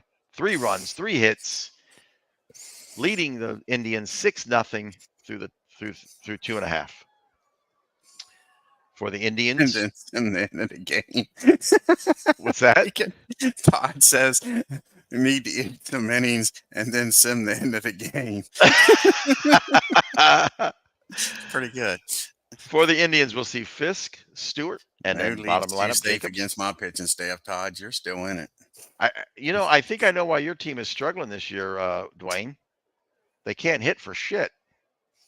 Yeah, it's definitely the bats. All right, Carlton Fisk comes to the plate. He's batting .229 this season. He's got 82 hits, 10 home runs. He's accounted for 63 runs so far this season. He'll face off against Case, who's been very productive so far in this game. Only 18 pitches. Here's the pitch.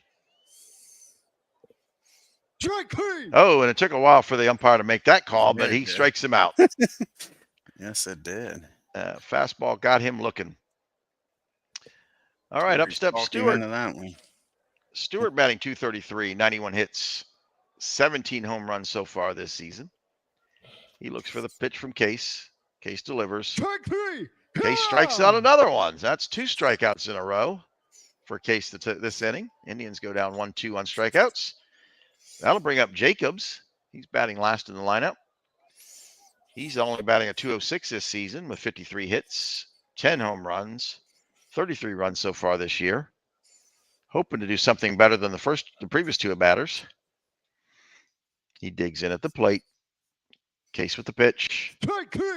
Case with 3. Case takes him down. 1, 2, 3 strikeouts. Huge inning by Case to strike out the side. We go to the top of 4. Hagerstown 6, Indians 0. We're going to see Sizemore, Torrey, and then Ritchie this inning.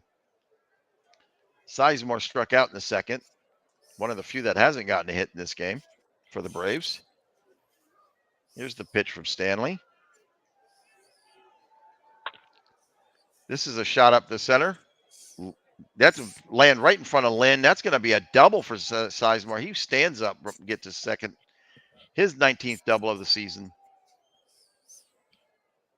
So when he gets his first hit of the game, we have a runner on second with no outs. In comes Joe Torre. He's 0 for 1 today. He lined to second his last at bat. Here's the pitch. This is a dribbler to Stewart at first. He'll pick it up, carry it to the bag for the first out. Sizemore will make it to third. Runner at third. Sizemore at third. 1 out. Ritchie up to plate. He's 0 for 1 today. He grounded to first his last at bat. Sizemore takes a small lead at third. Here's the pitch. Ball 4. And he walks. He gives Ritchie the free pass. So with 1 out, we have runners on the corners. Up comes Wagner. He's 1 for 2. His last at bat was he flied to very deep right.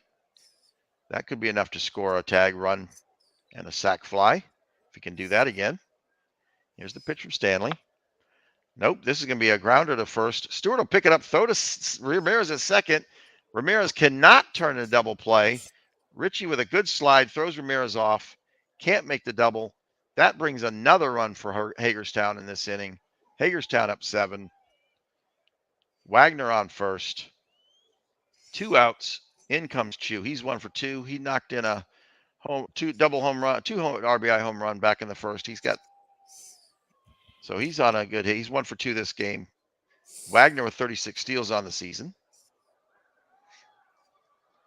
Here's the pitch from Stanley.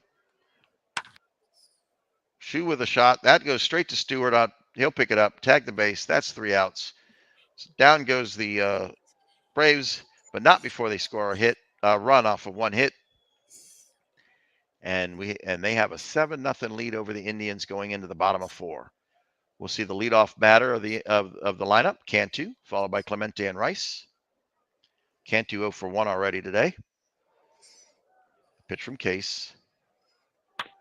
This big hit. This is going to get up the center.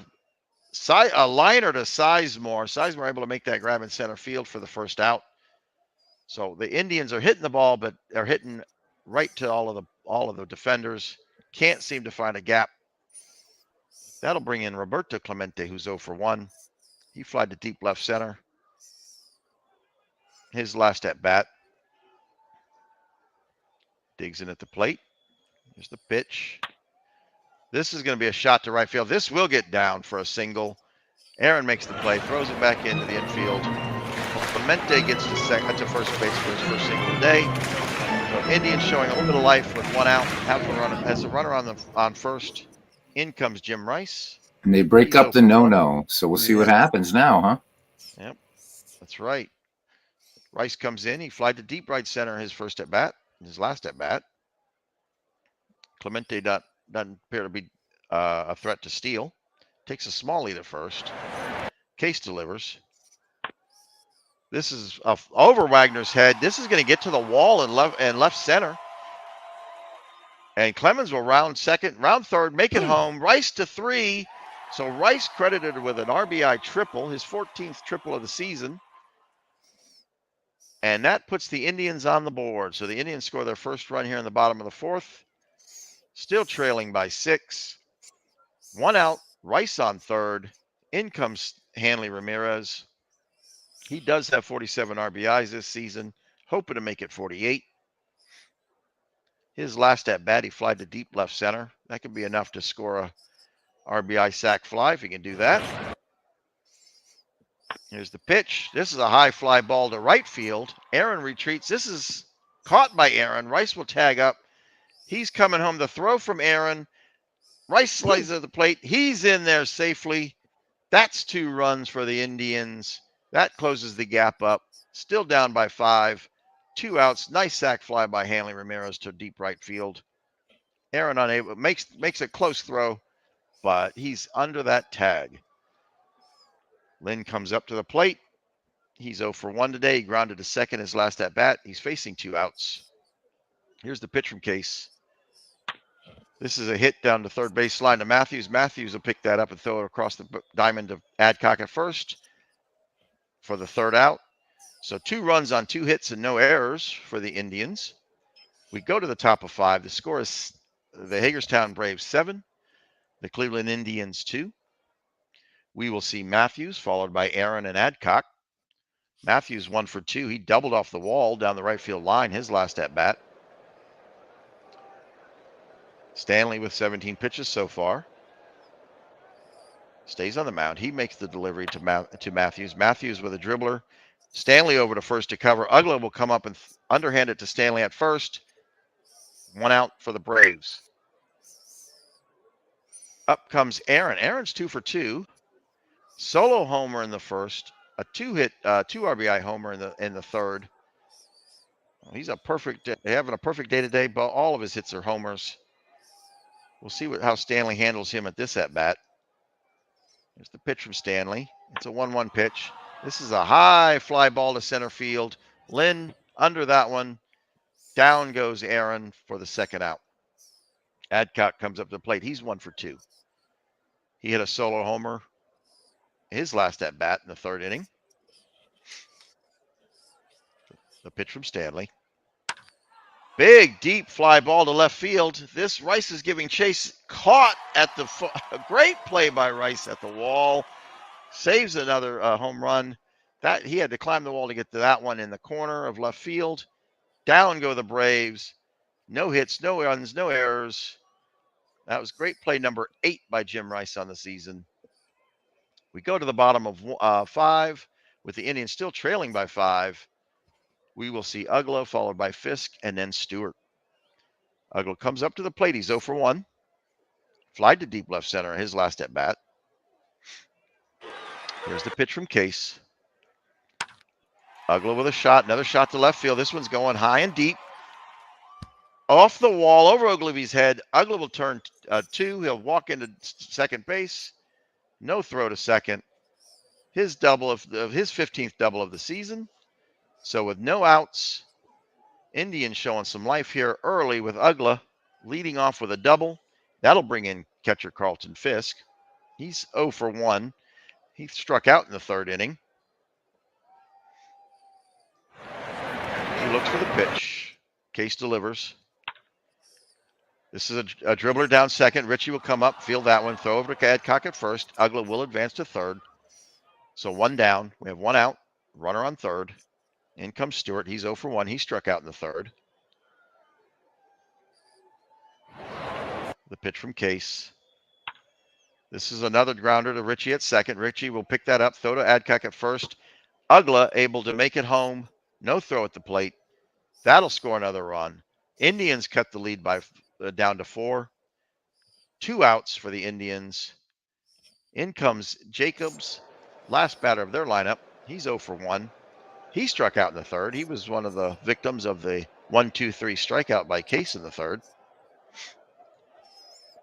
Here's the pitch from Case. Big fly ball hit by Jacobs to right field. Aaron retreats to the wall, makes the catch at the warning track. Indians go down. 1 hit, 1 run, no errors. The lead is cut down to 4. Hagerstown 7, Indians 3. We go to the top of 6. Stanley still on the mound. Ogilvy comes up. He's 0 for 2. He struck out in the first inning and grounded to first in the third inning. Stanley delivers. Ball 4. And Ogilvy gets a free pass. So a leadoff walk here in the top of 6. Not what the Indians need at this moment. That brings up Sizemore, who's 1 for 2. He lined a double to left center in the fourth. Ogilvy with a small lead at first. Pitcher keeps his eye on the runner. He makes the pitch. This is a grounder to Stewart. Stewart picks up, fires to Ramirez at second. Back to Stewart at first. Mark that as a 3-6-3 double play. Great, fantastic fielding by the Indians. 2 outs. That'll bring up Joe Torre. He's 0 for 2. He grounded to first his last at bat. 2 down. No runners on. Here's the pitch from Stanley. Strike 3. And he strikes out Torre. So a big inning from the Indians. A big defensive inning. Makes the double play. Then strikes out Torre to end the inning. Excuse me. We go to the bottom of 6. Indians will lead off with Cantu at the top of the order, then Clemente, followed by Rice. Cantu is 0 for 2. He lined a center in his last. He lined an out to center field his last at bat. Case with 66 pitches already today. He's struck out 3 so far. No walks allowed. Here's the pitch from Case. Cantu with a high pop up. Wagner retreats to the grass. Makes the play. That's 1 down for the Indians. Clemente strides to the plate. He's 1 for 2. He lined a single between first and second back in the fourth. Pitch from Case. Ball 4. And he gets the free pass. Clemente gets the walk from Case. So Case, just like that, Case walks his first runner of the game. Clemente's on first. Rice comes up. He's 1 for 2. He lined a triple to left center, looking to try and repeat that magic here in the bottom of 6. Clemente takes a very small lead. No threat to steal. Here's the pitch from Case. Rice swings. It's a hit over Wagner's head into left field. That's going to get down for a single. Clemente to second. Rice on first. Just like that with 1 out, the Indians have runners on first and second. Up comes Hanley Ramirez, who flied to deep right. Back in the 4th, his last at bat. The delivery from Case. Runners take small leads. Delivery from Case. This is a grounder back to the mound. Case will pick that up, get it over to Adcock at first for the second out, but not before both runners advance to second and third. Walk, Lynn. All right. So with runners on second and third, the manager decides to intentionally walk Lynn. 2 outs. Wait a minute. What's going on here? Yeah, we're good. Why did it do that? Okay, there we go. All right, so bases are now loaded for Ugla, who's 1 for 2. He doubled off the wall in left field.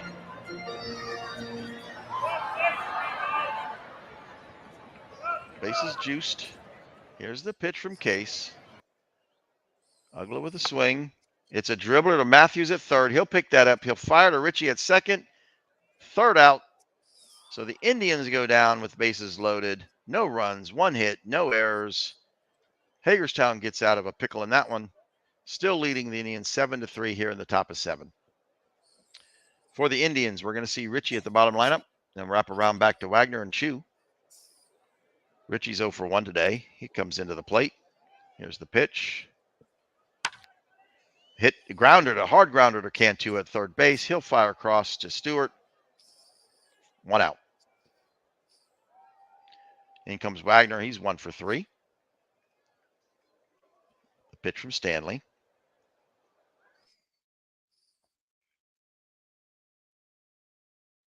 And we're froze.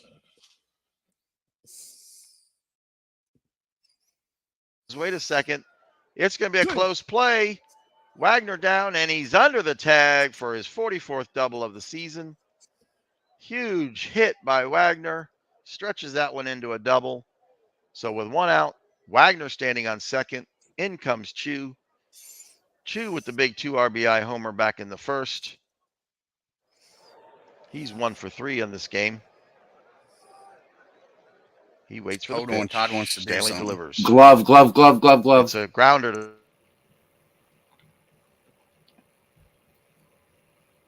Oh, and we lost the sound. Yeah, exactly. He's 1 for 3 today.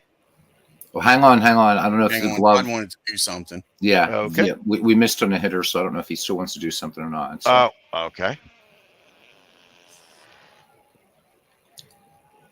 I'll tell you what. I'll bring up the pitcher's board just in case, and I'm going to do a quick 7th inning stretch while he looks at the pitchers if that's what he wants to do. All right. So while Buckshot is doing his 7th inning stretch, so to speak. So once again, guys, please subscribe to his channel. I'm doing a broadcast here tonight of mine, and I couldn't be more chuffed. Excellent. Also, with us tonight, Dwayne Martz, please subscribe to his channel. He's doing a wonderful, doing every World Series. So he's doing 1905 now. 78 season Beatles. What's that? At the 78 season in the Master Game. Oh, you are? Yeah, Ken Castro wants me to do it with the Master Game.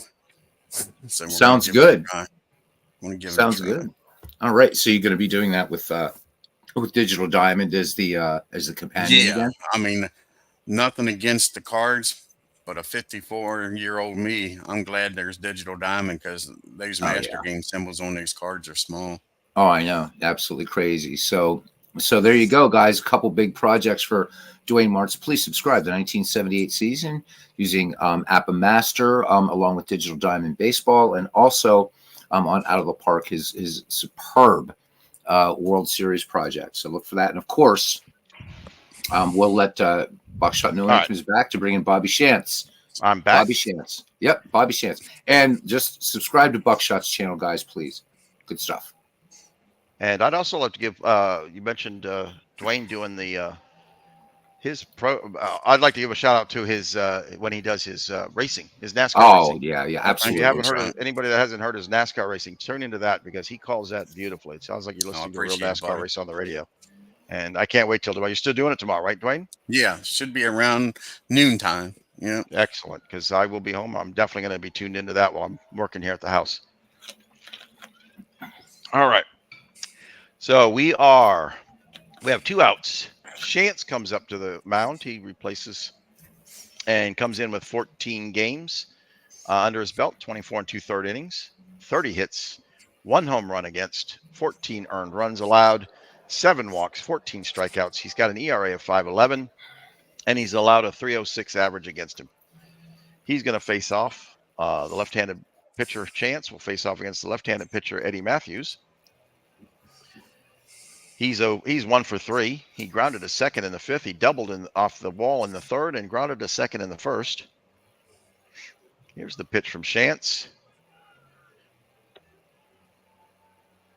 And he walked him.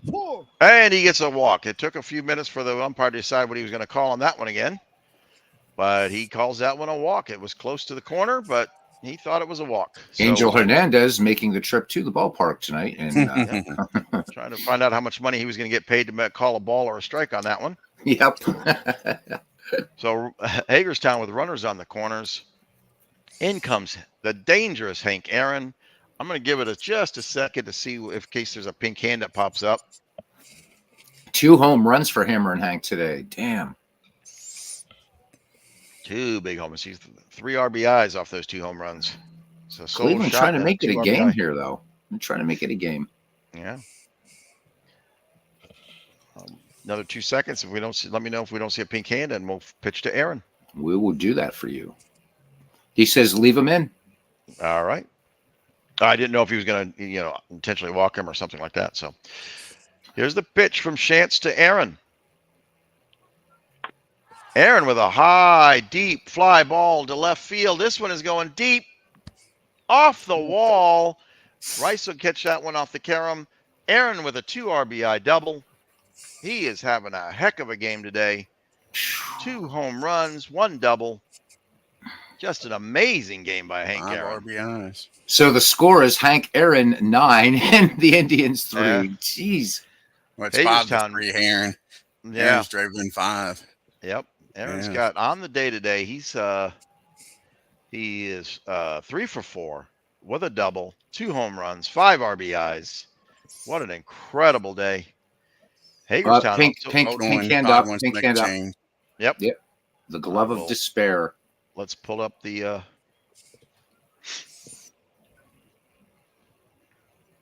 He wants Dick Drago in.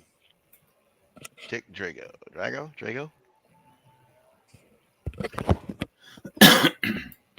All right.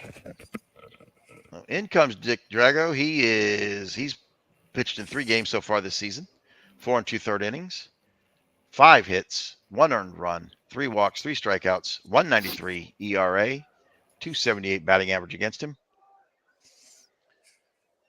He is facing against Adcock with Hagerstown with 2 outs. Aaron standing on second. Just when it looked like the Indians were closing up that gap, they allowed that 2-run hit. Here's the pitch from Drago. And he strikes Adcock out. So Drago comes in and gets the 3rd out, striking him out. We go to the and we lost Buckshot. Yep. So we go to the 7th inning stretch as we wait for our broadcaster, who is we don't like to talk about what our broadcaster does, but he'll be back, I'm sure. No. I was letting the music play. Bernie likes to listen to the 7th inning stretch. When Bernie's around, I always let him listen to his music. Okay, we weren't sure. And I was getting something to drink too. My throat was getting a little dry. All right, so we go to the bottom of 7. Before the innings, we're going to see batters 7, 8, 9. That's Fisk, Stewart, and Jacobs. Fisk is 0 for 2 so far today. Case is still on the mound. He's thrown 81 pitches, walked 2, struck out 3 so far in this game. Here's the pitch from Case. Fisk with a dribbler to Wagner at short. Wagner will pick that up. Fire to Adcock at first. That's 1 out. Up comes Stewart. He's 0 for 2. The pitch from Case.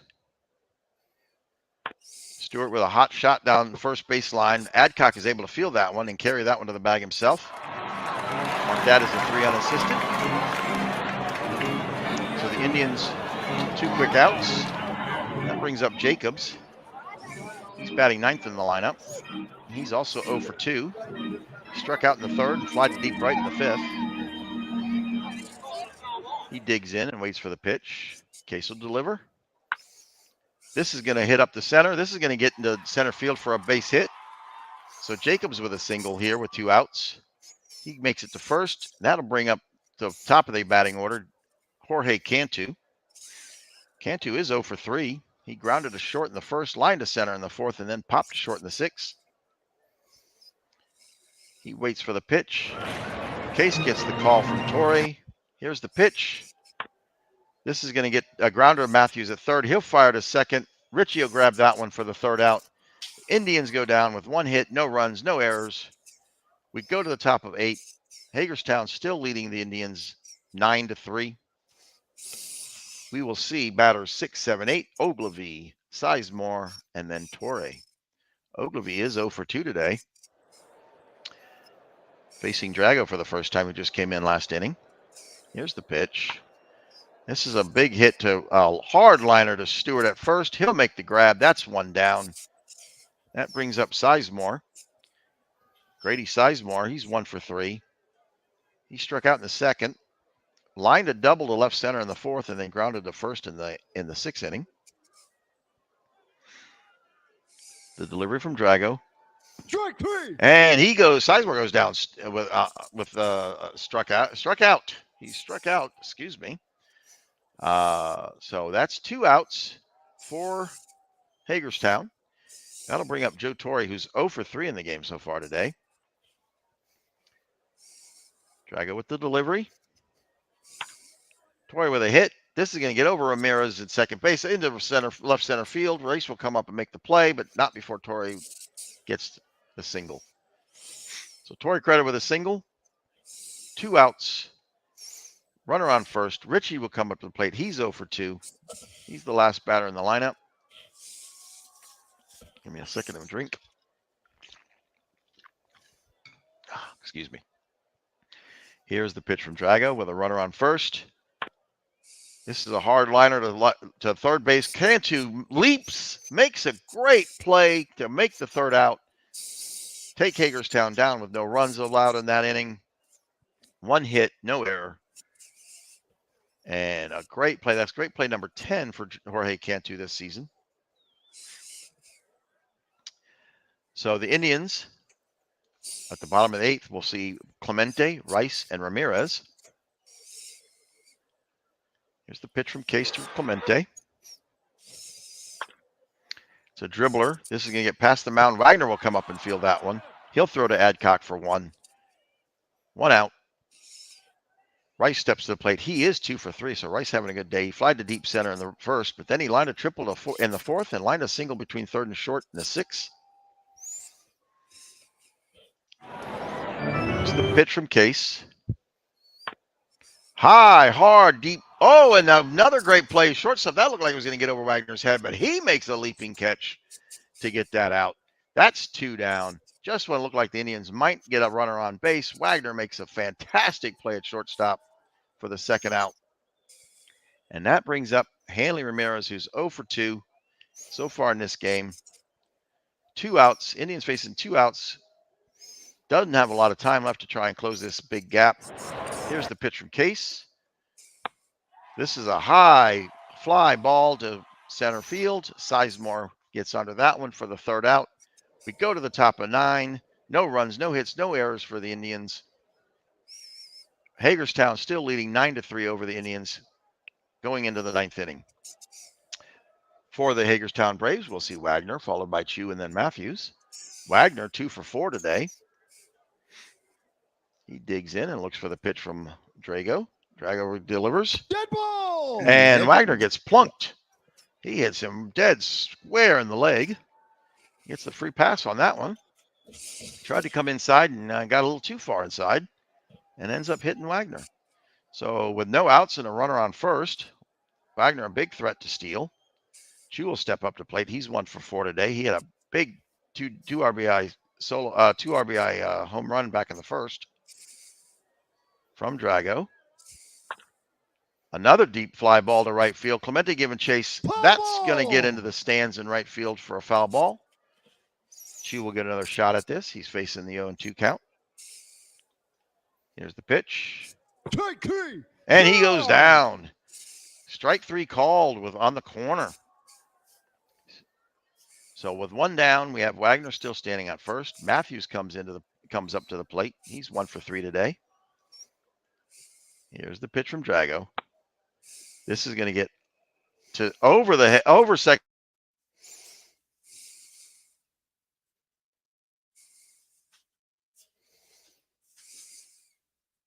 Freeze frame. So, yeah. So we have the Braves with runners on first and second with only 1 out. Up comes the very dangerous Aaron, which we will wait to see if there was any special call from the manager on this play. Call it an airstrike at this point. I don't know.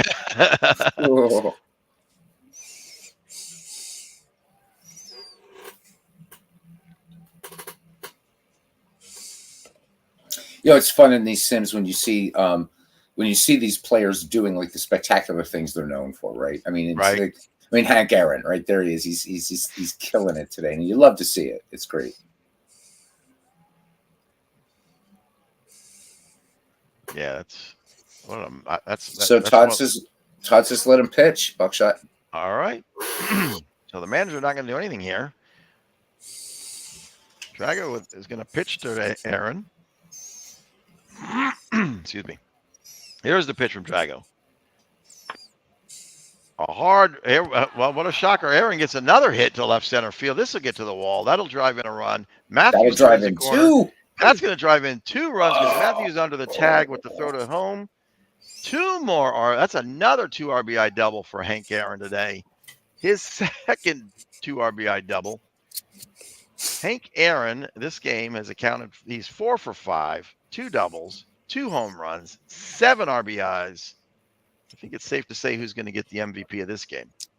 Absolutely, Dan Ugla. I mean, it's you done it, Beatles. You done 5 hours this time, 5 hours last time. It's a 10-hour game. Buddy, you went straight though, so I didn't beat your record this time. Good job. Todd wants to make a change. Yeah, Todd does want to make a change. He's laughing. He said, "Now pull him." Now pull.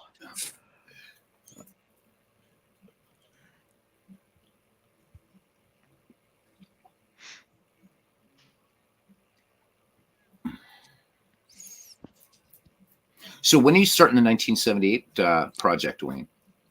Well, you talked me into it. What I'm going to do, Beatles, I'm going to do a 1978 setup on Digital Diamond, and I'm going to broadcast it instead of doing it behind the scenes. Oh, so awesome, I'll show how to do the he wants Nolasco. I'm sorry, Dwayne, I didn't mean to interrupt. So he wants Nolasco Buckshot.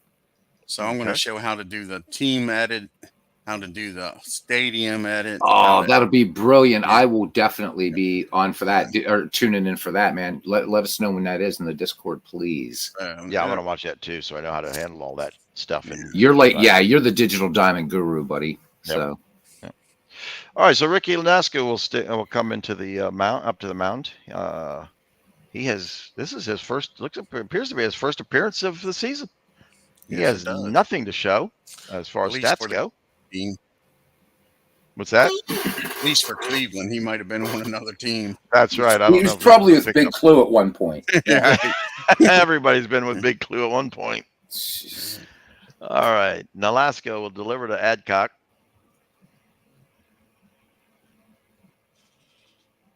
Dead ball! And he hits Adcock. So his there's a fight. I'm ordering them out of the fucking dugout. 11-3. If they don't get the hell out of the dugout, they don't got a job.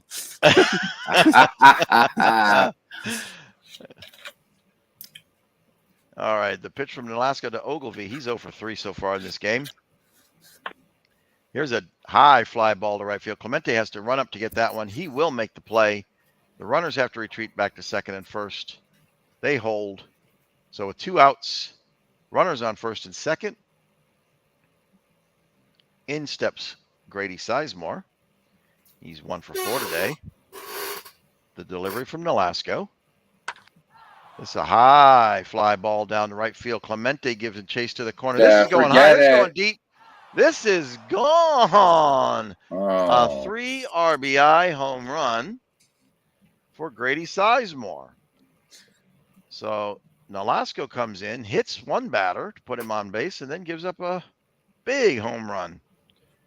And Joe Torre's better be ready. This one could be in his ear. I'll wait. I don't know. At this point, if I was me, I'd just probably let this guy ride it out, but just in case.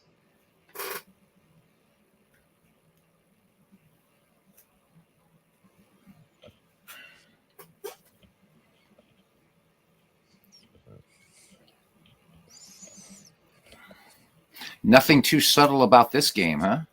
No. No, this is... Well, we needed one of these. We haven't had a blowout all day in any of the games we played, so yeah. We haven't seen. This is the first blowout we've seen in a Field of Dreams broadcast in a while too. Todd says he's not doing anything. All right. So Nolasco's going to have to save the other pitchers, all, for, huh? Yeah, save those pitchers for the next game because this one is. All right, the pitch to Joe Torre. Oh, and he gets his strikeout. So he, after hitting a batter and then letting a batter get a hit and then a home run. That's that was much. He's on his way to being the next Walter Johnson. So funny little trivia fact here. So among all Hall of Fame pitchers, Walter Johnson is the leader in hit batsmen. Believe it or not. Oh wow. Yep, among all Hall of Famers. Yeah, and quite a few hit batsmen too. He didn't go headhunting, but he hit batters. Wasn't afraid to. Okay. So I don't know what that has to do with this game, but Ricky Nolasco. Hey, but it's good information. You right? had that That's as a trivia question before. Yeah. Yep. So we go to the bottom of 9. Indians only have 3 outs to try and close up an 11-run lead. Lynn's 0 for 2. Hey, I'm going to display my football knowledge. So it's 2 touchdowns versus a field goal. Is that right? That it is. Well, 2 touchdowns, 2 extra points, and a field goal. Very good. Thank you. There you go. There you go. There we go. All right. Case with 101 pitches. He remains on the mound. Here's the pitch from Case. Hit from Lynn. This is going to be a grounder to Wagner at short. He's going to throw it. It's going to be a close play at first. He fires the first, and he gets him out. He misses it by a step at first base. Gets him by Taylor Swift's eyelash. Sorry. There you go. So the Indians facing 1 out already here in the bottom of 9, down by 11. In comes Dan Ugla, who's 1 for 3 so far today. Here's the pitch from Case. This is a big high fly ball left field. This is going. That is caught in the corner. A huge play by Ogilvy to make that catch. Still don't even know how he went up and got that one for the second out. What a fantastic play by Ogilvy. So the Indians down to their last gasp. 2 outs. In comes Both teams have been very productive. Look at that. Only 7 guys left on base. Yeah. Well, they haven't had as many guys on base. Yeah. What's that? They haven't had that many guys on base. Well, what I'm saying, though, the few that he has, he's drove in. Yeah. Yeah. Yeah. All right. Here's the pitch to Fisk. It's a high fly ball to right field. Aaron comes up. He'll get underneath that one for the 3rd out. Down go the Indians, 14-3. Hagerstown with a huge win. Let's go to the box score. Hagerstown with 13 hits, 14 runs. And the Indians had 5 hits, 3 runs. Case went the distance. He gave up 5 hits, 3 runs, 3 earned runs, walked 2, struck out 3. And we went through a whole platoon for Cleveland. We're not going to go through all that. And on we go. So that's going to take, that was the Who didn't have a hit? Ben Ogilvy didn't have a hit. The only one, right? No, and Richie. Two batters. But let's look at Aaron again. 4 out of 5, 7 RBIs, 2 doubles, 2 home runs, 3 runs. Wow. Big day for Hank Aaron. I'm assuming he's MVP. I don't know where we see that at. Oh, we got to go over to miscellaneous, don't we? Yeah. Let's take a look. Yep, and there it is. MVP Hank Aaron. Incredible. What a day he had. Wow. Case gets the win, his 8th of the season. Eckersley gets the loss, his 4th of the season. Rice also went 2 for 4 with a triple for the Indians. Over here, we just had a hitting feast. Wagner 2 for 4 with a double and a stolen base. We already know what Hank Aaron did, and Sizemore went 2 for 5 with a home run and 3 RBIs. So I'm sure you saw a lot you liked tonight, Dwayne. Also. What an incredible game. Wow. So let's finish out this day, and we'll call it a night for the Field of Dreams. By the way, as the manager and owner of the Chicos, I can't say I'm disappointed to see Cleveland lose that one. All right. So T-Ville at Manchester. Manchester with the win, 4-3. Klein goes 1-1 for the season. Heron goes 4-10 for the season. Glaus 2 for 3, home run, 2 RBIs. Manchester just a game and a half back. Yeah. Manchester, yep. Damn. Where's MV been tonight? He was on about like 3 hours ago or 4 hours ago for a while, hanging out late. a little bit. It should be early morning for him now. So exactly. He should be getting up drinking some tea right now. Right. Canada visits Tampa Bay.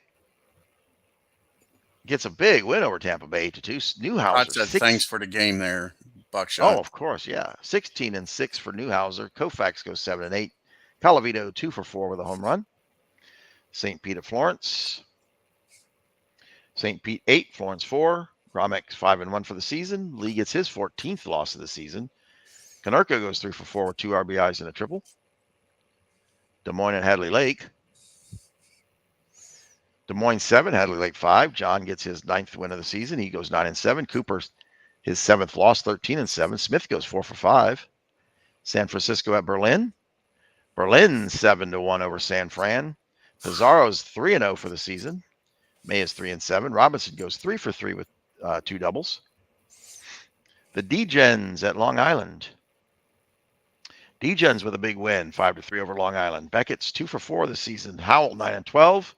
Flick goes 2 for 5 with a triple and a double. And our last game of the day is the Amazing Katsunis at the Vegas Stars. And the Amazing Katsunis beat the Vegas Stars 3-2. 10 innings. Lidge gets his first win of the season. Nathan gets credited with the loss, 2-2 for the season. Bonds goes 2 for 4 with a home run, his 10th of the year. You going to send him out the rest of the week? I'm actually going to leave it for Bernie and let Bernie do the rest of the week, because a lot of people want to see some of these games because of all the trades that happened yesterday. Gotcha. But at the end of the day, Chico's leads the win division with Cleveland only 2 games back. In the Earth division, Horse Feathers leads with Manchester 1.5 back and Berlin only 2 back. In the Water division, we have a dead tie with Amazing Katsuns and Tampa Bay Deluge Dodgers. And over in the Fire division, Canada 4.5 games above Fred's. And that takes care of it. Geez, I got out of the cellar. I'll be damned. That's what I was getting ready to say. We're thinking alike. Yeah. Wow. Well, you'll finish in third, I'm sure, Beatles, and usually you end up finishing second on most of the sims. And that's not doing anything with their manager file. So yeah. So guys, this ends our festivities. Again, so many people, way too many people that we could even go back and catch. So for everybody that joined us for both parts today of our antidote to the Super Bowl, I can't thank you enough. This is all about community. Been on here, Beatles? So about 9. Oh no, like I say, I think you're over the 10 mark. I think you still was on though, for yeah, 5 hours earlier, wasn't you?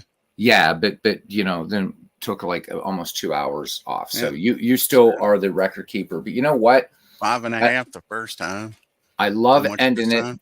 this way with friends here and just two great guys. And Buckshot ending the festivities for the day. It's been awesome. Lots of good stuff coming up tomorrow. Thanks for doing this, buddy. Oh, anytime. I wish we would have had time to get a World Series game in with you and everything like that. So looking forward to that. Also, an upcoming 1978 project using by Dwayne doing Appamaster cards and dice. So this is mainly for anybody who is masochist and is hanging around at 5 hours and 11 minutes because there's only 4 of us in here, and 3 of us are in the booth. Oh, wow. Right. But it was great. Thank you to and Sean saying much better to be here, and got to thank Sean for all the great puns tonight. But yeah, so Dwayne doing the World Series project, and also so the 1978 thing. We're gonna have the guru here, Dwayne Martz of Digital Diamond, going to show us how to set up stadiums, do all kinds of cool stuff like that. Buckshot off to a great start. He's got a new channel. Please subscribe to that. I know he picked up. I know Chris Slovic subscribed tonight. Let's see, tomorrow, Clee Baseball Fan 879 has a premiere, premiere going on at 6:30, and that's going to be, I think, Game 6 of the NLCS 2007 Dodgers Cubs, and then at 7:30 will be RJL Network, continuing his 1972 replay. Twins and A's. It's going to be Bert Blyleven versus Vita Blue. So all kinds of good stuff tomorrow. I'm not doing any broadcasting tomorrow. I'm just going to watch some folks do question stuff. for you. You got Netflix? Do I? No, I do not have Netflix right now. Why is that? I've been watching Amazon. So yeah. I was going to ask you if you watched something on there. What is it? It's called the Last Kingdom. I've heard of that. Yeah, and they just came out with a movie. They did 5 seasons of it, and now they came out with a movie in 2023 called The Last Kingdom, Death of the Seven Kings or something like that. The movie's called. Pretty cool. Ooh, sounds good. I have to check that out. Yeah, back in the early around 980 AD. Oh, that's like right in my wheelhouse. Yeah, definitely would check most that of it's based on true facts now. It's nice. very commercialized, don't get me wrong, but they do Sure. have actually like King Edward and all that. They actually do use real people and Yeah, real, so 980, that would be Edward the Confessor if it's in England. So wow. Yeah, the whole thing is built around combining the 7 kingdoms into England. Oh man, I guess I'm gonna have to resubscribe to Netflix now. Yeah, Damn it. cool. Damn it, Jim. So guys, I'm not trying to get all maudlin and everything, but this community means the world to me. We may have our bumps in the road and stuff like that, but what a great collection of people that we have here. And it's fun all the time. And I know it's hard for everybody to keep up on everybody's broadcasts and all that kind of stuff. But this community is amazing how everyone supports, one another. And again, I can't think of a better way to end this up than, having Buckshot calling the final 2 games of this fun day. So with that being said, Buckshot, thank you, buddy. Dwayne, Thank you. Yeah, man, all you guys. It was awesome. Thank you, like I say, this is great. Oh, it was fun. We'll do this again. And we will get back to the chinwags. There's What's going to that? be an asterisk, but you're in the books. All right, I'll take the asterisk. Right there with Roger Maris. Exactly. Yeah, It's going take us 40 or 50 years to get rid of the asterisk. That's all right. We can work on that. So it's going to be a lot of fun. So when's your next broadcast, Dwayne? Before we go, when's your next broadcast? Around lunchtime tomorrow. I got some errands to run in the morning, and then Red, White, and Blue Racing. All right, so I'll be there. I hope you guys tune in. Yeah. It's Dwayne calls a good race. He calls a good baseball game and all that kind of stuff. Even though he stole Hannes Wagner. But anyhow, how we're going to leave it? Oh my gosh! Leave it with the jab to the gut. That's right, buddy. That's a Ken Castro move, buddy. Hey, I learned from the best, my friend. Oh, darn! All right, gentlemen. we're gonna close the ballpark, and as I'd like to say, we'll see you around the batting cage, or in these days, see you in Discord. Good night, everybody. Thanks, Beetle. Good night. All right, you bet. Good night.